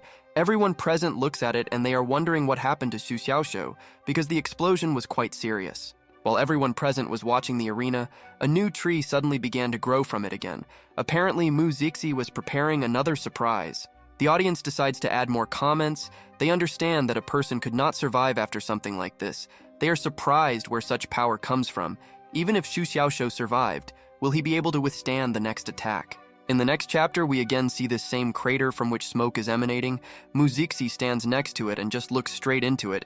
It seems she already thinks that she has defeated such a strong opponent. The yellow-haired woman still looks angry. Standing near the crater, thanks to the secretly parasitic seed in Xu Xiaoshou's body, she can feel his life energy and understands that he has not died yet. She is unhappy that the main character is tenacious as a cockroach. She is perplexed by how he coped with this explosion, so she is going to use the next technique to find out how he will cope with it. Suddenly, among the heap of smoke after the explosion, the figure of a character already familiar to us appears.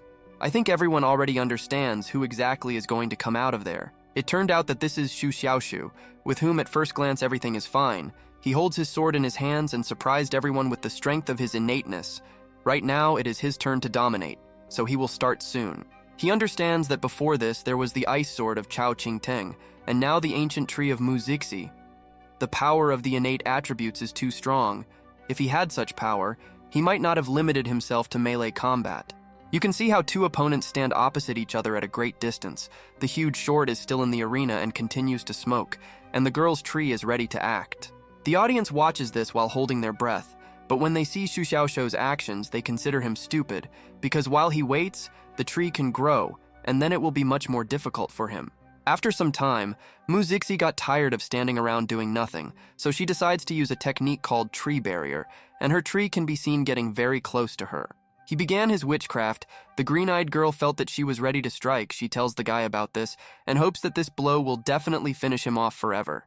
You can see how after the girl's command, the stems of a huge tree begin to quickly approach the main character.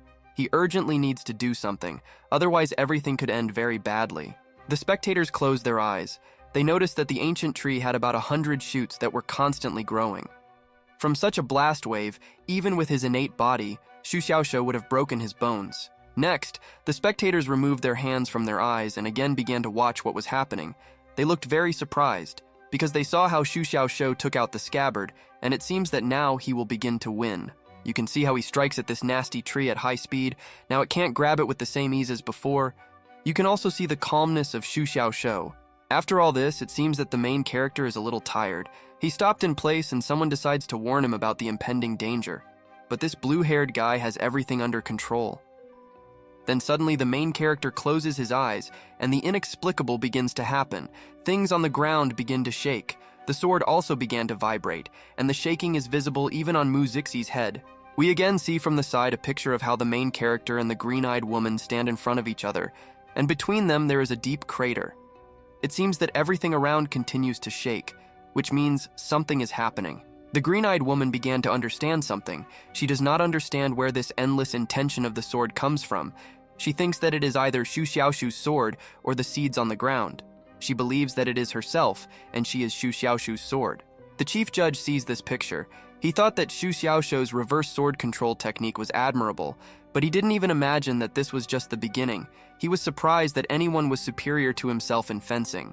And then we see how the stems of this tree are directed at the main character. He just sticks out his sword and waits for the right moment to strike. Everyone is wondering what will happen next. The audience also sees this strange picture. They are also perplexed as to why Xu Xiaoshu just stands still when a threat is approaching him. It is clear how they are afraid for him, because he is their idol. After this, you can see how the guy's eyes began to glow. Some kind of energy begins to emanate from him, and he is determined to smear this little girl. He is already starting to take out his sword. The audience watches this and thinks that the end is already coming for the guy. Someone thought that he was going to use a special blow. He is at a loss why this did not happen. People already think that Xu Xiaoshu has given up. Mu Zixi also sees her opponent, who is just standing there. It seems to her that she does not feel any difficulties, so she is going to take the situation into her own hands, and it seems to her that she will win. Pushing her hands together, the green-eyed woman makes it clear that she is starting to attack. She wants to quickly finish off Xu Xiaoshu, because she does not know what to expect from him in the future. Apparently she is scared. Around this abnormal woman, tree stems are coming out of the ground. As usual, they are quite thick and in her opinion cute. Right now, she is going to use them to strike a blow at the self-confident guy. Viewers, seeing how a new tree grows from underground, cover their eyes because they cannot look at it. It seems to them that their main character will lose, so they do not want to see it. The sharp tips of the tree are seen quickly approaching Xu Xiaoshu. He just stands silently and looks at them, about to take his sword out of his holster, but suddenly puts it back, remaining completely calm. The spectators are perplexed by what they saw. They cannot understand what he did. They assume that he drew his sword.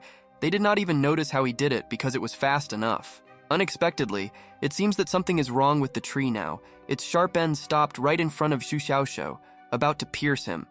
But after his trick, something went wrong with his opponent's plan. Further, it may seem that this tree is already tired of its owner, so it changes its direction to attack and strikes directly at Mu Zixi, from which she flies high into the sky. The spectators watch this in shock.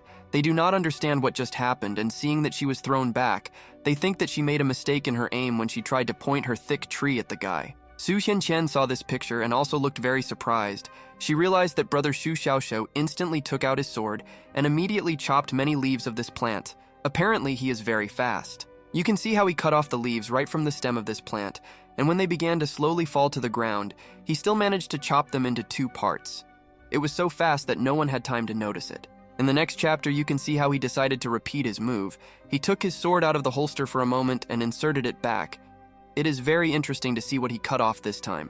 The frame moves away slightly, and we see that the blue-haired Giga Chad was able to chop off these tree tentacles into 2 parts, so that now they do not pose any threat to him.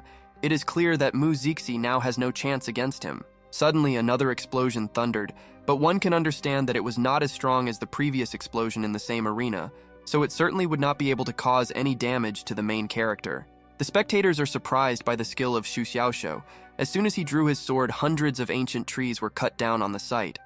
They understand that the guy is progressing too quickly, and his style of drawing the sword does not look so elegant. We again see Xu Xiaoshou himself, who stands in a pile of black smoke with his sword. It's clear that he was able to survive this. He also apparently remains completely calm and will definitely kick this girl's ass. Standing in a pile of thick black smoke, the blue-haired man realizes that there is no reason for Mu Zixi to be creative. But he does not understand why she used the vines of the ancient derv to evade the attack. Meanwhile, the yellow-haired woman is watching him from above. She understands that if she had not planted parasitic seeds on him, she could have already been chopped into small pieces, so she was lucky. Mu Zixi is already starting to lose her temper. She hates Xu Xiaoshou for committing such a cruel blow. She is convinced that he is not going to spare his strength against her. So she decides to use her trump card. Next, she plants some kind of seed, after which another tree begins to sprout. Apparently, this brave girl is going to attack the main character again. She is determined. Chao Qingting sees the actions of this girl and believes that she has remarkable courage. In his opinion, he cannot even learn lessons from the wound inflicted in his chest quite recently. Apparently, she is expected to take the same into account. The audience is surprised by the stupid courage of this Mu Zixi. They are surprised that she is just another person who dared to get close to a guy. They believe that she is finished and she will not be able to cope with him, because for her this is certain death. Xu Xiaoshu himself also noticed that his opponent was committed to close combat. He smiled, because he was very pleased with this. The guy really loves close combat, because in his opinion this is a great thing. It is also his strong point. The guy is not against such a fight. He confidently jumps off the ground and flies straight towards her, intending to destroy her. Of course, the green-eyed guy is not afraid of the confidence. She is going to fight to the end. 1 moment later, both opponents are already flying towards each other. It is clear that they are serious about destroying each other, and none of them is going to retreat at all. However, unfortunately for Xu Xiaoshou, Mu Zixi turned out to be not an ordinary girl at all. She grabbed his hand with her plant and found herself right behind his back, while she smiled very slyly. She has already completely grabbed the guy, thereby immobilizing the blue-haired guy again. He understands that now everything is not going according to his plan, because he expected that he could easily defeat this girl in close combat. The main character somehow with difficulty turned his head to Mu Zixi. He sees how she smiles slyly, because she was able to grab him and now can do anything with him. He believes that she is a snake, because she quietly snuck up to him from behind. Out of despair, the blue-haired one tries to resist and tells her to let him go, but right now she is going to do something against him, which he does not expect. This demon girl suddenly takes and uses one of her plants. With the sharp end of this plant, she points it directly at Xu Xiaoshou's side, after which she recognizes it and shoves it inside. The blue-haired man screamed in pain. It's clear how angry he is since he can't do anything to her yet. He insulted her and tells her not to think that she can get away with this, and he will definitely show her who's boss. She doesn't care about the threats from the main character at all. This sadist just pierced Xu Xiaoshou's shoulder in the same way and looks at her plant entering his body. She wants to quickly proceed to the next step. After she made 2 holes in the blue-haired man's body, he turns to her and, calling her a parasite, tells her to get off him. He also does not understand what kind of battle method she has and considers it disgusting. The green-eyed girl was angry that the main character dared to call her a parasite. She promises him to turn him into a flower for such words, and is going to fulfill her promise. Next, you can see a terrible picture of how a very beautiful flower grew right from Xu Xiaoshou's head. He is very surprised by the magic of this witch, and does not understand how this could even happen to him.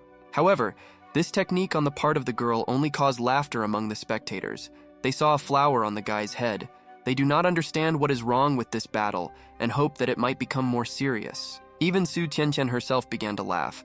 It felt like she wasn't worried about Xu Xiaoshu at all like before. She now looks very happy and is simply mocking this event. Xu Xiaoshu realized that even his perception did not notice the parasitism of her seeds in his body. It is too invisible. The flower on his head is okay, but because of the roots in his head, he cannot move. It is like being under her control and expecting death. The main character realizes that he completely underestimated her and even used the naked sword style that he learned last night. But even this did not work. This little girl begins to scare him. While the guy was in his thoughts, his rival suddenly decided to sniff Xu Xiaoshu. Getting close enough to the helpless guy, she starts sniffing him and seems to like it. Having sniffed enough, it's clear that she liked the guy's smell and thinks this aroma is simply amazing. But Xu Xiaoshu, on the contrary, is dissatisfied with the fact that she began to harass him. He doesn't know what to expect next. Suddenly, this predator has a real appetite. His endlessly absurd vitality is very tempting for her. Finally, she was able to achieve her goal, and it is difficult for her to resist. She wants to taste him.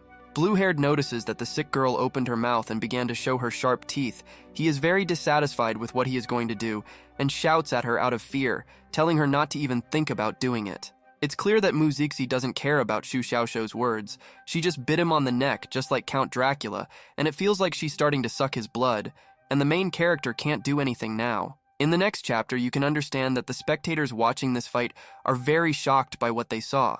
They consider it abnormal and believe that the judge should already separate them because this no longer looks like a fight. The chief judge paid attention to this. He doesn't understand what the point is and doesn't know who needs to be saved. He thinks that the audience wants him to save Xu Xiaoshu. In his opinion, Mu Zixi should have some decency, but the guy needs to be treated. Next, Elder Xiao got tired of watching this picture. He expresses his dissatisfaction and realizes that he can no longer look at it, so it's time for him to save Xu Xiaoshu from this maniac. Suddenly for everyone, despite the fact that he was just bitten badly, you can see from the expression on his face that he feels pleasure. Even the girl herself is shocked by his reaction to her actions. The main judge of the tournament was also shocked by what he saw. He does not understand why the main character's face expresses pleasure, because it would seem that now everything is bad and he could already lose. It turned out that Xu Xiaoshu understands that Mu Zixi is not sucking his blood, but rather his life force. If someone else were in his place, that person would come to an end with the life cycle of the innate level. The power is literally endless. Mu Zixi decides to bite him again and believes that something is wrong with his strength. If it were an ordinary person, he would become a withered mummy. The strength seems so attractive to her that she cannot tear herself away. The spectators were surprised to realize that Mu Zixi was sucking out the life force. They realized that Xu Xiaoshu had infinite life force. They did not think that this was possible. They did not think that the innate body was so amazing. Suddenly, one of the people watching the fight noticed how Xu Xiaoshu began to move. Being surprised, he attracted the attention of the rest of the spectators and happily informed them about it.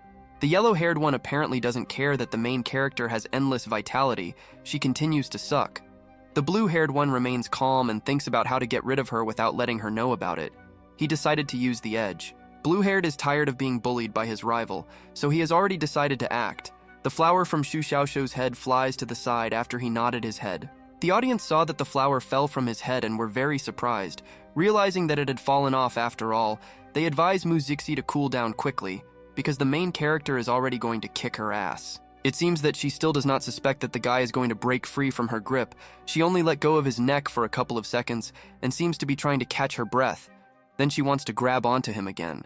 Blue-haired understands that his control over the body as a whole has been restored, but one shoulder and kidneys are still under her control, so he will still have to try to break out of this trap. Then after some time, the guy, using some effort, was still able to escape from Mu Zixi's grip. You can see how every part of his body is completely free and he can move calmly. Taking advantage of this, the main character turns sharply and grabs the girl by the neck, and also raised his fist to show her who the daddy is.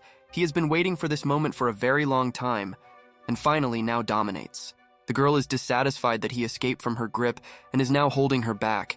She doesn't even care about the outcome of the battle. She just asks him to let her go, because she really wants to suck more. Mu Zixi, still in the hands of Xu Xiaoshu, tries to resist because she wants to cling to him again. She looks very helpless, but the main character is not going to let her go after all this. This vampire starts smiling again, showing her teeth. She also thinks that sucking is very cool, so she wants more. It feels like she is ready to suck for the rest of her life. Apparently, she liked the life force. After these suspicious words from the girl, the main character received a passivity point for the request. He still holds her and does not understand what kind of request it is, because she asks to suck his blood. Xu Xiaoshu is still holding this sick girl by the neck. Raising his fist, he does not understand what he should do with her. The chief judge saw this and is already about to say a couple of comments. Elder Xiao understands that Xu Xiaoshu has already defeated her, because she apparently can't do anything to him, so he raises his hand and announces to everyone that the fight is over, and now he will announce the winner. The words of the chief judge affected Mu Zixi. Realizing that the fight is over, she asks to wait and wants to say something, but before that, the main character needs to let her go. That's what she wants. After listening to the chief judge as well as his opponent, and even despite the fact that the fight is already over, the blue-haired man is still not going to let her go. He is going to do something against her. Xu Xiaoshu was already tired of this little squeaker. He simply shut her mouth with his right hand, after which she could no longer speak and only looked at him angrily and mooed like a cow. The yellow-haired girl was convinced that he was not going to let her go, so she decided to take some measures against him and bit the guy's finger, hoping that at least after this he would remove his hand from her mouth. Blue-haired felt a little pain from this. He couldn't even restrain himself and shouted out a bad word. Pulling his hand away, he hit the girl with the same hand, calling her a mad dog because of this bite. Together with this sick girl, Xu Xiaoshu walked straight to the edge of the arena. This time, he already held his hand away from her face so as not to get bitten.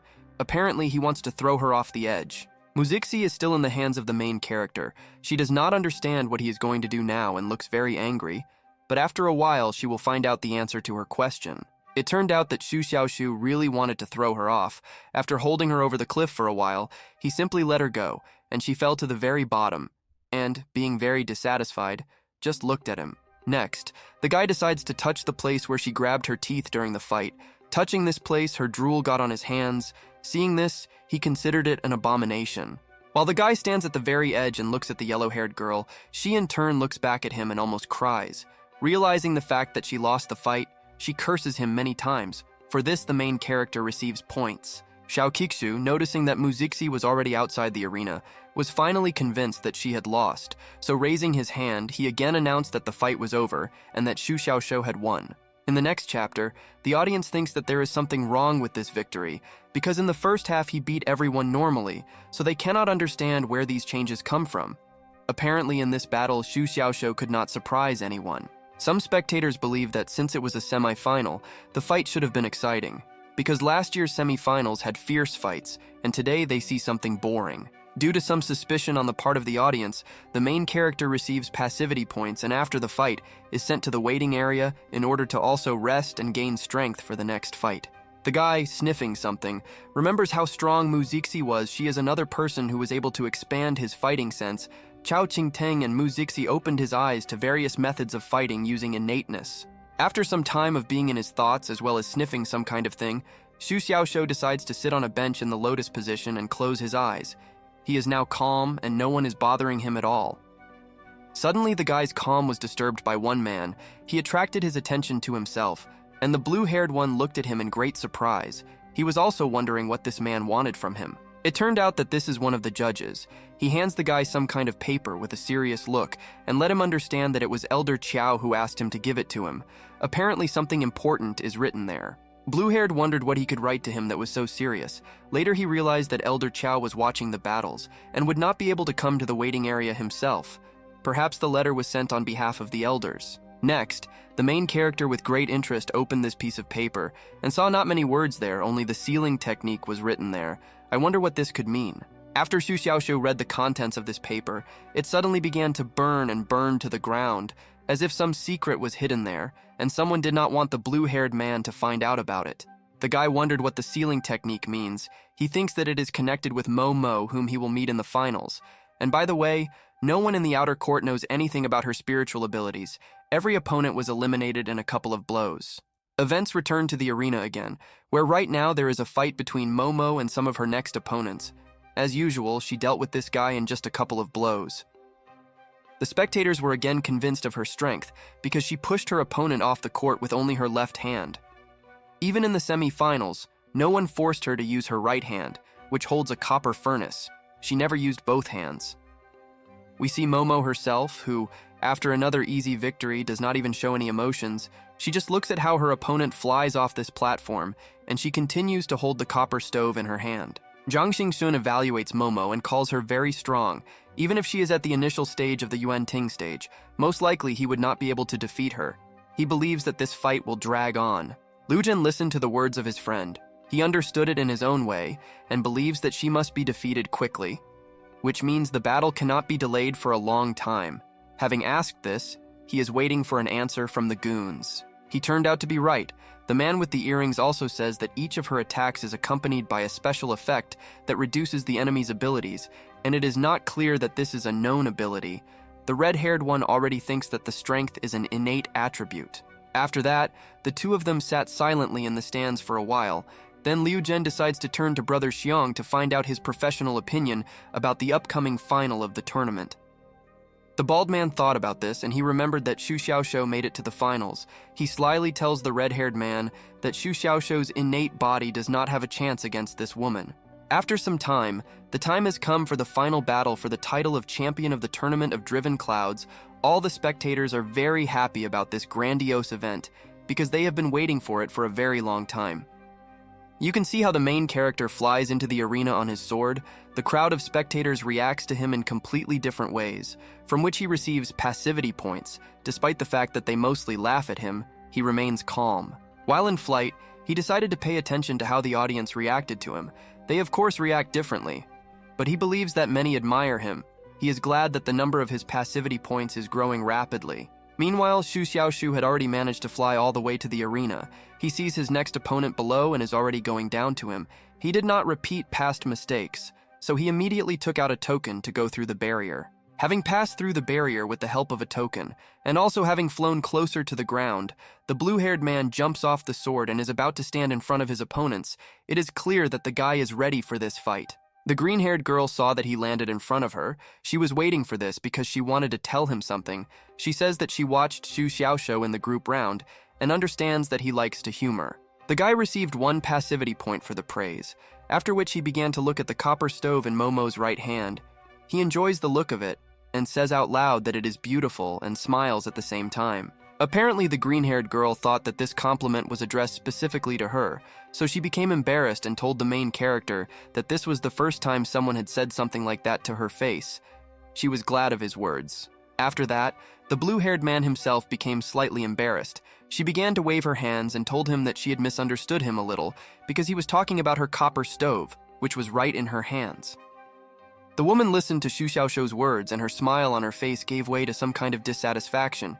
She hoped that this compliment was addressed to her, but now she understands that she was mistaken and just looks at him silently. Seeing her disappointed face, the main character decides to cheer her up a little, grabbing his head. He smiles in her face and says that she is also beautiful.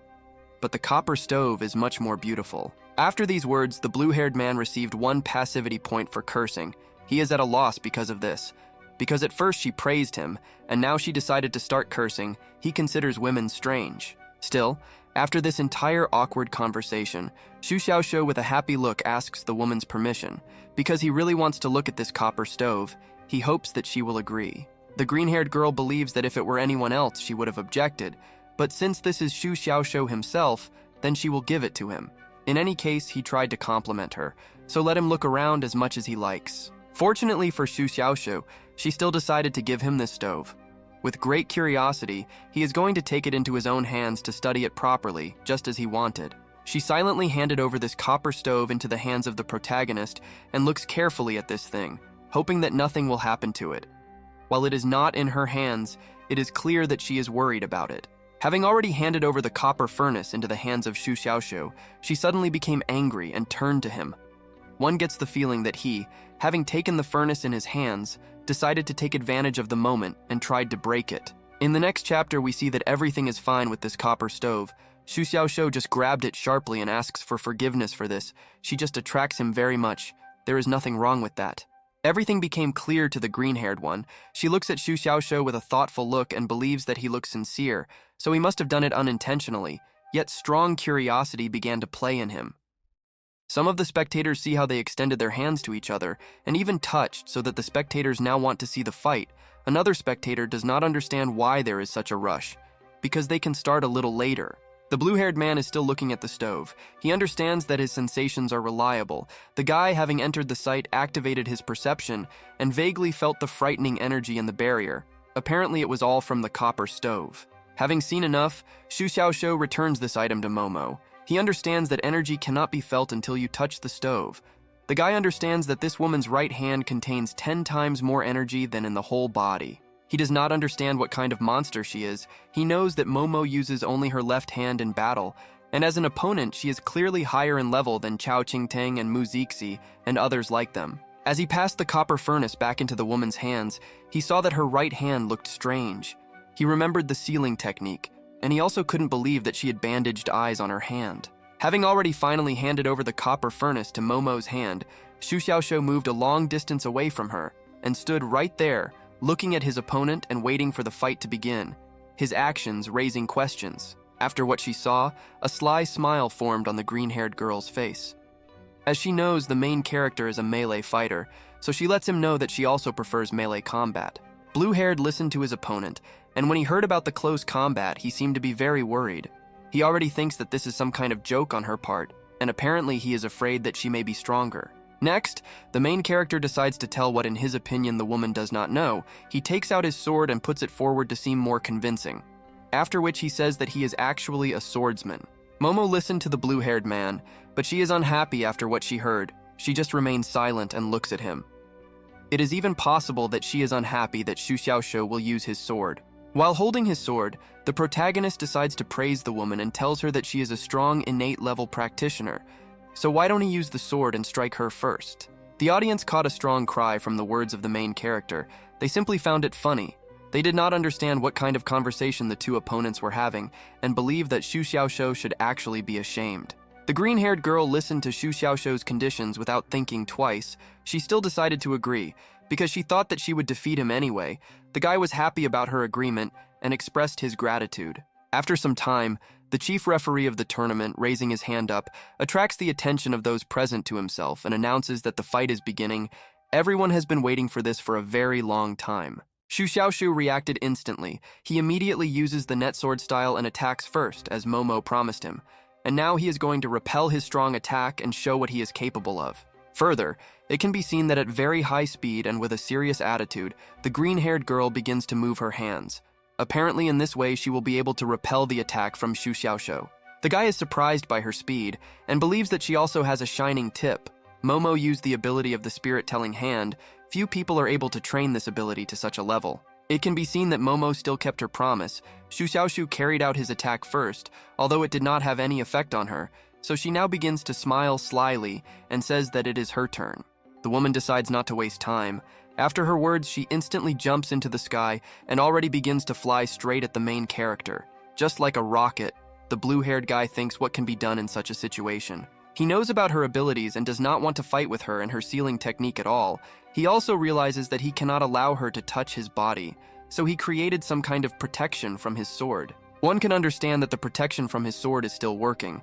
Momo still cannot break through to the guy's body, but she is trying to get through to him with great effort and again moves her hands. Xu Xiaoxiu is trying to withstand this onslaught of heavy blows. He is surprised, because if they fight like that, she can destroy his sword. Since they have close combat, the blue-haired one must show what he is capable of. Unexpectedly for the woman, this protection from the sword disappeared in front of her face. She took advantage of the moment and decided to strike at the main character, but he managed to grab her hand and the two even locked eyes. While his rival was temporarily helpless, the blue-haired man decided to take advantage of the moment and hits her right in the stomach, which makes her slightly surprised because no one had given her any resistance before. Further, you can understand that this blow was quite strong. Xu Xiaoxiu, with a serious look, managed to push her away from him several meters with this blow, while she was in flight and realized its strength. However, the green-haired one didn't even fly out of the arena. She managed to get straight to her feet and stop in time. Her face shows that she is unhappy, and now understands that this fight will not be as easy as the last ones. After seeing what they saw, the spectators are surprised that Xu Xiaoxiu's technique worked as expected from the innate body. They root for the main character and want him to win. They ask him to beat without stopping and become a champion. One of the guys from the stands with big teeth points his finger at the main character and tells the others that Xu Xiaoxiu has changed in his face and seems to have become much stronger and more serious. He must definitely win. He realizes that the power is indeed sealing. It didn't even touch him, but his physical and spiritual powers are blocked for a short time. Even the power of his body is sealed. He can't even use his fists with a shining tip. Blue-haired understands that if the enemy attacks as usual, then in his opinion it will be like a battle with a giant baby inflicting hundreds of blows. This scares him. He does not understand how a person can have such a strong attribute. We are shown the green-haired one again. Right now she looks more serious than usual. She has moved her copper stove to the side and seems to be starting to stretch her right hand. It seems that she will use it. Xu Xiaoxiu saw this and understands that it looks like he will still have to use the sword. He realizes that the first battle lasted only 1 round, so now he will have to cheat and level up, since he has as many as 28,766 points on his balance. In the next chapter, you can see how Xu Xiaoxiu began to level up. He began to glow with a blue flame all over, and after his leveling up, he intends to kick the ass of this green-haired opponent. So far, the main character has upgraded his intention with the sword to the acquired level 10. You can see how the flames around him flared up even more, and Momo seems to no longer know what to expect from him next. After his upgrade, the blue-haired one, showing his respect to the enemy, decides to praise her and say that she is strong enough. She heard this, and, as a good opponent, told him the same thing in response. But further on, Xu Xiaoxiu's face shows that he is determined. He makes it clear that he is going to become more serious, and immediately after these words, he upgraded his sword skills to an innate level. After leveling up, these two stand in front of each other as if waiting for something. The audience, as always, silently watches them and expects some action from them, because they are very interested in the outcome of the battle. The crowd had already been watching them for a while. After a few minutes, something strange began to happen. Later, they were able to understand that some kind of earthquake was happening. Apparently, this was due to Xu Xiaoxiu. Even the chief judge himself looks very surprised. It seems that he understands why this earthquake happened, and now something else very cool is about to happen. Suddenly, the sword of one of the spectators begins to fly into the air. He looks at it in great surprise, not understanding why he behaves this way and tries to hold the weapon with one hand. You can see how the swords of all the spectators present begin to fly into the air. They all look at them in great surprise and do not understand what is happening. Someone even tried to hold them, but it turned out to be useless. After that, the swords of all these people have already flown into the air. They all begin to look at the main character and begin to assume what it could be, because there must be a reason for these oddities. Meanwhile, both opponents are still standing opposite each other and waiting.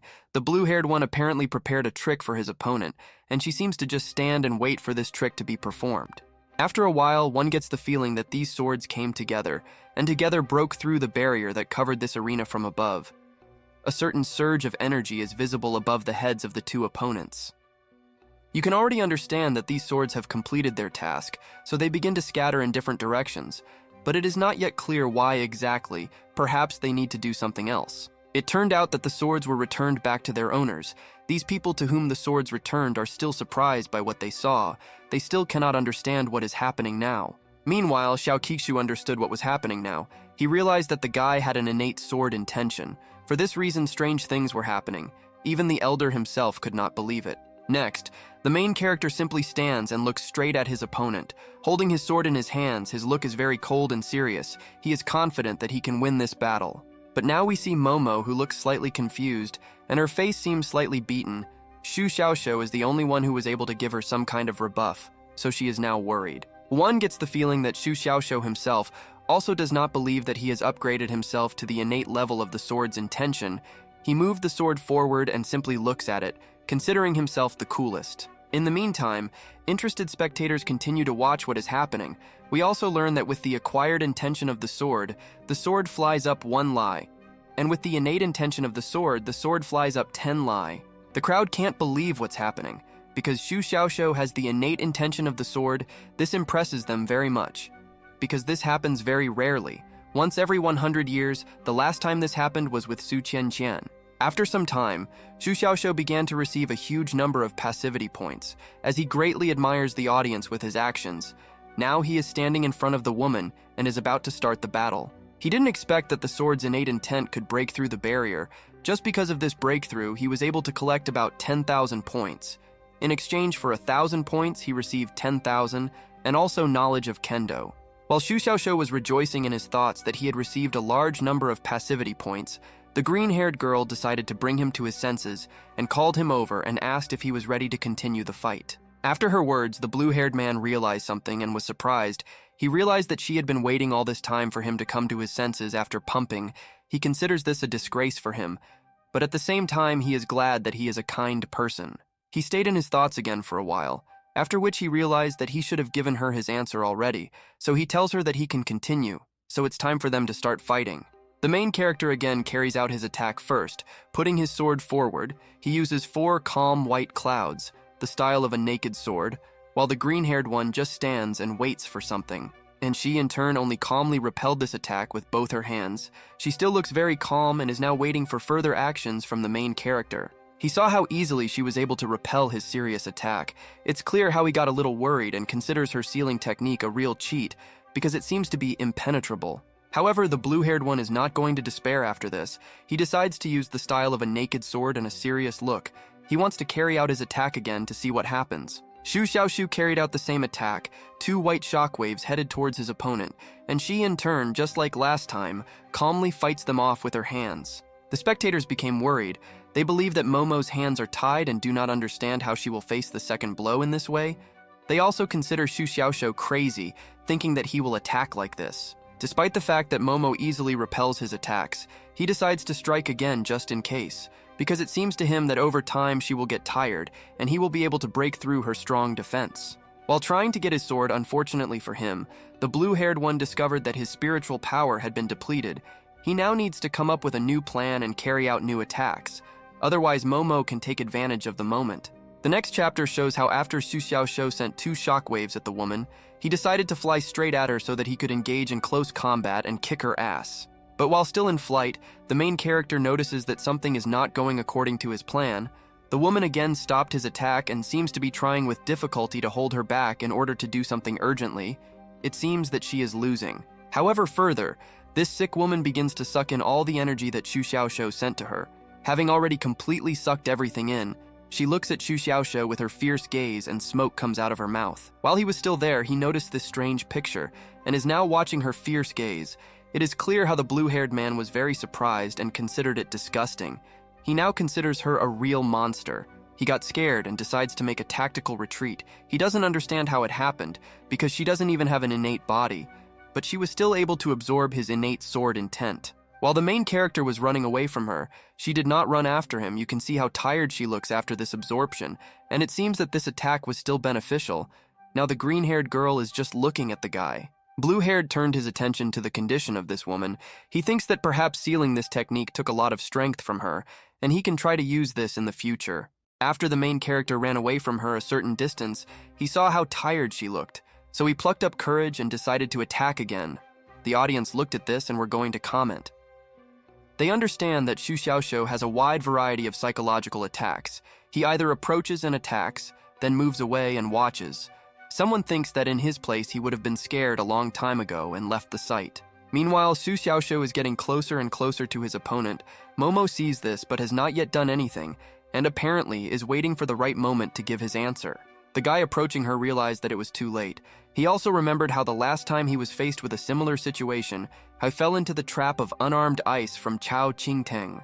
When Xu Xiaoxiu's fist was already right in front of Momo's face, she began to look a little scared, but she reacted to this in time and jumped back sharply, dodging the blow. After she easily dodged his blow, the green-haired girl decides to use another of her tricks, namely the heaven and earth tempering seal. It seems that something serious is about to happen.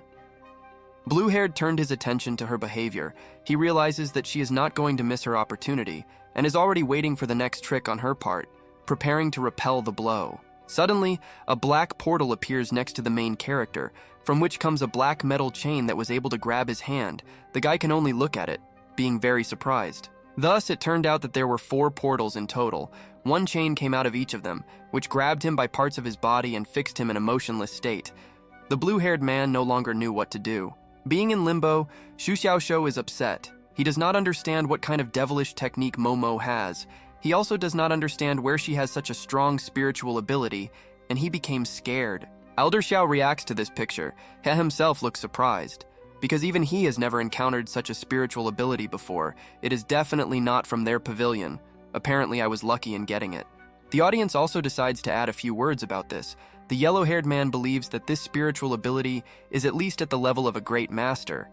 He now does not know who Momo really is. Even Lu Chen was surprised that her ability was at the level of a great master, because he understands that a spiritual ability of this level is very rare in the courtyard. Meanwhile, we return to Xu Xiaoshou, who has continued to hang all this time, being fixed by chains. He is trying to free himself and uses his point to do this. However, unfortunately, he found that it did not work. He is too upset and believes that it is unscientific, but does not understand how cutting through the innate level light could not cut these chains. Next, the blue-haired guy decides to turn his attention directly to Momo, who seems to be not going to take the opportunity to attack while the guy is helpless, but just stands in her place and does something. The blue-haired guy was a little worried because he doesn't know what to expect from his opponent now.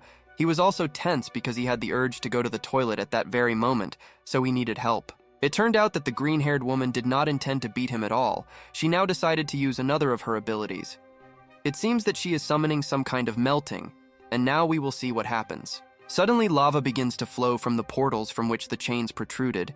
It flows down these chains, and at the same time heats them up to a very high temperature. It seems that it is moving straight towards Xu Xiaoshou. It turned out that this is indeed the case. This lava is slowly flowing down the chains directly towards Xu Xiaoshou, and he, being helpless at the moment, can only watch as it approaches him. The audience also watches this in horror. They feel uncomfortable with this picture, and they think that this is completely abnormal. They are also interested in whether Xu Xiaoshou can survive something like this. Meanwhile, the lava has already reached the protagonist's hand, and from all this temperature, it seems that he is sweating. He also smiles and tells Momo that she doesn't give him a chance. Apparently, he hopes that she will take pity on him. However, this guy's words have no effect on this woman's behavior. She just continues to do what she was doing, and she apparently wants to finish him off in order to win this fight. Meanwhile, the lava has already reached Xu Xiaoshou's shoulder. Feeling the burns, he begins to scream in pain and does not know what to do.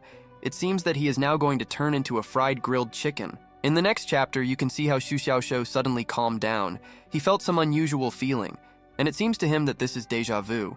He doesn't understand where he got it from right now. He remembered that the improvement of the seed of the incinerating fireflies was much greater with each inhalation and exhalation, but the lava passes from the inside to the inside. He believes that this is a trifle compared to the past pain. Meanwhile, clots of magma stuck to different parts of his body, and to his surprise, he no longer feels their pain, and confidently looking into the eyes of his opponent, the blue-haired man tells her that she doesn't even feel it. Even the chief judge himself is surprised by the actions of the main character. Despite the fact that there is very hot magma right now on his body, he does not give it a look. This madman never ceases to surprise the elder. The audience is also shocked. They understand that the guy had to go through a lot of difficulties until today, because he doesn't even feel the burning of magma. Then they understand that all those who improve the innate body must hit hard. We are again shown Su Tianqian, who has now closed her eyes because she was afraid for the life of Xu Xiaoshou. She can no longer watch the horrors that are happening on this site. Lu Jin, together with Zhang Xingjun, sit and look at what is happening, not even showing any emotions. The bald man generally seems to be enjoying seeing this terrifying picture, which frightens many. Xu Xiaoshou received passivity points for the admiration and care of the audience. Meanwhile, he continues to hang, and the green-haired woman watches him, and even the chief judge came closer to get a better look. Watching this picture, the bearded man is surprised that Xu Xiaoshou can still hold on. He is also now very interested in how this fierce battle for the title of tournament champion will end. Momo still continues to watch the blue-haired man. She sees that her attacks do not bring him much harm and exhales with fatigue, and the guy continues to endure and looks at her the same way. Over time, Xu Xiaoshou realized that if he continued like this, he might die, so he realized that he needed to take some measures and decided to start tempering the magma inside his body. He also knows that it will hurt, but this Sigma simply has no choice. He can't do anything else about this problem, so he realizes that it's time for him to start doing it now. This trickster somehow moved his body, and a certain pill flew out of his pocket, which he successfully caught directly into his mouth, after which he could begin to harden the magma and be able to get rid of the problem. It is clear that the main character, after using the pill, began to do what he wanted to do. Red liquid again begins to flow from all the cracks, and he again suffers terrible pain. After a while, he managed to cope with this suffering, and happily realizes that his method worked, so that the magma is no longer afraid of him. Now he needs to be prepared for its next attacks. The audience, meanwhile, is still watching what is happening. They consider this whole scene to be very cruel, and despite the difficulties, they still root for Xu Xiaoxiu and are also afraid for his condition. The green-haired girl saw what her opponent did. She understands that even the heaven and earth tempering seal did not help defeat him, and apparently she will have to use her strong technique to cope with him. She grabbed her right hand, which she usually never uses in battles at the Tournament of Driven Clouds, and it is not yet clear what she is going to do with it. But apparently something serious. The main character still cannot move. He looks at the woman and meanwhile thinks how he can break this strong seal. He thinks that this is not funny at all, and at this rate, he may lose the fight. Blue Hair sees that she is going to do something else against him. He yells at her to stop. Apparently this loser thinks that she will just leave him alone. Momo heard his cry. In her opinion, he understood what she was going to do, but be that as it may, she cannot allow him to free himself, because otherwise he will be able to fight back, and she is afraid of that. She placed her fingers right next to her face and looked very sternly at the helpless Xu Xiaoxiu. It seemed that she was already going to use her next serious technique to finally finish him off. The guy noticed her strange actions, but he doesn't understand what exactly is sealed in her right hand, since even without opening it has such power. Right now, he doesn't know what to do. The main character understands that this can no longer continue, so he closes his eyes for a while and seems to be trying to free himself, because otherwise she will carry out her crushing attack on him. Just like at the very beginning of the fight, all the swords of the people present here began to vibrate.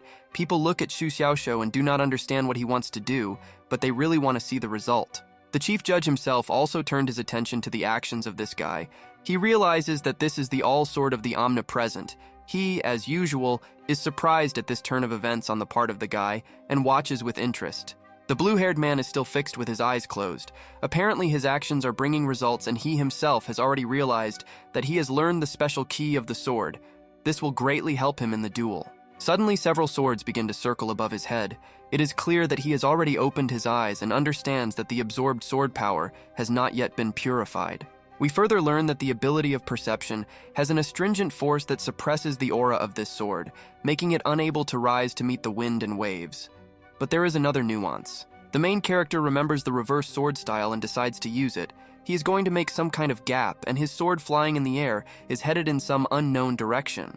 The actions of the main character had some impact on his sword.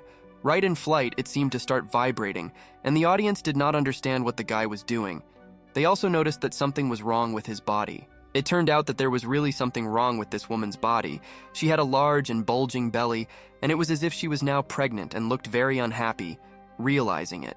Seeing her belly, she realizes that she will no longer be able to post photos of herself on Instagram, so she just lost her temper and screams at Xu Xiaoxiu, thinking that it was all because of him. In the next chapter, Xu Xiaoxiu notices the displeasure on Momo's face. In response to her, he only looks at her with an insidious gaze and grins. Apparently, this is all his doing and happened because of his reverse sword style.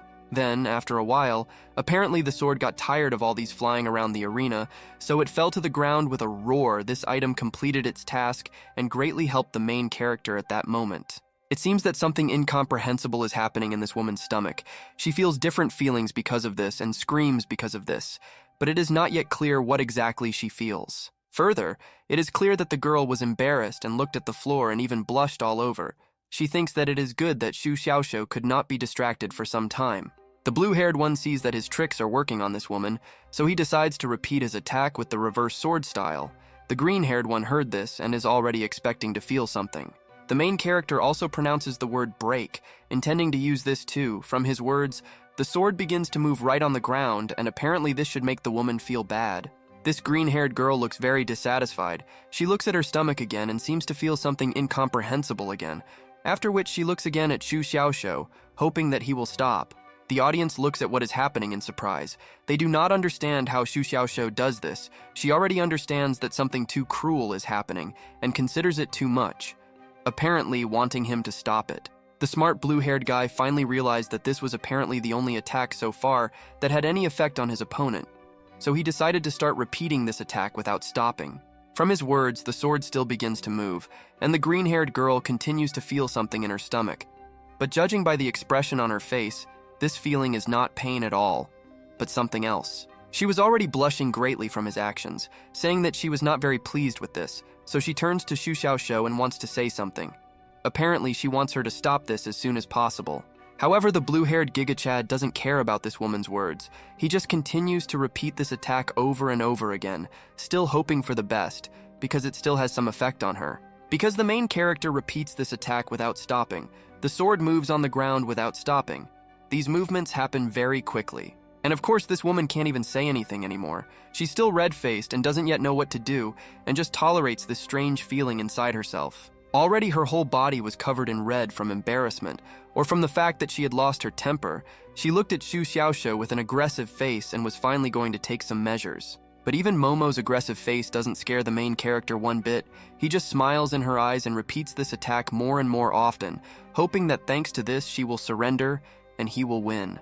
The sword begins to move even stronger and faster, and this will of course have an even greater effect on this woman. She obviously will not be prepared for this. As expected, the sensations this time were even stronger than the previous times. Because of this, the anger from her face disappeared somewhere, and she screamed at the top of her voice after feeling these sharp sensations. The spectators don't even have anything to say. They are simply in deep shock, silently watching what is happening in the arena. The same can be said about the chief judge. He is just as greatly surprised. It can be seen how this scene brings pleasure to the blue-haired man. He looks at her and smiles like a little child. His opponent is already beginning to curse him. For this, he receives some passivity points. The audience felt funny because of Xu Xiaoshu's actions, because thanks to him, they saw the sweet side of Momo. They say that they supposedly laugh out of respect, but you can't tell that from their loud laughter. Suddenly, two spectators heard someone's very strange laughter and asked each other who it was coming from. Later, they realized that this laughter is behind them. They are about to turn around to see who it is. It turned out that this was the old stump, Elder Chow. The audience had already realized this, and they seemed to feel awkward. But the grandfather looked happy. He was simply pleased with Xu Xiaoshu's actions and was watching it with interest. The gray-haired man doesn't care that with his loud laughter he brings discomfort to the spectators sitting next to him. He just points his finger and asks Xu Xiaoshu to do similar actions again and believes that he has gone crazy. After this, loud laughter from hundreds or even thousands of people is again heard in the stands. They remembered his actions and again they simply burst out laughing. It's clear that he made me look like some kind of fool. We see the main character again. He received passivity points from the crowd and is very happy about it. He believes that this is the advantage of not having a barrier. It is not very pleasant to recover in real time. We are shown Momo, who is now very angry after the actions of Xu Xiaoshu. She initially wanted to show mercy towards the guy, but now she had to free her right hand. Xu Xiaoshu paid attention to the actions of this woman. He understands that now something is approaching, and understands that he should stop playing around for now, because if he allows her to attack him, he will immediately fall. Next, this Sigma, out of despair, decides to repeat his reverse sword-style attack again. He remembered how the attack worked perfectly on her last time, and hopes that now it can save him. It turned out that this technique really had an effect on Momo. She begins to blush again, but it seems that she is not going to back down. Apparently, she is very eager to complete her task. In the next chapter, we see Xu Xiaoshu, who is emitting smoke from the magma right now. He is using his reverse sword style, and this sword of his is heading straight towards him with its sharp part. He turned his attention to this, and as if he still couldn't understand why this was happening. Apparently, he didn't expect this and doesn't know what his sword is doing now. It turned out that his sword decided to collide with the ring that hangs on his neck. After the sword touched it, this object begins to glow strongly and drain some kind of magic. Blue-haired now considers himself a genius, because he thought of wearing a ring around his neck. Having solved the problem of hidden bitterness consuming the owner, he can finally use all the powers of this mighty sword. After some time, the wounded protagonist realizes that now is the time to take action, so he decides with a serious face to take advantage of the sword's full innate intent. Because of this, the green-haired girl began to spit red liquid. She is unhappy, and realizes that it is almost impossible for her to seal his sword chi in her body. She also wonders whether Xu Xiaoshu still has strength left. They continue to stand opposite each other and apparently are about to do something. The immobilized Xu Xiaoshu is waiting for any action from his opponent, and for now, she is just looking at him. The chief judge noticed something unusual, which, as usual, could surprise him. He realized that the guy was able to develop the sword of the omnipresent to such a level that he could now control the bodies of other people. Suddenly, for the green-haired girl, while she was simply standing on her feet and doing something, some incomprehensible force was able to lift her straight into the air, which she was of course unhappy with. She rose into the air and stood directly in front of the main character. She hangs in exactly the same position as Xu Xiaoshu, but the only difference is that she has no chains. She does not know what is happening. The blue-haired man, seeing how his rival stood up right in front of him, laughed loudly right in her face because this bastard was finally able to realize all the pain that he experienced while hanging here. Of course, Momo is unhappy with hanging here, because she should now stand on the ground and do other things, so she, realizing that Xu Xiaoshu is involved in this, demands that he let her go. The guy, covered in burns with a smile on his face, tells her that he didn't shackle her at all, and in general, she started it all first. He decides to remind her of this so that she doesn't forget about her actions. She listened to his words and hasn't said much yet. She just looks at him displeasedly and finds it impossible that Xu Xiaoshu was able to lift her and fix her somehow. At her statement, the main character only grinned slyly. He tells her that she can watch all this with her own eyes, which means that it is possible for him to bind her in his chains. It's funny because these two are suffering because of Xu Xiaoshu's actions. The audience thinks that it's time for them to start empathizing with them. They can already see how these two continue to gushing blood, because the battle has been going on for some time. The green-haired girl understands that she does not have an innate body, and was able to survive thanks to the surge of life force released by her right hand. But she also understands that she is getting tired. Next, Momo decides to make a deal with the main character. She is unhappy, but she will have to do it. She makes the guy a promise that she will let him go first, but then he will have to let her go too. Meanwhile, the blue-haired man has not yet paid much attention to the words of this woman. Only these thick chains begin to slowly come away. The guy's wounds are covered with his blood, and he realizes that the life cycle has instantly healed most of his body. After some time, the green-haired girl still decided to let the guy go first, after which she looks at him and asks him to do the same, because now it's his turn. Unexpectedly for Momo, he asks her for forgiveness in return, because in fact he can no longer control the chi of his sword, so he cannot help her in any way and let her go. The green-haired girl was not satisfied with this question. She began to curse the main character, after which she simply silently decided to refix him with chains, since he did not keep his promise. Xu Xiaoshu begins to look at his bloody hand and sees that the chains have returned to him. Seeing this, he insulted his opponent and considers her completely ruthless because of her actions. Meanwhile, the ring that was right on Xu Xiaoshu's neck begins to glow and reaches for the sword, which is right now in the air, and makes circles at great speed until it is clear what this means. Next, the sword suddenly hits its owner with its hilt directly on the forehead. The guy felt uncomfortable because of this, but he realizes that this is the condensation of the tip of light in the forehead, so everything is fine. After this blow, the sword begins to fly away in an unknown direction, and the blue-haired man and Momo can only look at each other because they are both fixed and cannot move at all to do anything. Meanwhile, the audience sees his flying sword. This guy realizes that this is the same technique with which he was able to win yesterday, so apparently now something serious will happen, and the situation will turn in his favor. Xiao Kixu thinks that this is too slow. Momo may have a frightening attack, but the pressure from the ceiling technique limits her. On another day, the result would have been different, but she faced Xu Xiaoshu, who grabs onto various little things in battle. You can see how, having made a small circle, he picked up high speed and even began to glow with a blue flame. Apparently, he is trying to help his master in this battle, and at least free him from his shackles. Xu Xiaoshu drew attention to his flying sword. A sly smile is now visible on his face, and he wants everything to happen quickly, and gives this master devourer a chance, and uses the reverse sword style once again. In the next chapter, you can see how Xu Xiaoshu's sword, having made a circle, is already flying straight into the green-haired woman's back. She turned around and noticed this, but she can't do anything about it and will receive a blow right now. It can be seen how this sword nevertheless struck directly at her back. She begins to bleed, and this blow pushed her a little forward. It is obvious that after this she will definitely lose, because the attack was too harsh. The sword with its piercing pushed Momo so hard that she fell straight towards Xu Xiaoshu, who was still fixed with chains. From the outside, it looks like they are kissing. The spectators, together with the chief judge, are watching this picture and are surprised by what is happening now. They are sitting and waiting for further actions. They still do not understand that this is apparently the end. They believe that this attack is too cruel even for Xu Xiaoshu. He even caught himself with this sword. It even hurts someone from the stands to look at it, and he is about to turn away. Apparently, this person is too sensitive. You can see the consequences of the fact that the blue-haired one was hit by his own sword. He feels severe pain in his heart, but he understands that otherwise he could not have stopped Momo's right hand if he had not grabbed onto it. The green-haired one, meanwhile, is simply silent, apparently in shock from receiving such a wound. She just lay down on the main character's shoulder and still continues to bleed red liquid.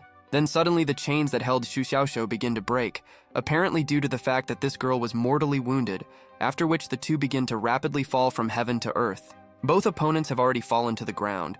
It is clear that Momo is unconscious and she is now on the verge of death. Xu Xiaoshu cannot allow her to die, so he decides to give her a pill so that she will be cured and come to her senses. Taking the pill out of his pocket, Xu Xiaoshu only throws it directly into the mouth of Momo, who is now unconscious. It is not clear whether this will help her, but he should hope for the best and that she will come to her senses. Meanwhile, the chief judge paid attention to what was happening in this arena. He realized that the time had come for him to speak, so he announced right in front of everyone that the fight was over and Xu Xiaoshu had won. After these words, the bearded man calls his medical team to examine the wounded soldiers and, if possible, help them. Everything is as usual, after which the elder will have to say a couple more words.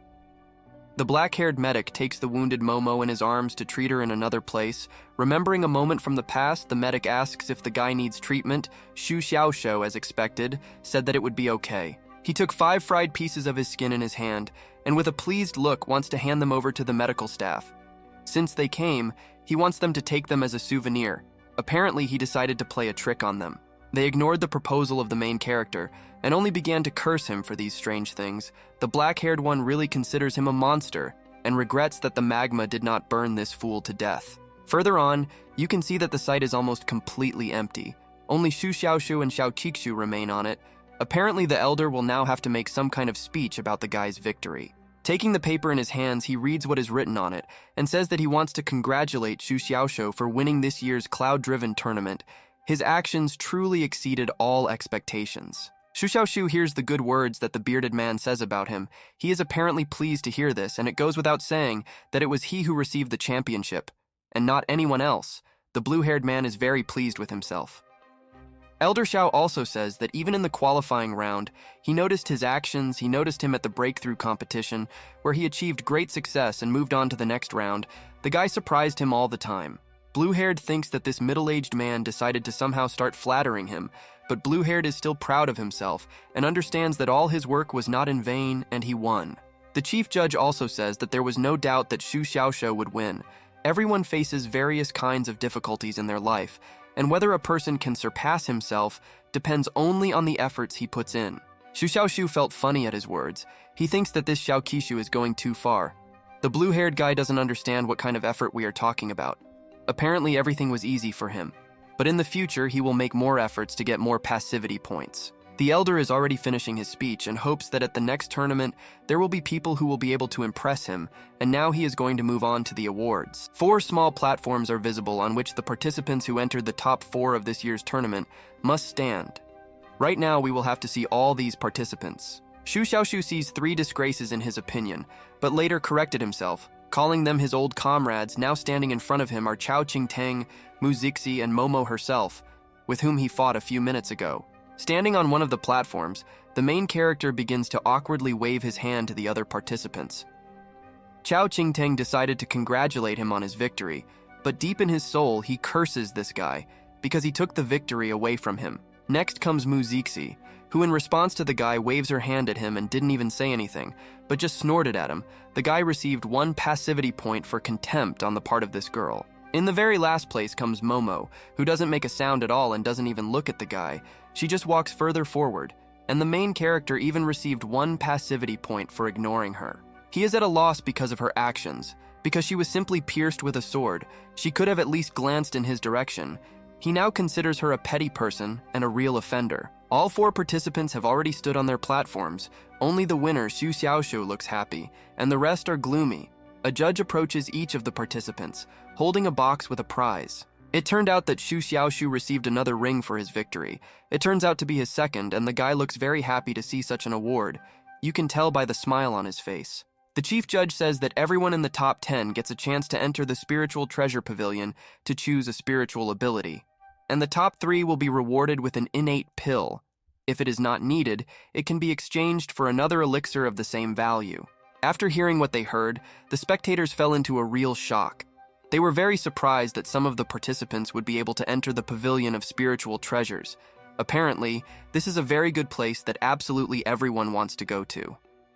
In the next chapter, we are immediately shown the Lingzang Pavilion. This is the most important pavilion in the Tiansang Ling Palace.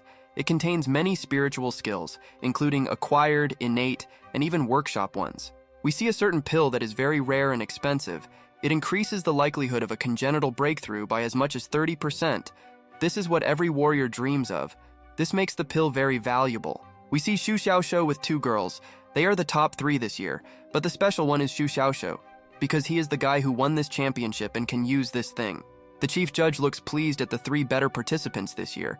He understands that the quality of the participants this year is slightly higher than in previous ones. Apparently, time has a positive effect on them. Xu Xiaoshu, meanwhile, realizes that he is not as advanced as these 2 participants, but after he can use this pill, things may become completely different. After staying in the spiritual palace for 3 years, he just went there to obtain the white cloud sword technique. He understands that like other players, they take turns using spiritual skills, but Momo's are better than innate ones. Blue Hair realizes that he can only rely on his own creation, and doesn't know what skill level calls to, but he still ended up winning, so it's okay. Next, the chief judge announces that there is about the last minute left before there is a quota in the courtyard. Everyone is looking forward to this moment. The audience is glad that this moment has finally arrived. They remember that Su Qianqian was the only one last year. Then it seemed that for several sessions in a row, the quotas were 0. We see Elder Chao again, who at the moment looks a little too serious. He says that there is 1 quota for the internal court, after which he loudly addresses Zhou Tianqian. Zhou Tianqian heard the elder's words, but he was at a loss. He stood up and said that Chao most likely confused him with someone, because he seemed to have lost in this tournament. The spectators are surprised, after the green-haired man's words, that he seemed to have lost in the battle with Xu Xiaoshou and does not understand why they want to take him into the courtyard. The spectators begin to think that the threshold has been lowered this time. Xiao Kixu is reading something from his red notebook. He makes it clear to everyone present that the number of seats in the courtyard this time is large, so they are making an exception. Of course, the green-haired one is not against such a proposal from the elders. He only smiles insidiously and is glad that he is being taken into the courtyard. Today, good luck is on his side. The spectators are surprised that Zhou Tianqian was still accepted into the courtyard. One gets the feeling that they even share his joy with him. Next, Elder Xiao begins to name the names of those participants who ended up in the courtyard.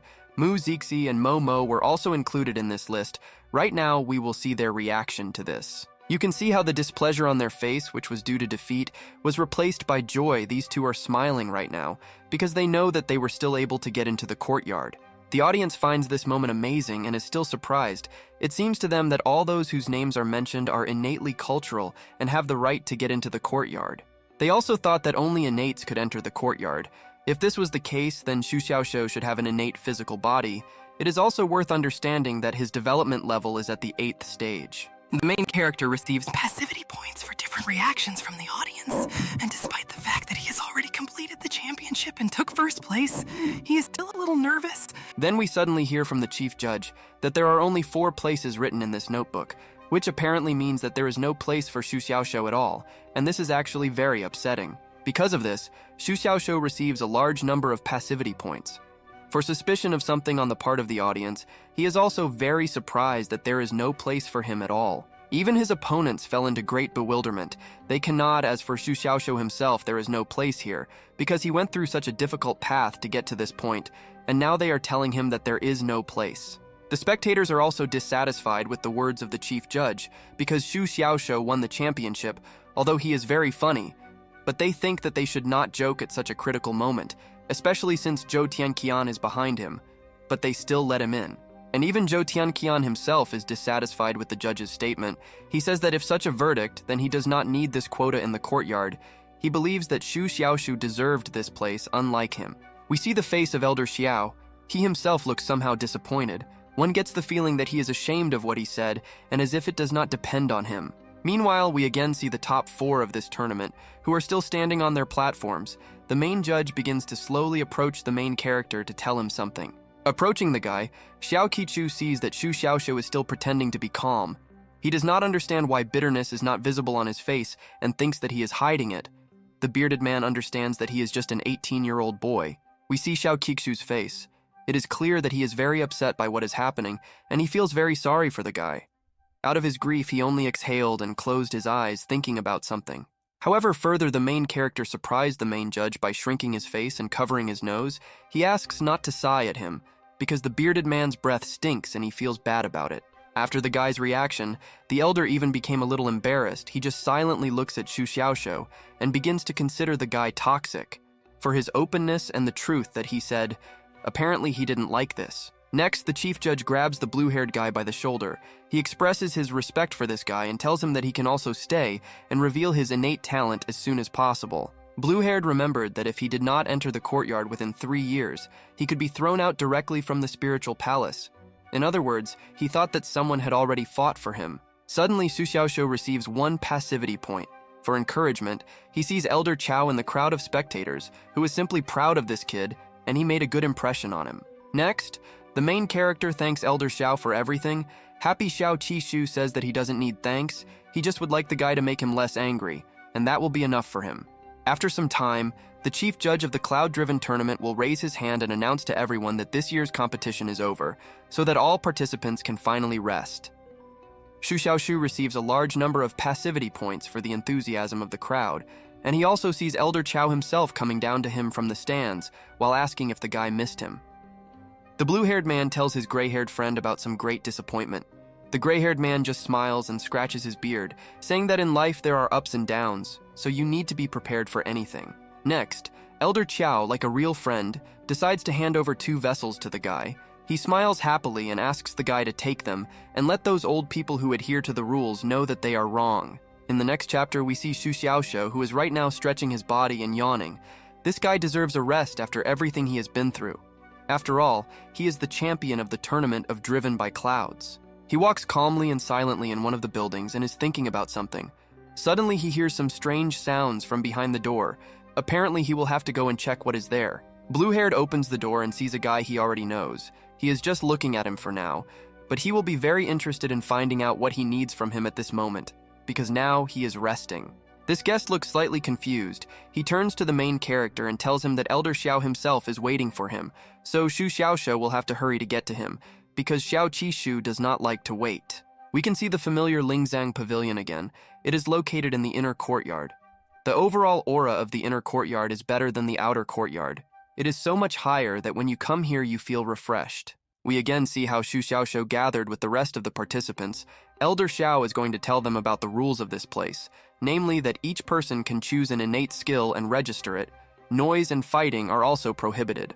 He starts looking directly at Su Xiaoxiu and says that if they all anger the guards of the Linzang Pavilion, they will burn them to dust. The bearded man also wonders if the participants knew about this. The blue-haired man looks slightly dissatisfied. He didn't like the fact that Xiao Qishu was looking straight at him when he voiced all these rules, so he approached him and wants to find out why this happened. In response, the bearded man only began to laugh slightly. He now points his finger at the main character and tells him that he is not hinting at anything and is not hiding anything, but is only voicing to them the rules of behavior in this place. Other people who were next to the main character felt very funny. Because of the elder's words, they all look at Su Xiaoxiu and continue to laugh.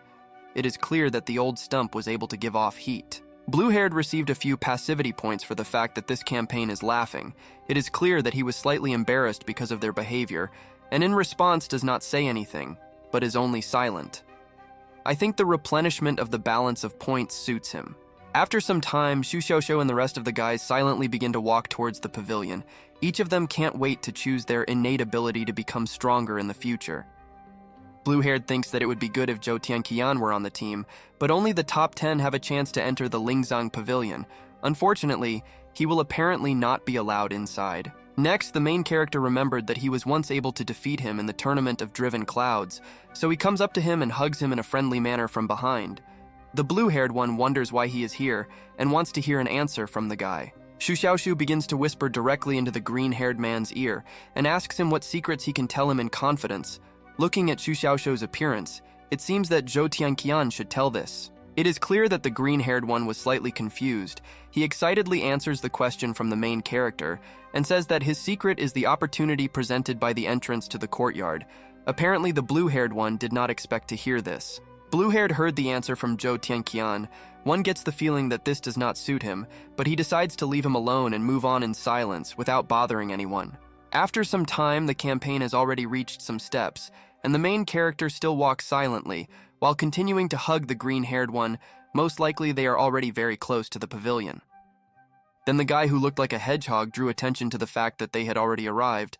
The whole campaign had spent some time getting here, and were very glad that they had finally gotten there. We see this pavilion again, but this time the entire campaign is already approaching it directly, about to enter. Xu Xiaoshou, as you can see, does not want to let go of his friend and continues to walk with him in an embrace. In just a couple of seconds, the entire campaign, led by the chief judge of the tournament, has already arrived at the entrance to this huge building. Right now, they are all about to go inside, and they can't wait to take a new ability for themselves. We see Xiao Qishu and Chao Qingteng. They are standing next to each other and looking at this door. The bearded man took out a certain token from his pocket, which apparently should help him open the door. It turned out that this was indeed the case. Xiao Qishu put this thing directly to the doors, after which it apparently began to vibrate. Everyone around understood that the door would open right now. This really helped. The smart Elder Xiao was able to unlock this door, and now the whole campaign will eagerly go inside and begin to examine all these rooms, looking for something interesting. They went inside.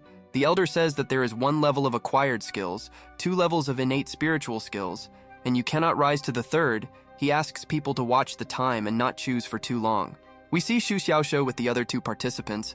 They walk around this room in which there are hundreds of bookshelves, each of which contains jade sheets or ancient books, and in total, there are thousands of acquired spiritual skills. Suddenly, the main character, after wandering between these shelves for some time, notices a book and is very happy about it. He picks it up and is about to read what is written there. Taking the book in his hands, he looks somehow dissatisfied. He looks at it and is silent, and for some unknown reason, he also holds the book in a very strange way and does not even read it. Zhou Denqian also continues to wander around this room. He understands that the 2nd level will have innate spiritual skills. He also wonders where Xu Xiaoshou went. He believes that the main character wants to choose the skills on the 1st floor. While the green-haired man was climbing the stairs, he turned his attention to Xu Xiaoshou and does not understand what this guy is doing with the book. Apparently, Zhou Tianqian will have to approach him and ask what he is doing. Without wasting much time, the green-eyed one approaches the main character and grabs him right by the hand, asking what he is doing with this book.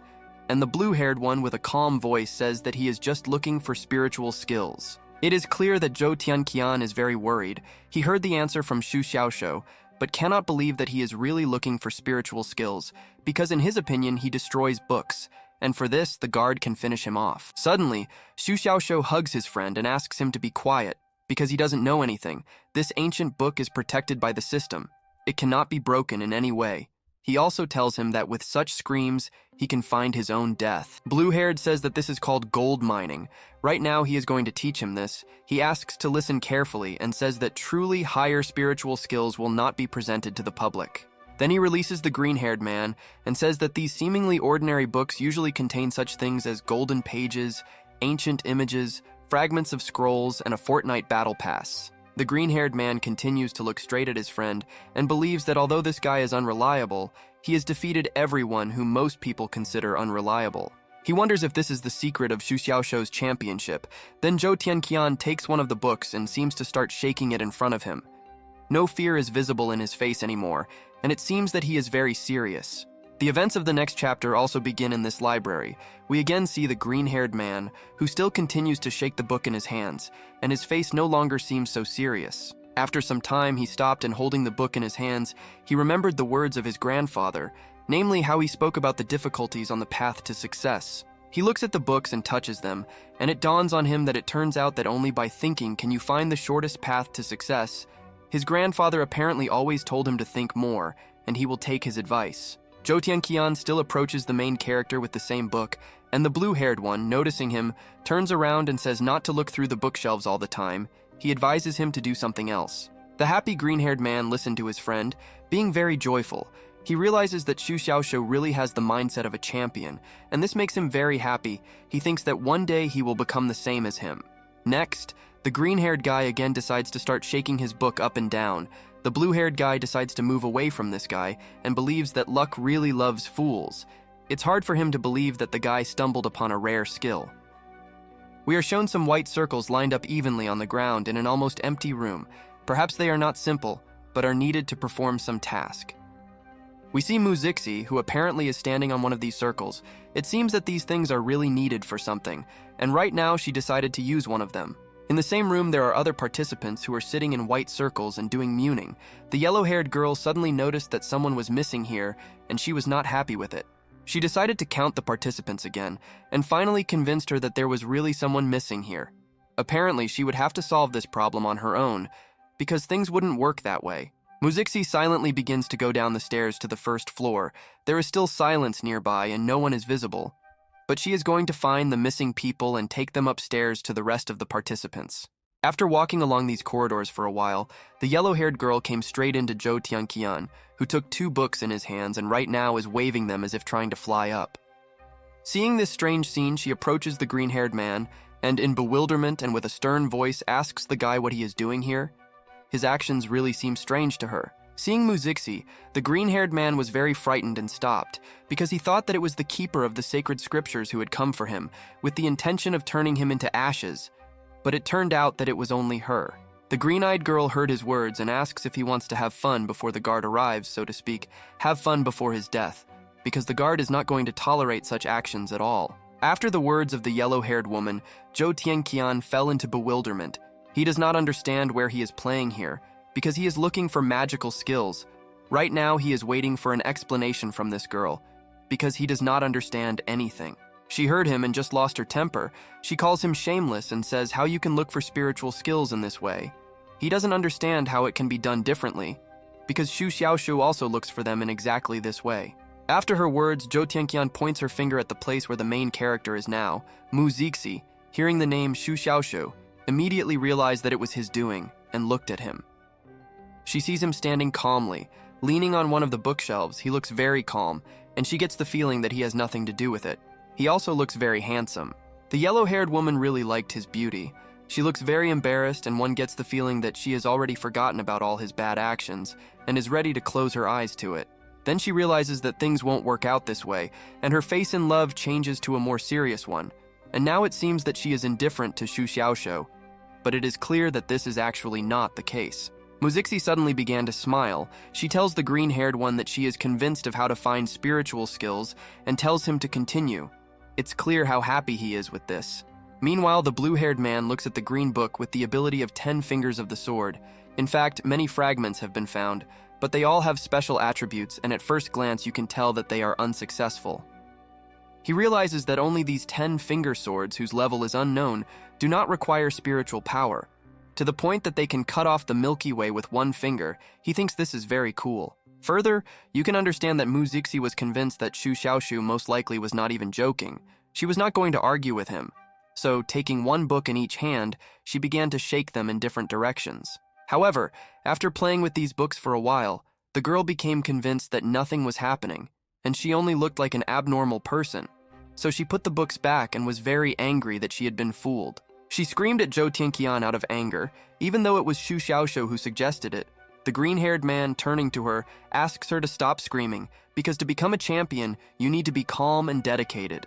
The yellow-haired girl just felt funny at this guy's words. She covers her laughter and tells the guy that in her opinion, he really needs to wash himself, because he is talking complete nonsense. It seemed to him that the girl was laughing too loudly, so he asks her to be quieter and wants her to come to him, because he wants to show her something important.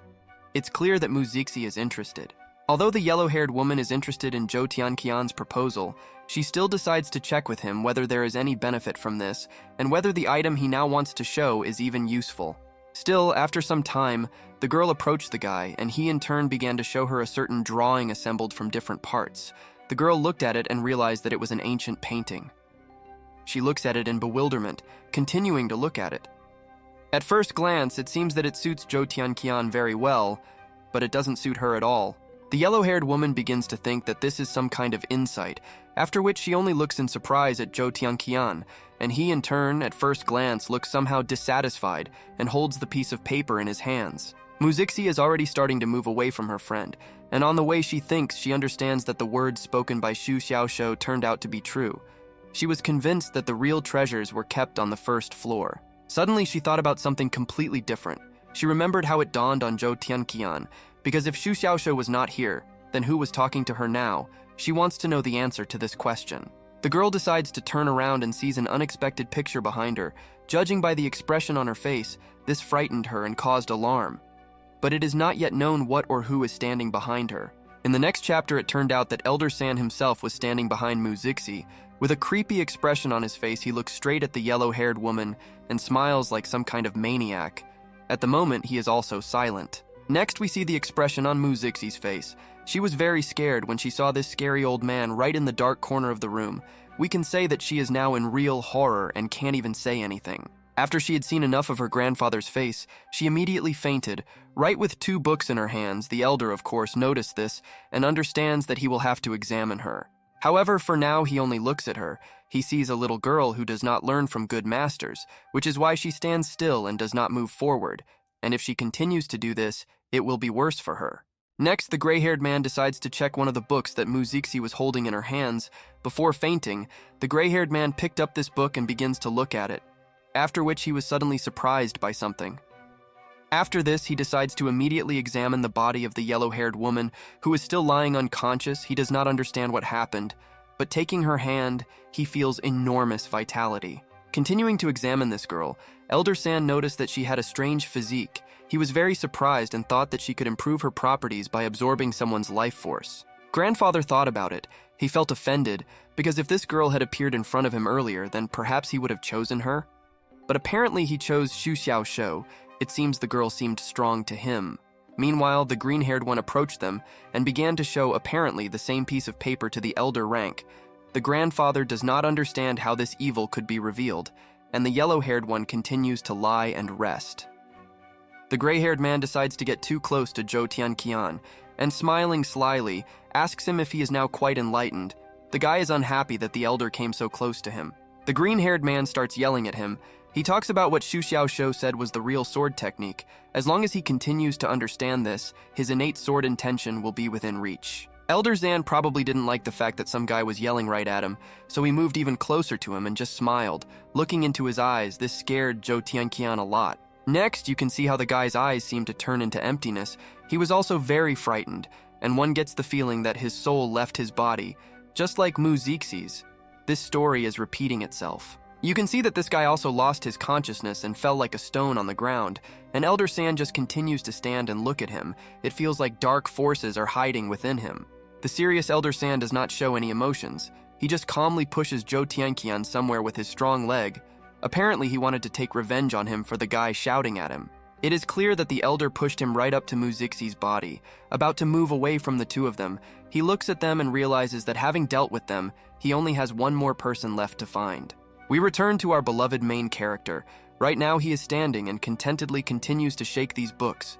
Apparently he is not yet aware of what was happening on the same floor with him. Suddenly, while he was standing quietly and minding his own business, he received 1 passivity point for the fact that someone was watching him.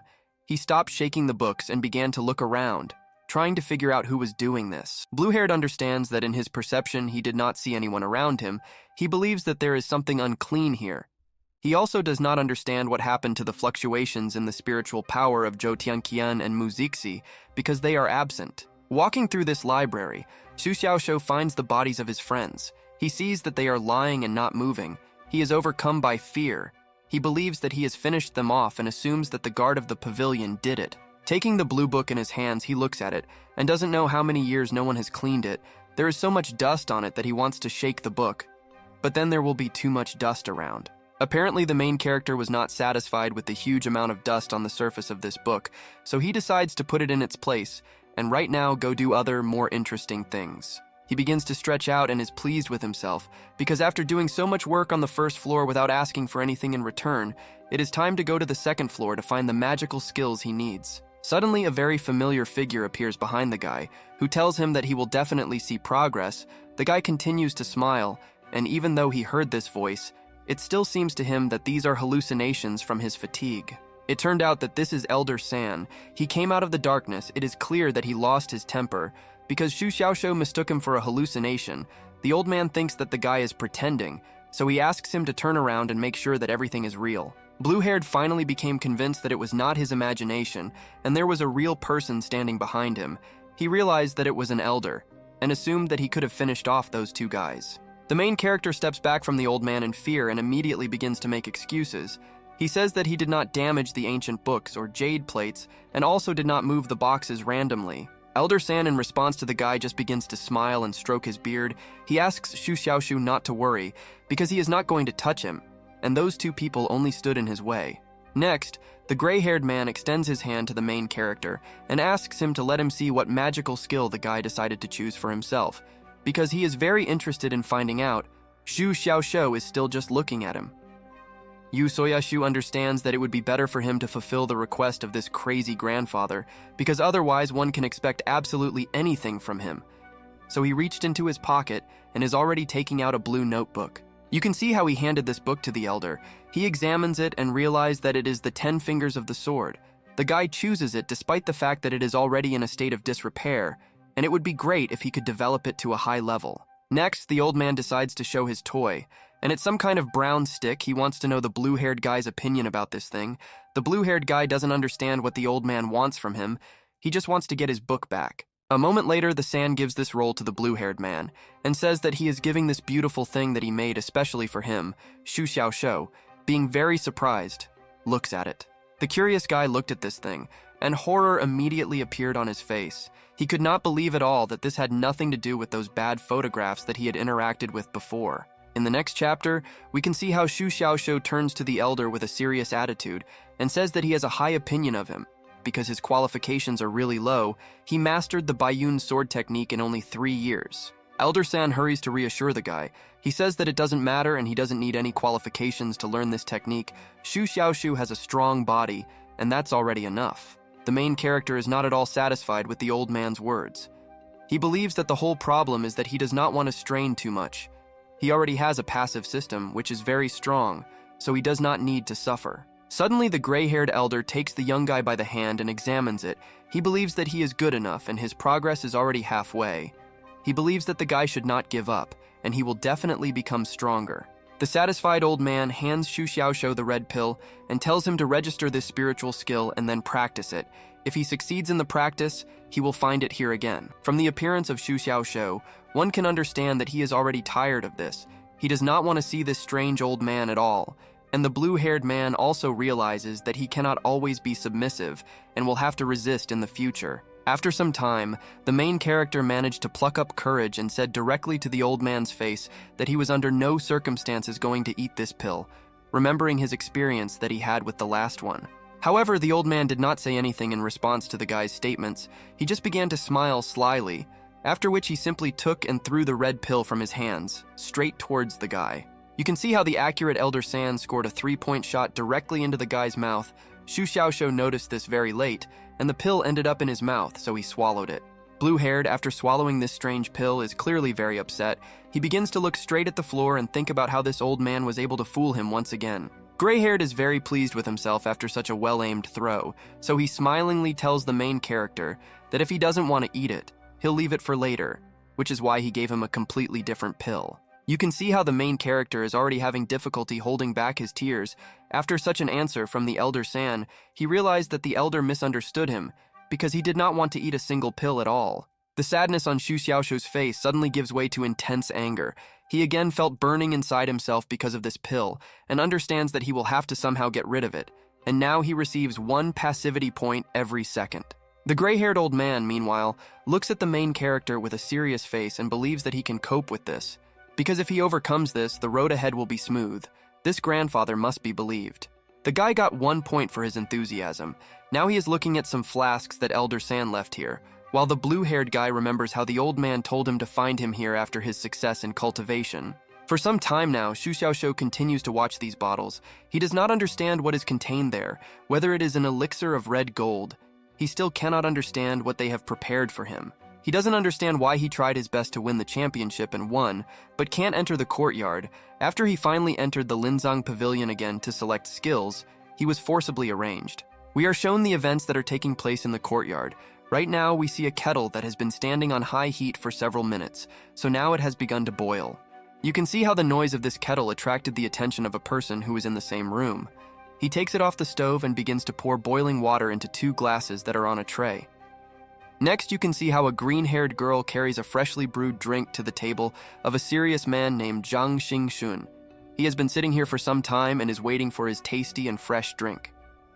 We can see the face of this serious and very hot man in close-up. He is very happy that his drink is finally ready, but he does not openly show his joy because he is too serious. Further, we can see this green-haired woman. It turned out to be Momo herself. who with a satisfied look brought the man what he asked for and is about to put the tray on his table. Jang Xing-shun, instead of starting to drink his tea, begins to look at this girl and tells her to cover the exposed areas with her clothes because it looks ugly and uncultured. The green-haired woman just smiled and winked at him. She pretends that the dress fell down on its own, and she also reminds the man that she is still holding a tray with 2 glasses in her hands and someone should take them. After a while, this mountain of muscles realizes that there is no point in arguing with this woman, so he just silently takes his cup from the tray and begins to drink his delicious tea and looks very calm. Having drunk a whole cup of tea, you can understand from the man's face that he was satisfied with everything and was too pleased. But this was not enough for him. He looks at the cup and asks the girl for more. The obedient green-haired girl begins to pour water at his request and tells him that another message has come from home. Jang Xing-shun, looking at his cup, decides to ask what happened this time. Continuing to pour water, she says that someone killed a certain Ah Chang and asks him if he can hide it. The Wen family went crazy after receiving this news, but there was no one in the Ling Palace, so only Madame Wen knew about it. The green-haired woman, covering her eyes, decides to ask the man if information doesn't come to him immediately after something happens. Apparently that she finds it strange that he doesn't know anything yet. This Botox lover just smiles after hearing Momo's words. Holding his glass in his hand, he tells her that the Wen family's affairs have nothing to do with him at all, so he doesn't know anything. Momo was not satisfied with the answer from Jang Xing-shun. He decides to remind this fool that we are talking about his cousin now. But this big guy doesn't care at all. He considers that person just trash with poor skills. Suddenly, Momo starts smiling and tells this man that if he is going to act, then she will definitely help him finish off Xu Xiaoxiu. Apparently, these two think that he could cope with this strong man. It is clear that the bald man is at a loss right now from her words. He does not understand how she is now going to finish off the main character, because this is the man who won the tournament of Driven by Clouds this year. But the realization of this does not frighten the green-haired woman at all. He intends to finish off Xu Xiaoxiu, and she also reminds the man that he said that this is just an outer courtyard, so there should be no problems. Jang Xing-shun listened to Momo and tells her that it will be easy to kill Xu Xiaoxiu, but what will she do with the law enforcement elder of the Linfa Pavilion, because he cannot be fooled so easily, and he can execute her after some actions. The green-haired girl seems a little embarrassed because it seems to her that this bald, brutal man is worried about her. He says that he simply does not want to block this guy's path. The man begins to smile and tells the woman that the ordinary Tianxiang County cannot contain him. 6 months later, Dongtianwan City will become an arena for the truly strong, and they will get rid of the weak. Meanwhile, the green-haired girl thought, looking at this handsome guy, she realizes that she likes his strong heart, capable of convincing everyone, but it's a pity that he doesn't really love her at all.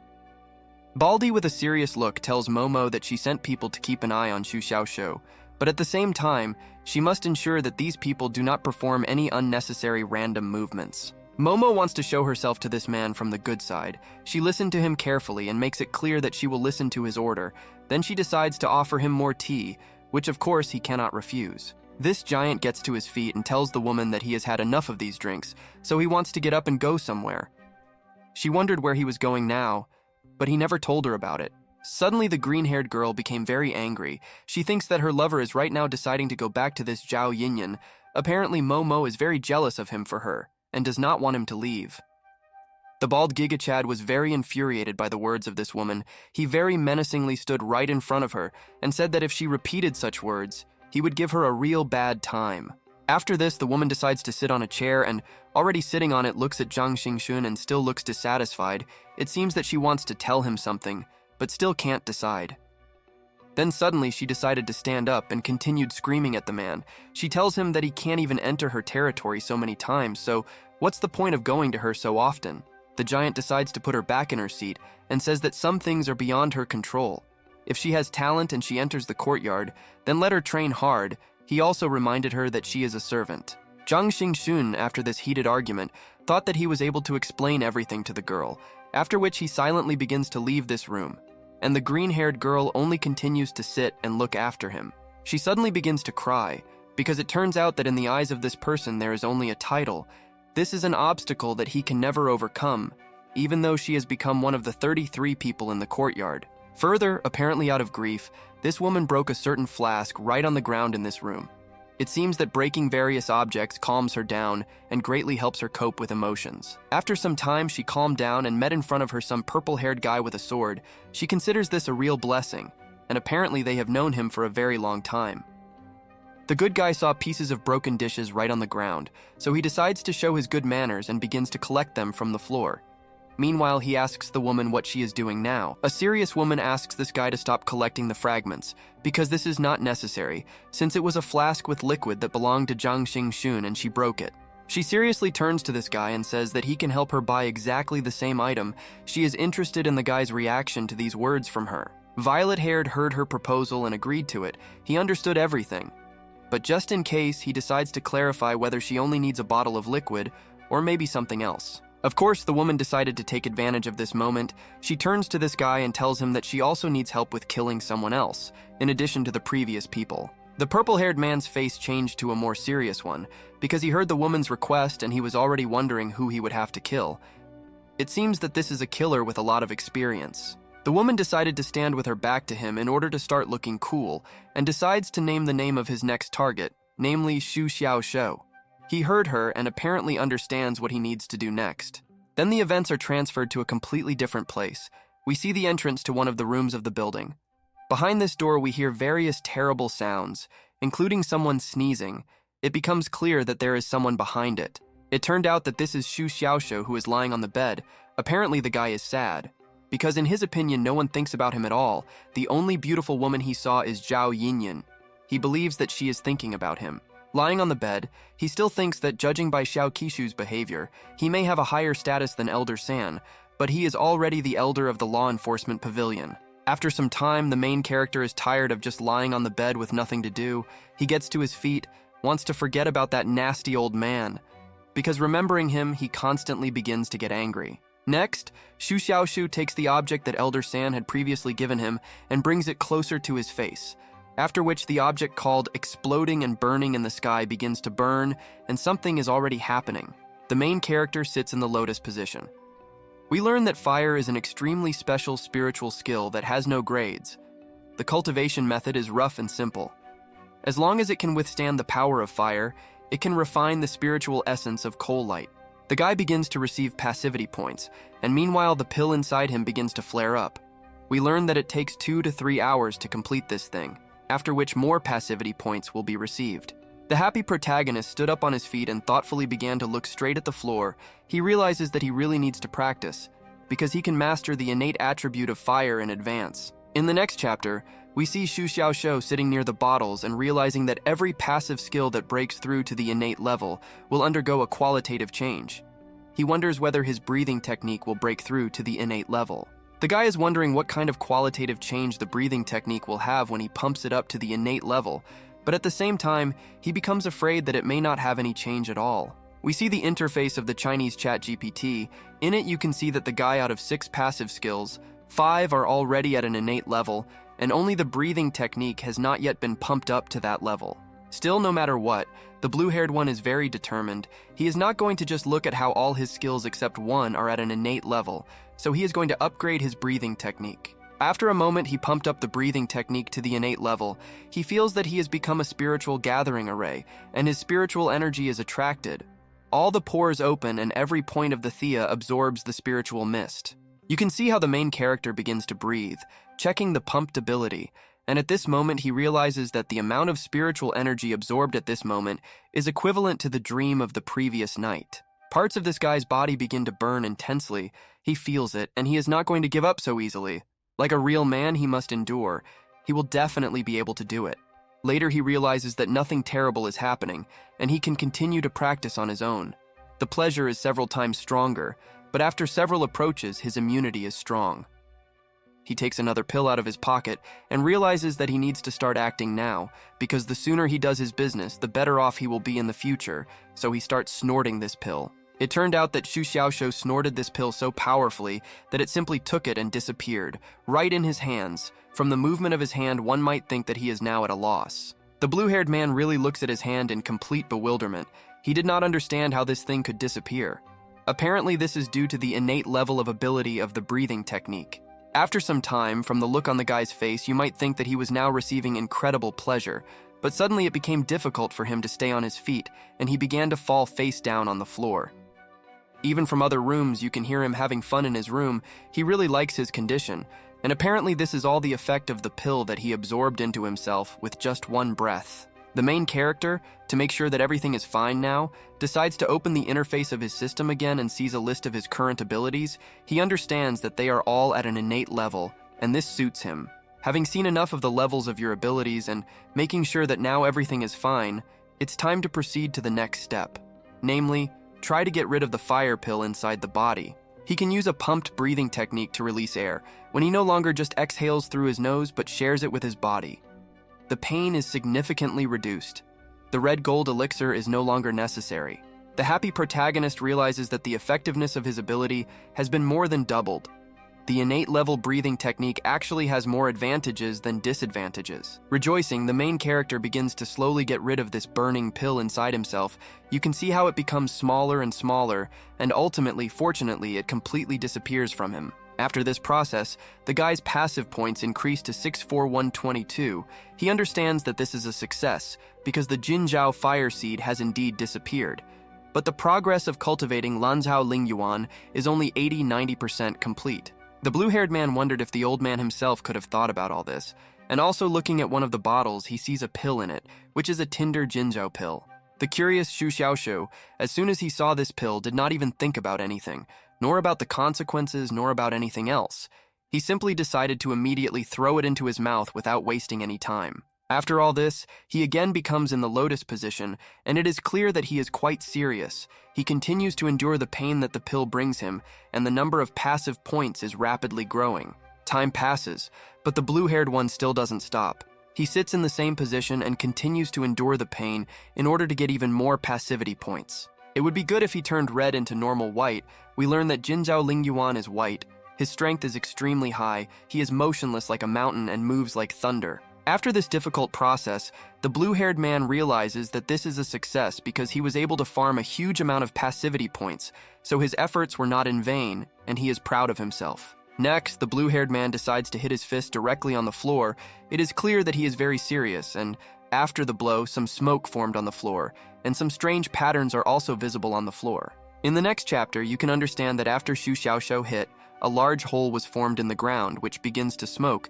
You can understand that the blow was unusual. Suddenly, Xu Xiaoshu begins to rejoice once again, because he realized that the power of the attack has noticeably increased with the naked eye.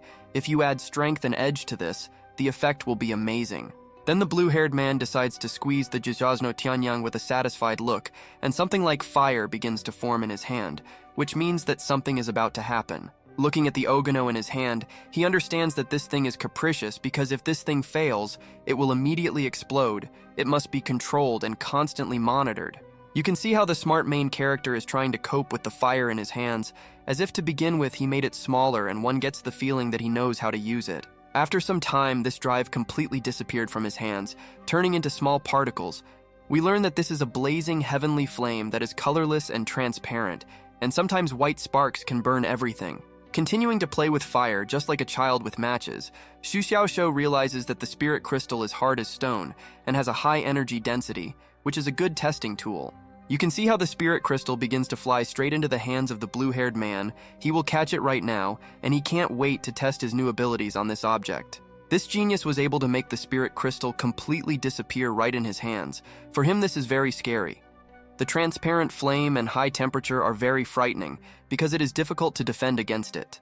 Then the guy seemed to fall into some kind of trance. Closing his eyes for a while, he begins to feel the coals glowing in the sky and burning. We learn that he can use the heavenly flames to set the air on fire and then burn everything within his controllable range, after which he desperately completes all the previous steps as a cultivator. It seems to him that he perceives all these things quite simply. After he completed the practice, he understands that in jade plates, there is the experience of 2 practitioners, so he could not learn it so quickly. Unexpectedly, the guy begins to feel bitter with an orange flame. Being right in the help, he just closed his eyes and didn't tell anyone about anything. It's as if he was accumulating strength for something. Having accumulated some energy, the blue-haired man apparently decides to release it from himself at once, so that while standing still, he simply pushes everything out of himself, which creates a kind of white wave. After this strange process, the main character begins to look around excitedly. Having seen enough, he realizes that what he tried to do failed. Apparently this time, not everything works out for him. After a few seconds, the blue-haired man began to notice the result of his actions. He now thinks that he has again managed to achieve success, and now he will have what he originally sought. But unfortunately for Xu Xiaoxiu, the bed that was behind him suddenly begins to smoke heavily. He realizes that things smell like something is fried, and he urgently needs to take some measures to deal with it. He decides to inspect his room even more carefully, and discovers with horror that it turns out that it is all smoking now. This is a very extreme situation, so he has to think quickly. Then the guy notices how sparks begin to sparkle. He finally realizes that now everything is going to be bad, so he decides to somehow cope with this difficult problem. He decided to make a tactical retreat. Meanwhile, a fire had already raged in the room due to the mischief of the main character. But while he had no time for that, he had to run out of the buildings. He continues to run away through this building from the blast wave that is trying to overtake him. This scene is reminiscent of scenes from various action films, and it is very interesting whether he will be able to escape this fire. After some time, the main character still managed to run out into the street. He was able to save himself, but this building could not be saved. Fortunately, it started to rain, which put out all this flame. Blue-haired, with great sadness on his face, looks at the rubble that remains of his house. He is offended, because the building is completely new. He promises him that next time, this will not happen again. Then it seems that even the ashes remaining from this building begin to evaporate immediately. Xu Xiaoxiu is surprised by this, and he is already very interested in what will happen if he uses this ability on the enemy. A few moments later, the events are already transferred to the guest room, where Xu Xiaoxiu himself sits quietly and calmly at the table, and seems to be waiting for something or someone, but it is not yet known who exactly. Sitting at the table, the main character thought about his burnt DMOA. He understands that if he wants to practice or test something, then it is better for him to do it in a completely different place, and not in the house itself. He recalls a certain new discovery, which is located in the Zhushuan Echo. Apparently, the white jade railings were damaged and were repaired the next day by brilliant workers. We can see a very sly grin on Xu Xiaoxiu's face. He believes that if no one can catch him in this place, then in fact this place will be a free place for training. Meanwhile, while it is raining heavily outside, the blue-haired man with a sly grin on his face begins to rub his hands together, realizing that he still has something very grandiose to do today. Xu Xiaoxiu realized that he had more than 80,000 passivity points on his balance. He was once careful when purchasing keys, but now with so many points on his balance, he can afford to buy 50 keys in a row. The blue-haired one, having purchased a huge number of keys to open a roulette with a new ability, is soon going to use them and try to knock out something useful. In the next chapter, Xu Xiaoxiu, after purchasing 50 keys, began to make spins. To begin with, he only did 10 and didn't get anything. He is angry, and when he saw that he didn't get anything for 10 spins, he is afraid that he will continue to be unlucky. However, the blue-haired one quickly pulled himself together. He realizes that there are still 40 more turns ahead, so something is bound to fall out. He calmed down and is going to continue, because there is no point in getting upset ahead of time. Blue-haired made 10 more spins, and again nothing fell out to him. It's already difficult for him to hold back his tears, because for 20 spins he still didn't get anything. He wants at least something, because he went through great pain getting rid of the seed of fire. Then the guy does 10 more spins. At first he still doesn't get anything, but then he is very surprised because at the very end he got one skill. He just can't believe his eyes. He decides to check what exactly he got and notices that this is a basic passive skill associated with replenishing energy. The guy, realizing this, begins to rejoice greatly, and it seems that right now he will burst with happiness. Next, Xu Xiaoxiu calmed down after expressing his joy. After that, his face changed to a more serious one, and he really wants to test this skill. This skill also resembles life force. Suddenly, Xu Xiaoxiu begins to feel something within himself. He realizes that the rate of recovery of spiritual energy in the Sea of Qi has increased significantly. This will allow him to maximize his combat endurance. In Xu Xiaoxiu's previous battle with Momo, he almost managed to win the game during the break, but he was unable to perform the third sword move because his body did not have enough spiritual power. Blue-haired remembers some of the skills he has, namely breathing techniques, self-improvement with full vitality, blood restoration, and mana restoration. He does not think that with such skills anyone can defeat him. Just by looking at the literal meaning of this passive ability, one can already understand the functions of this countershock and what it is needed for.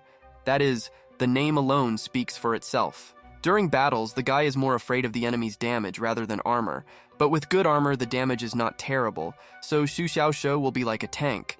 Plus his edge and fencing, he can combine them. Next, the blue-haired man decides to knock his fists together to see what will happen, but apparently nothing happened and he just looks at them expecting something. The main character realizes that something is wrong here, because the countershock is a little different from what he thought, the one that in his opinion should be called counter-trauma. But this one only shocks the enemy with one blow. He understands that the correct use of this ability can take the enemy by surprise. He can, after a strong blow from the enemy, simply use this ability, and then use his sword. Shusoyashu looks very pleased because, with such a combination of such abilities, he considers himself simply invincible. He cannot restrain his emotions. This can be understood from his wide smile on his face. After the main character is happy, he decides to look at the system interface to find out the number of remaining keys. He sees that there are as many as 10 left and is already thinking about what can be done with it. Blue-haired begins to smile broadly again. He is glad that having purchased 50 keys, he has already managed to knock out 2 new passive abilities, and besides, he still has a few keys left that he can use. Events are already moving outside, where it is raining heavily, and Shu Xiaoshou sat down near a puddle and believes that Zhongling Yusuo, a place surrounded by mountains and rivers, is a place where a lot of luck always comes. Initially, the guy just sat quietly and thought about something, but later his curiosity got the better of him, and he decided to carry out 10 more spins, using the 10 keys that were left with him. He saw that he didn't get anything, and of course he was dissatisfied with this. He understands that these 10 keys flew away for nothing, and did not give him anything. So now he will have to save up more points. He checks the interface of his system and sees 31,000 passive points. He wants to leave 20,000 for improvements, as well as 10,000 for something else, but he is not going to waste those same 20,000. Shu Xiaoshu takes a strange position. Before purchasing new keys, he believes that in this position he has more luck. He is ashamed to be in it, but still no one sees him. Having purchased 10 more keys, he opened them all at once and saw that he had received nothing at all. This upset him because he had once again wasted passive points. Blue Hair continues to lie on the ground and whine about how he just wasted his keys. He realized that the ending of a story often turns out to be a tragedy, and this makes him very sad. Then he decides to look at the system interface again and discovers that he has a whole 21,000 points left. He thinks that the extra 1,000 can be spent on the next key, and he will definitely be lucky with it. Having purchased this key, he immediately opened it, but this loser screwed up once again. Because he didn't get anything, he won't buy them anymore, because the remaining 20,000 points are needed for improvements. It seems that the main character lost his temper. Out of anger, he began to hit the ground with his powerful blows, with such force that small pits even began to form there, from which smoke also emanated. He spent all his passivity points on pumping full vitality and countershock to the innate level. Then he sees that he has collected 8 passive abilities of the innate level. He considers himself strong. In the next chapter, we see Shu Xiaoshou, who, after such a hard day in the rain, goes to his home and is now going to go to the bath, and then finally go to bed to regain strength. We are shown an event that takes place in Goose Lake. We see 2 guys in dark suits. One of them is already familiar to us with purple hair. Apparently they came here for Shu Xiaoshou. After the two have talked to each other, the brown-haired man in the hood begins to drink water from his bottle, after which he can be seen starting to smile. Apparently he imagines how he has already completed this task and came home to rest. Purple Hair says that while the person is at home and resting, his vigilance will be at its worst and they will have time to finish him off. Of course they are going to take advantage of this. The brown-haired man says that everything is in order and they will definitely be able to complete their task, but he also reminds his friend that he needs to put on a hat because it is raining heavily outside. Even though his friend showed him concern and asked him to put on a hat, the purple-haired one is still not going to do this, because in his opinion the rain is very cold and refreshing. The brown-haired man continues to smile and agreed with his opinion. He says that since his friend likes to get wet in the rain, then he likes to drink his drink and everyone turns out happy. He also likes the cold behavior of his friend. Violet-haired listened to his friend, but he did not understand what kind of nonsense he was talking about. His friend's face looked as if he had realized everything and was ashamed of his words. Then these two begin to walk further forward, the brown-haired man looking after his friend, scratching his head, fully realizing that he was talking real nonsense before. He is sorry that he laid himself in front of the purple-haired one. He understands that he told him some important secret just recently. Realizing this, he was very worried. He hopes that everything will be okay, and this will not affect his brother's behavior in any way. After some time, these two already begin to quietly crawl through the grass in order to appear less noticeable. Apparently they are sneaking up to the main character's house to deal with him. Finally, they crawled for some distance and already reached his house. The brown-haired man tells his brother about this, and now they are together thinking about what can be done next to get inside. The purple-haired man did not like his brother's behavior. He asks him to shut up and remember everything that he taught him earlier. That is, he should have already known in advance what they need to do in this situation. The brown-haired man asks him to listen. We also learn that the purple-haired man's name is Achin, and the brown-haired man says that an example of the measure will come later. Achin must now hold the defense, and he is here to help him. Achin listened to his friend. He asks him to boldly start doing what he wanted to start from the very beginning. He asks him to pay attention to his technique, because even one blow can finish him off. And this guy expected exactly these words from Akyang. He immediately began to smile terribly, and took out his 2 sharp daggers. Apparently, he is now alone, going to head to Xu Xiaoshu's room. This guy, armed, boldly but carefully approaches the protagonist's door. The purple-haired guy watches the actions of his close friend and hopes that everything will be okay with him. To his surprise, the brown-haired man decided not to force his way directly into Xu Xiaoshu's house. He decided to carefully knock on his door so that his victim would come to him and not expect a sharp blow with a dagger. Of course, this knock woke up Xu Xiaoshu. From his red eyes, it is clear that he did not get enough sleep. After such a hard day, he wanted to sleep and relax, when these 2 fools came. The enraged Xu Xiaoshu gets out of bed calling him names. He does not understand who such a strange person came at such a time to knock on his door. He believes that those people are looking for death. Despite all his anger, the blue-haired man decides to approach the door quietly and calmly in order to carefully check who came there at such a late time. It seems very strange to him. Xu Xiaoshu finally came to his front door and is trying to find out who came to him at such a late time. So far, he is only trying to listen to the sounds outside, but he can't hear anything. Standing at the door, the dissatisfied protagonist still cannot understand what kind of sick person comes to him so late at night. He assumes that it is the staff who have come for some business.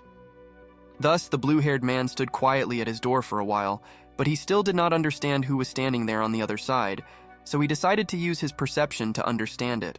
He sees a man in a black cloak. His face was hidden by a black hood. Although the night was dark, but their faces were clearly visible under perception, Xu Xiaoshu also noticed that there was another guy standing there. The blue-haired man realized who it was standing there, but he also didn't know those 2 guys and why they were looking for him. And it was at this moment in time that the realization came to him that they wanted to commit murder on a rainy night. Meanwhile, the contented brown-haired man still continues to stand on the other side of the door.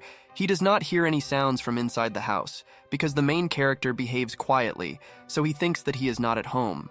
The evil bandit is already tired of just standing outside the door. He feels like a fool, so he decides to use physical force and, taking out his dagger, already wants to break through this door to get inside. However, fortunately, this brown-haired guy was caught by the hand in time by Akyang. He doesn't want them to act so loudly, so he turns on his cunning and says that this is Xiao Qishu from the Linfa Pavilion. Xu Xiaoshu was a little worried.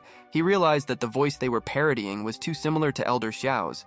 If not for the perception, he would even believe it and open the door to these bandits. In the next chapter, we see how Xu Xiaoshu begins to study his opponents. He understands that they are at least both innate and unusually innate. They are both flawless, practice some kind of hidden technique, and are apparently good killers. The guy understands that the spiritual palace is protected by a large formation.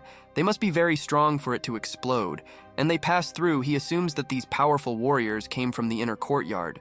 While the guy was thinking about everything, he decides to use his perception once again to understand what they are doing there this time. He still cannot understand why they decided to come and finish him off. He understands that these 2 are actually strong and should not be underestimated. After entering Santian, the distance between the 2 neighboring small realms, the early and middle stage is unmatched among other realms. Blue-haired is trying to urgently come up with some kind of plan. He realizes that he won't be able to escape. But then how to deal with them? That is, if he doesn't escape, he will die, and he won't be able to escape either. Still, the purple-haired one was also tired of standing and enduring behind this door. He lost his temper and told his friend with the dagger to finally knock down the door and burst inside. They were still able to open this door. It swung open loudly, but when they looked inside, they did not see anyone, so they would have to go inside and check every corner of this place. These 2 killers look very unhappy. They are not satisfied with the picture that they saw in front of them. They understand that they will have to get inside one way or another, so they will do it with great reluctance. The brown-haired man notices that Xu Xiaoshu was definitely here recently and tells Akyang about this. The fair-haired one tells his friend to start going inside as soon as possible. They went inside the building together and see that underneath them it is completely broken. It is literally covered in cracks, and Xu Xiaoxiu himself is not visible nearby, they continue to look around, trying to find this guy. The killers immediately turn their attention to the cracks on the floor. They do not understand why there are such large holes and so many of them. The brown-haired man suggests that there was some kind of fierce battle here. The guy in the black hood continues to look at these cracks in the floor. It seems to him that something is completely missing in this place. Looking around the place, he is trying to understand what exactly it is. Brown-haired man tells his friend that this is the main house, but for some reason Xu Xiaoxiu is not here. He also does not understand what happened to this damned place and still thinks that a battle took place here. Suddenly, the fair-haired one notices someone in the distance. He begins to shout to attract the attention of his friend. The brown-haired one heard him and is going to look in that direction to understand what is there. It turned out that Xu Xiaoxiu was standing right on one huge boulder. With his back turned to the bad guys, the killers saw him, but they couldn't understand what he was doing there. He just looked silently into the distance. These two cannot even believe that Xu Xiaoxiu himself is standing in front of them. They think that it is not him. Because he supposedly could be the other person in the battle, they think that he wants to outwit them. The blue-haired man turns to these two fools and congratulates that they finally managed to find him, but they did it too slowly. It is clear that Xu Xiaoxiu remains completely calm even in such a situation. Meanwhile, the two continued to doubt whether he was the real Xu Xiaoxiu or not. After some time, the brown-haired man found out that he was real and told a Qiang about it, so that he would also finally understand.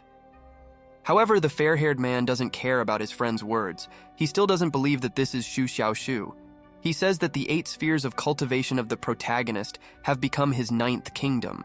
The brown-haired man is not very pleased with his friend's answer. He looks at him as if he were some kind of fool and decides to say that the main character actually broke through. Atian considers this a real coincidence and finds it funny. The hooded guy says that he didn't dare to turn around. His back is like Xu Xiaoxiu from the description. His cultivation is not as good as Santian's. He wears white clothes. Supposedly the killers are not stupid enough to wear white clothes. The fair-haired one senses some kind of catch here. He looks somehow very dissatisfied and wonders whether everything is really as simple as it seems to them at first glance. Apparently he considers the main character a cunning guy. The brown-haired man, whose name is actually Xiao and believes that he really hesitated when he saw this guy, God knows how terrible it is for a professional killer. They look confused. These two again continue to silently look at Xu Xiaoxiu, who is still silently standing on the stone and looking into the distance. The killers have been trying for a very long time to understand whether he is real or not. We see Xu Xiaoxiu again, but this time we look at him in close-up. He continues to stand like a statue and does not even think to turn around. Meanwhile, he receives passivity points for suspicion from the killers. You can see his face and how worried he is. He understands that if he attacks them right away, then perhaps he will not be able to avoid them. He sees that they are patient and thoughtful before actions, which means they are trained killers. If they did not take any action, it means that they saw the scene in the courtyard and thought that he had killed the real Xu Xiaoxiu. He hopes that they will think so and leave. He understands that this is half the success, but does not know what to do next. He understands that he needs to talk to them, because the second stage of the test will probably be more cruel. And already the blue-haired man stands against the backdrop of the thunderstorm like a tough guy and laughingly asks them if they came here for Xu Xiaoxiu. Later he adds that, unfortunately, it's too late, and he dealt with him himself. These two listen to the young guy. Qiang smiles after listening to his words. He considers it a joke. He believes that only a fool can believe in these words, and apparently understands that in front of him is the real Xu Xiaoxiu. You can see how angry these two are. They are ready to attack, and the fair-haired one tells his friend that he has finally carried out an attack to show this guy who is the real boss. However, the cold-blooded protagonist did not even turn around at them. Although in fact a threat was supposed to approach him, he tells them that they cannot stand it and continues to look into the distance. The fair-haired guy is shocked by the guy's behavior. He realized that the main character somehow sees what is happening behind him, because he didn't even turn around when he gave the order to Xiao, and he doesn't understand how he could see it. The guy with the bun on his head is already feeling anxious, and the brown-haired guy is losing his temper. Atian says that it's time for them to take some measures against this self-confident guy. The brown-haired guy is just waiting for this. However, the main character pretends that he is not at all afraid of these killers. He says that he will give them a chance if they still want to escape from here. They silently listen to his words and are going to give their comments. Xiaoyi continues to be very angry with Xu Xiaoxiu's words that they supposedly want to escape. This brown-haired guy wants to show himself as a brave guy, so he says that they have never thought about escaping and are determined. In the next chapter, the brown-haired man begins to look at his brother, and judging by his appearance, he himself would really like to run away from this place because it seems that Xu Xiaoshou is not to be trifled with. But Qiang in turn looks at the brown-haired man, who also looks frightened to him. He also believes that Xiao also panicked, so he apparently wants to retreat. He understands that this battle is doomed to be unwinnable. Next, Xu Xiaoshou got tired of just standing around doing nothing. He felt that his pressure was having an impact on these bad guys, so he decided to finally scare them away from here, and, without turning around, directed a stream of fire at them. There is smoke all around the video, and these frightened bad guys are looking at how a stream of flame is now flying straight towards them.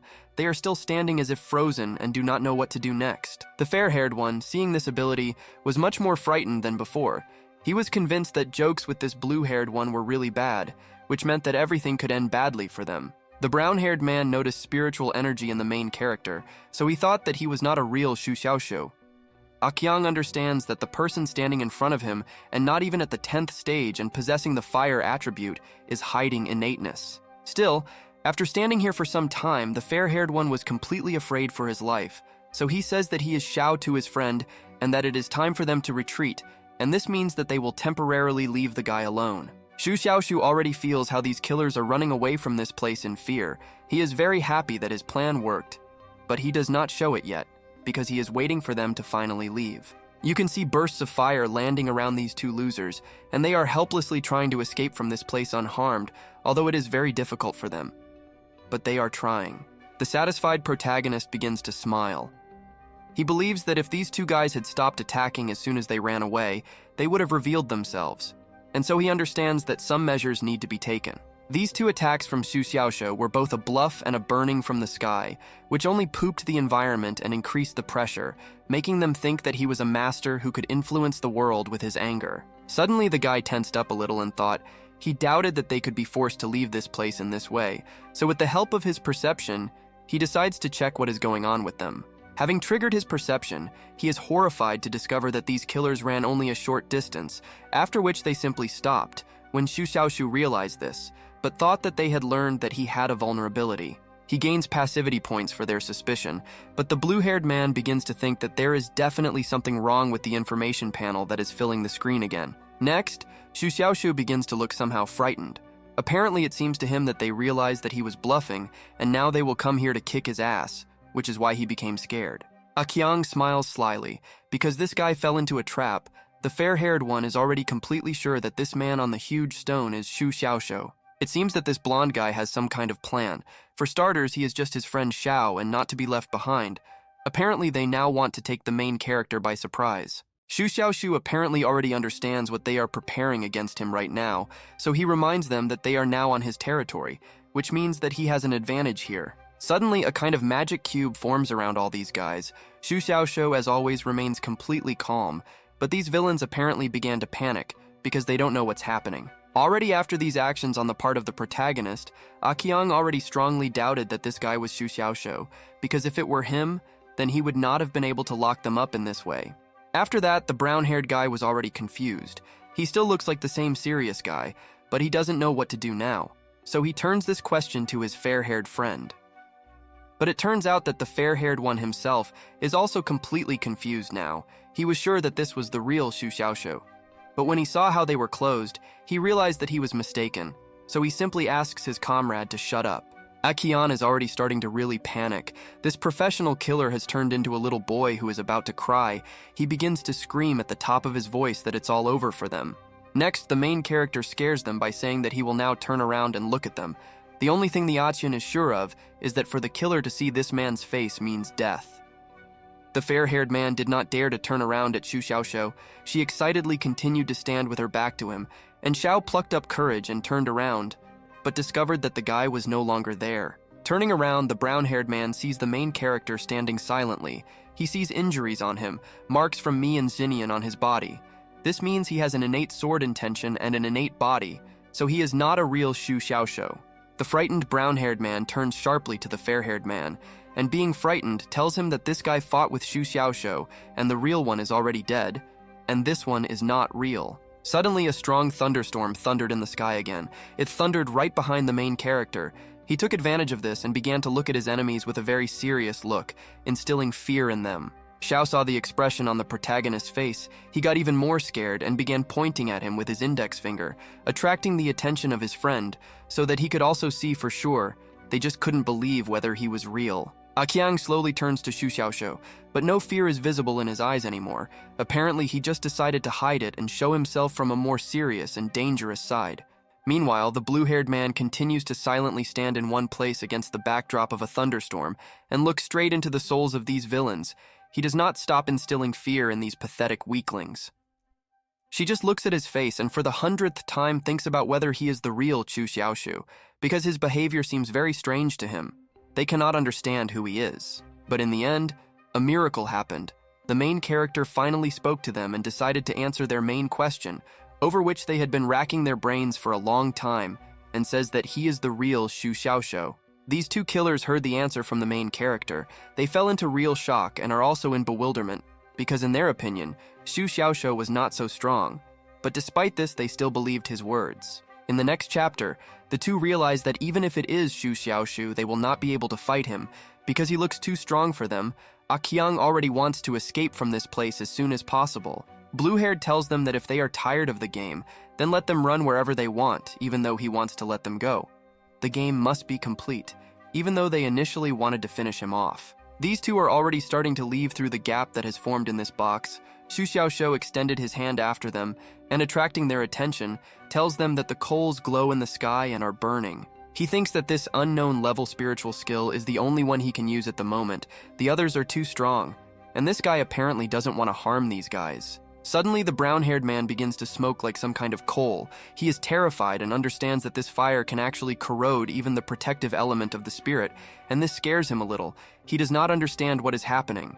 Next, the fair-haired man turns to his friend Xiao, and looking at him directly through the gap, he asks him to go first, because he himself wants to follow him being behind. Suddenly, the brown-haired man calls Qian to him, and is about to tell him something with a serious look. Apparently, this is really something important, and perhaps information about Xu Xiaoxiu. Suddenly, the blue-haired man returned back to this cube. Xu Xiaoxiu saw how they quietly began to discuss something with a serious look. He did not understand what was happening with them, and this unknown scared him a little. Qiang remembers that Xiao has 7 escape techniques, but he only knows the method of escaping with blood. He also remembers that this guy always interrupts the conversation, and he leaves first, but every time he catches up for a moment. Further, it is clear that the fair-haired man's face became somehow too pleased. He believes that his friend has as many as 7 levels of strength, so he has no equal at the moment. The brown-haired man sees how his comrade begins to run away from here in fear. Apparently, this loser got scared again, and of course Xiao didn't like it at all. This guy understands that even his peak level of innate cultivation could not resist the will-o'-the-wisp. He had never seen such a strange spiritual skill before, as if half of his spiritual energy had burned out. He doesn't understand why Xu Xiaoxiu doesn't attack him. He thinks that the blue-haired guy just wants to burn him alive. Perhaps in the eyes of the big guys, the development is like an ant, he thinks. The guy understands that they cannot take action, because as soon as that guy began to act, he discovered that he was only at stage 9. Xu Xiaoxiu does not know what to do. Apparently it is the poor guy who needs help. Burning Xiao and believes that timing his brother should be at some distance from the Fuduo, he has little spiritual energy left. He will still wait, because he cannot escape. Blue-haired is already tired of this guy. He himself wants these two to finally leave him alone, and he can finally sleep properly. So he asks him if he wants to leave here. He is worried because he understands that his spiritual essence is almost burned out, and if he dares to stay, he will fight to the death or run away. They can later join forces with the previous guy, and then Xu Xiaoxiu will not be able to cope. Suddenly, this brown-haired guy realizes that he can't care about this anymore, so he's going to take everything into his own hands and change it. He wants to leave this place immediately. Xu Xiaoxiu tells him that he is not the only one who puts off time, because the main character does this too.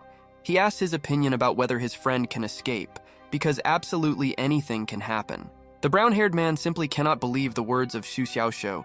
He believes that this cannot be and does not understand how he established a trace on them if he did not even touch them.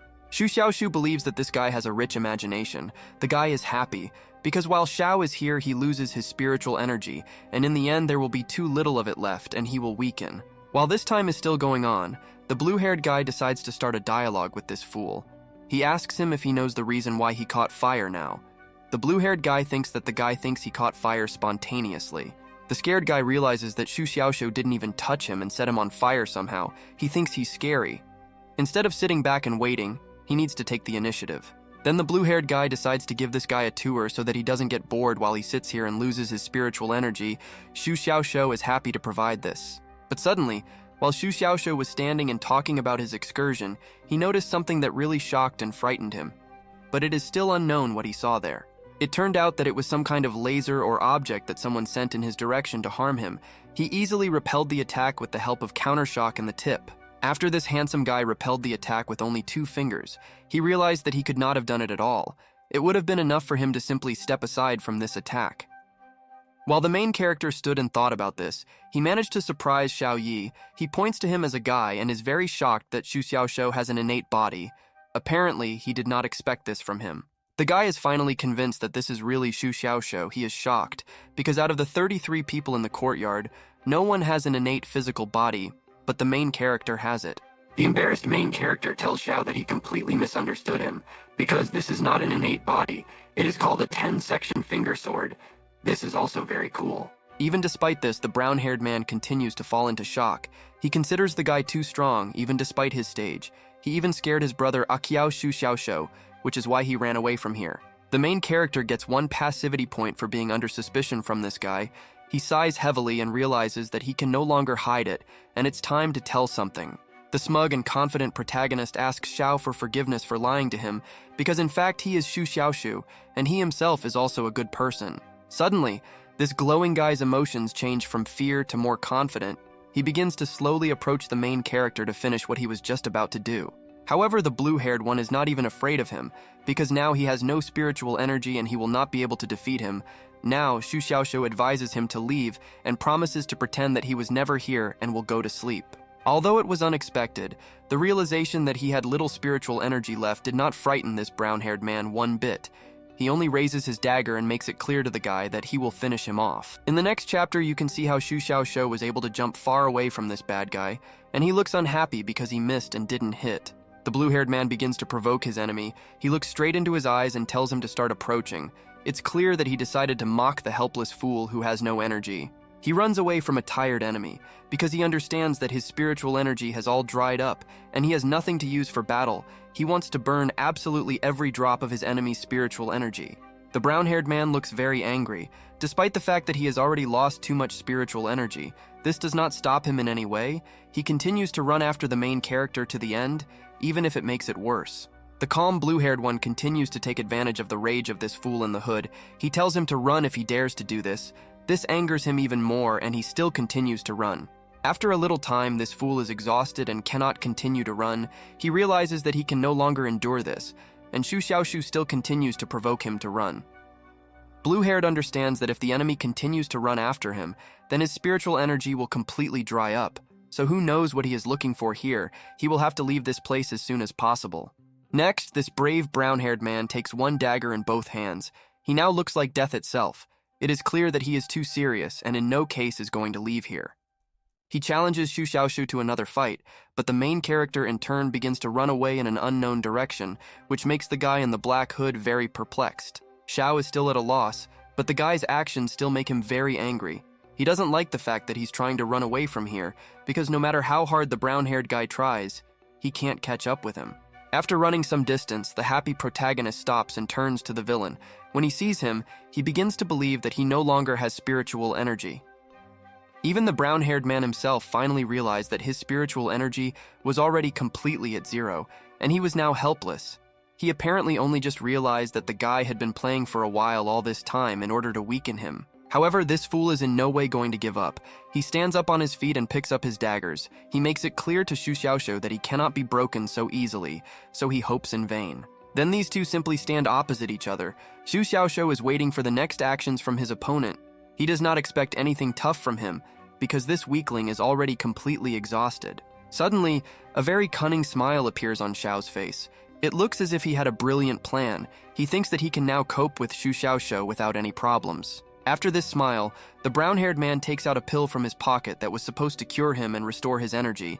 He is already about to throw it into his mouth, and it seems that now it will be difficult for the main character. Unexpectedly for the fool in the black hood, the main character used the breathing technique and without any problems was able to inhale this pill into himself from a distance of several meters.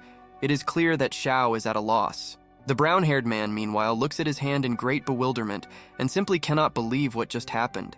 He does not understand what kind of witchcraft Xu Xiaoshu used against him. Xu Xiaoshu is very pleased with himself against such a brilliant trick. He smiles contentedly and thanks the enemy for the elixir, asking if he has anything else so that he can inhale the same. The brown-haired man realizes that he now has no way to escape from here because his physical body is not strong and his spiritual energy is at the bottom. He really wants to escape from here, but does not yet know how to do it. Xiao just continues to stand in bewilderment and look at the main character. Xu Xiaoshu is very amused by the behavior of this guy. He no longer knows what to expect from him in the future. The blue-haired man decides to speak up. During this awkward silence, he tells Xiao Yi that cultivation is not Xu Xiaoshu's strong point and decides to clarify with him what kind of cultivation he has. From the expression on the villain's face, one can understand that he is already tired of everything and wants to get out of this place as soon as possible. But still, he answers the main character's question and says that his cultivation is the kingdom of Yuanting Peak. Blue-haired continues to provoke him, and after hearing his cultivation level, he begins to consider him very weak and continues to provoke him to mock this fool even more. Suddenly, this guy seems to begin to glow. It seems that he was able to somehow gain strength, and even without using a healing pill, right now he is about to attack Xu Xiaoshu again. The main character turned his attention to the serious mood of his enemy. The blue-haired one was perplexed as to how he gained so much strength and understands that now everything will be a little more difficult for him, so he should prepare. Meanwhile, the villain has already jumped on the main character with his daggers. Anger is visible on his face, and he makes it clear to the guy that he is going to finish him off right now and does not want to spare him at all. At the moment, Xu Xiaoshu remains completely calm, despite the looming threat towards him. While he stood, a sword came out of the ring on his neck, which helped repel the attack from this evil brown-haired man.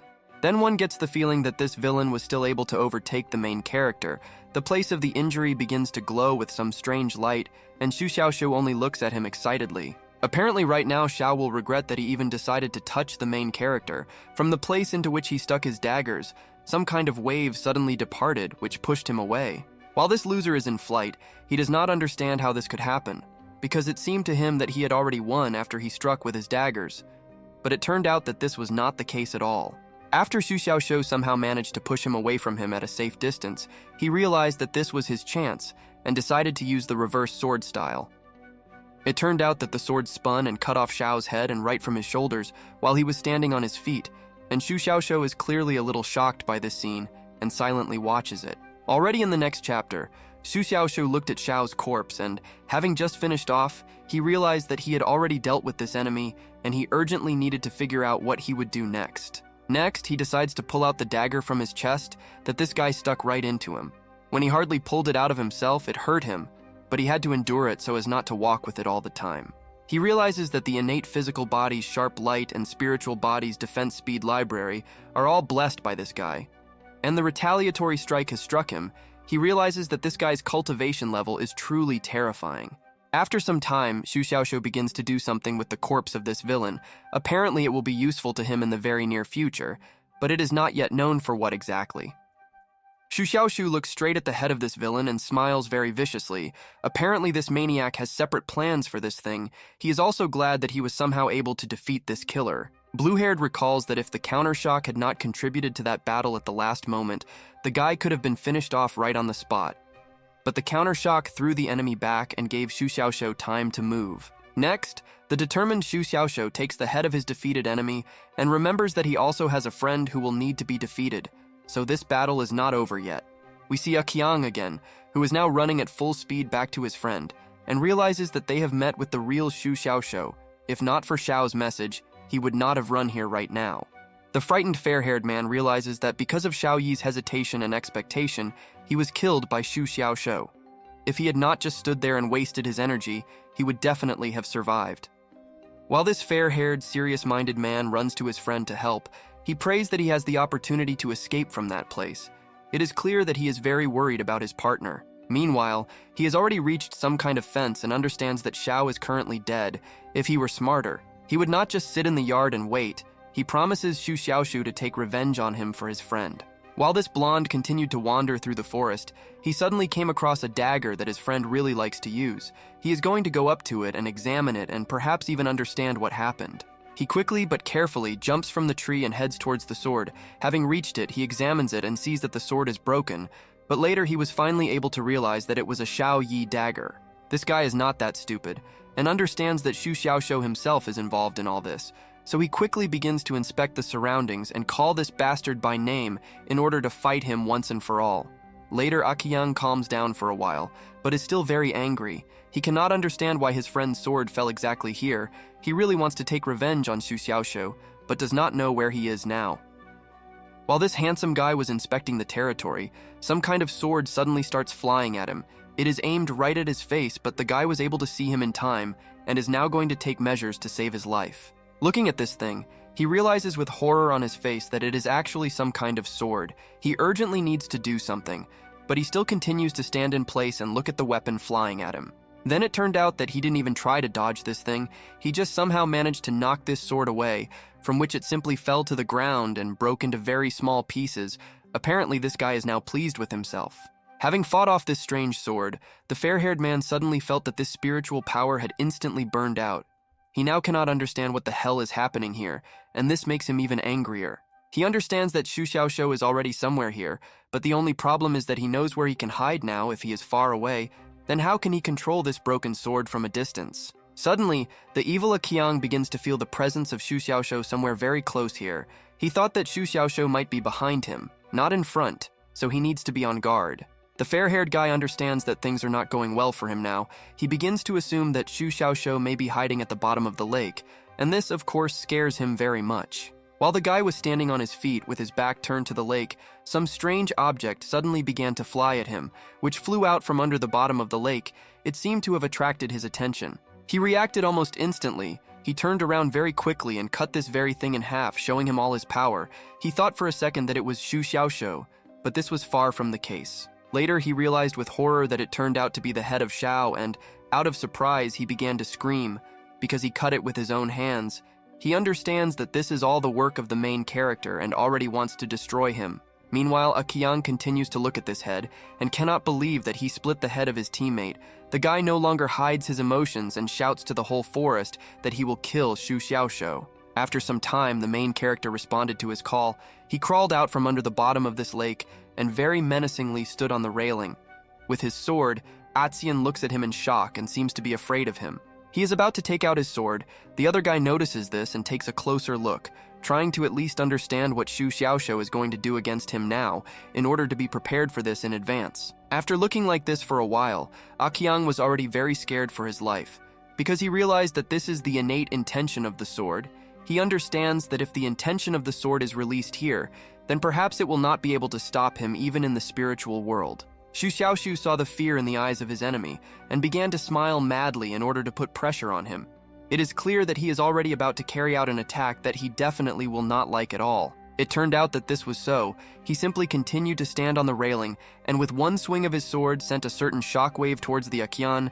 This wave left behind a deep mark right in the ground. This same shockwave also turned out to be not at all simple. It began to take out everything in its path, uproot trees, cut them into two parts, lift huge stones into the air, and so on. In the next chapter, Akiang is seen with a severed hand. He considers the main character to be a devil. It turns out that Xu Xiaoshou's combat power has nothing to do with his level of development. His sword alone is enough to fight 33 people in the courtyard. Further, you can understand that the crazy main character did not like the cut on the first hand, so he decides to correct his mistake and make a more correct cut. But on the other hand, the cold-blooded protagonist delivers another powerful blow with his sword. Even a trace is visible in the direction the sword itself went, and now we will see the result of this blow. It can be seen that the second hand of this killer has already flown to the side. It seems that Xu Xiaoshou has become too cruel a person. I used to remember how he was driven only because of one of his accidental murders, and now he is doing this. You can see that the Achin is now in real horror. He has lost both of his hands, and it is clear that now he will have nothing else to defend himself with. He does not understand where such cruel people come from. Then the armless fool begins to smile, looking at the main character who pointed his sword at him. Apparently, it seems to him that he no longer takes any action due to the fact that he has no spiritual energy. Noticing this, Akyang decides to start running away from this place while there is an opportunity. Xu Xiaoshu noticed this, and of course he cannot allow this to happen, so he will take some measures against it. Suddenly, Akyang's happy face changed to something icy. He seemed to be numb, and it felt like he had received a lightning strike from Xu Xiaoshu, which he could not have expected. This guy just can't understand what the hell is going on here. He also thought that this blow to him was inflicted by the sword of his friend named Xiao Yi, who recently also died at the hands of Xu Xiaoshu. Seeing this, the blue-haired man only smiles, because he considered these killers strong, but this turned out to be not so. The main character even initially thought of cutting off his head, but decided to deal with him in a completely different way. He looks at the lifeless body of the Atzian and realizes that it's time for him to act. He considers him good food, so stretching his hand forward, he begins to do some magical things, from which the corpse began to glow. After this, Xu Xiaoshu realizes that including Wenchong, he has already taken the lives of 3 people. He realizes that the world is no longer the same. If he cannot adapt, then perhaps he will be the next one to die. Remembering Wenchong, Xu Xiaoshu thought about it. It seemed to him that those 2 guys most likely came to him to avenge Wenchong, but could not. This theory seems quite plausible to the main character. After all these thoughts, this genius's head begins to pound, because it seems to him that this is all too complicated, and he shouldn't even think about such things yet because it's not for him.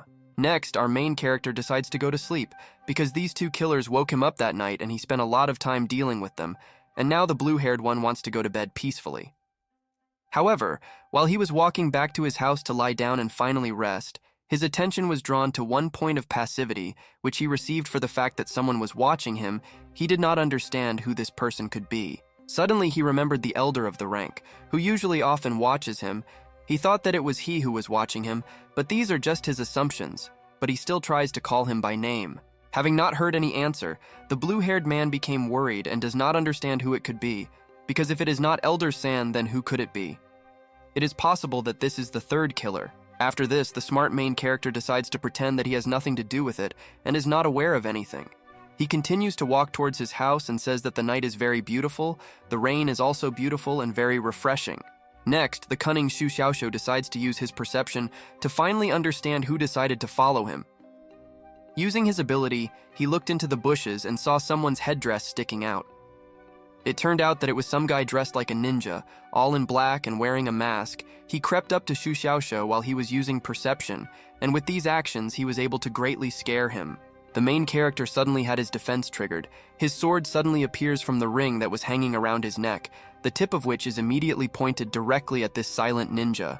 However, it unexpectedly turned out that this guy was not simple. He caught Xu Xiaoshu's sword with 2 fingers. The blue-haired man became scared and asked the guy not to break it, because without this sword he would not last long. The serious man in the black mask is surprised that this young guy is not at all afraid for his life, but is more afraid for this damn sword. However, it seems that this guy approached the main character with some specific purpose. Next, the guy in the mask starts talking to Xu Xiaoshu. He asks him to put the sword away because he doesn't need a battle here. He just wants to ask Xu Xiaoshu dearly and nothing more. Nothing bad will happen. The main character himself apparently has already let go of this sword, and this ninja continues to hold it with his 2 fingers. Xu Xiaoshu tells him that he does not feel safe when some guy with his own sword asks him for directions. Suddenly, the sword of Xu Xiaoshu, which this brave guy was holding with 2 fingers, somehow begins to move forward and has already slightly dug its sharp part directly into the chest of this mysterious man. It is clear that our main character is already full of courage. He decides to clarify with this stranger what he wants to ask him. And the stranger, apparently, already regrets that he even approached this guy. Because of Xu Xiaoshu's impudent behavior, this person simply begins to curse him, for which the blue-haired man received passivity points. Xu Xiaoshu believes that since he now thinks such things about him, then in the future, he may even think about finishing him off. Satisfied, Xu Xiaoshu removes his hand and watches as this stranger pulls out a sword from his chest. His blood can be seen flowing from the tip of the sword. The main character seems to be enjoying this. After the guy in the black hood took off and pulled out this sword, he threw it aside and wants to somehow respond to Xu Xiaoshu, because he was not satisfied with this attitude towards him, because he didn't even seem to be hostile. Next, this genius in a black hood decides to hit Xu Xiaoshu with his forehead. It is clear how the main character felt quite a bit unpleasant. Judging by the gnashing of his teeth, he also did not expect such actions from a stranger at all. But it turned out that this blow only hurt this stranger. He forgot that Xu Xiaoshu himself was standing in front of him, so hitting him with his head he felt unpleasant, and now thinks that the main character is made of iron.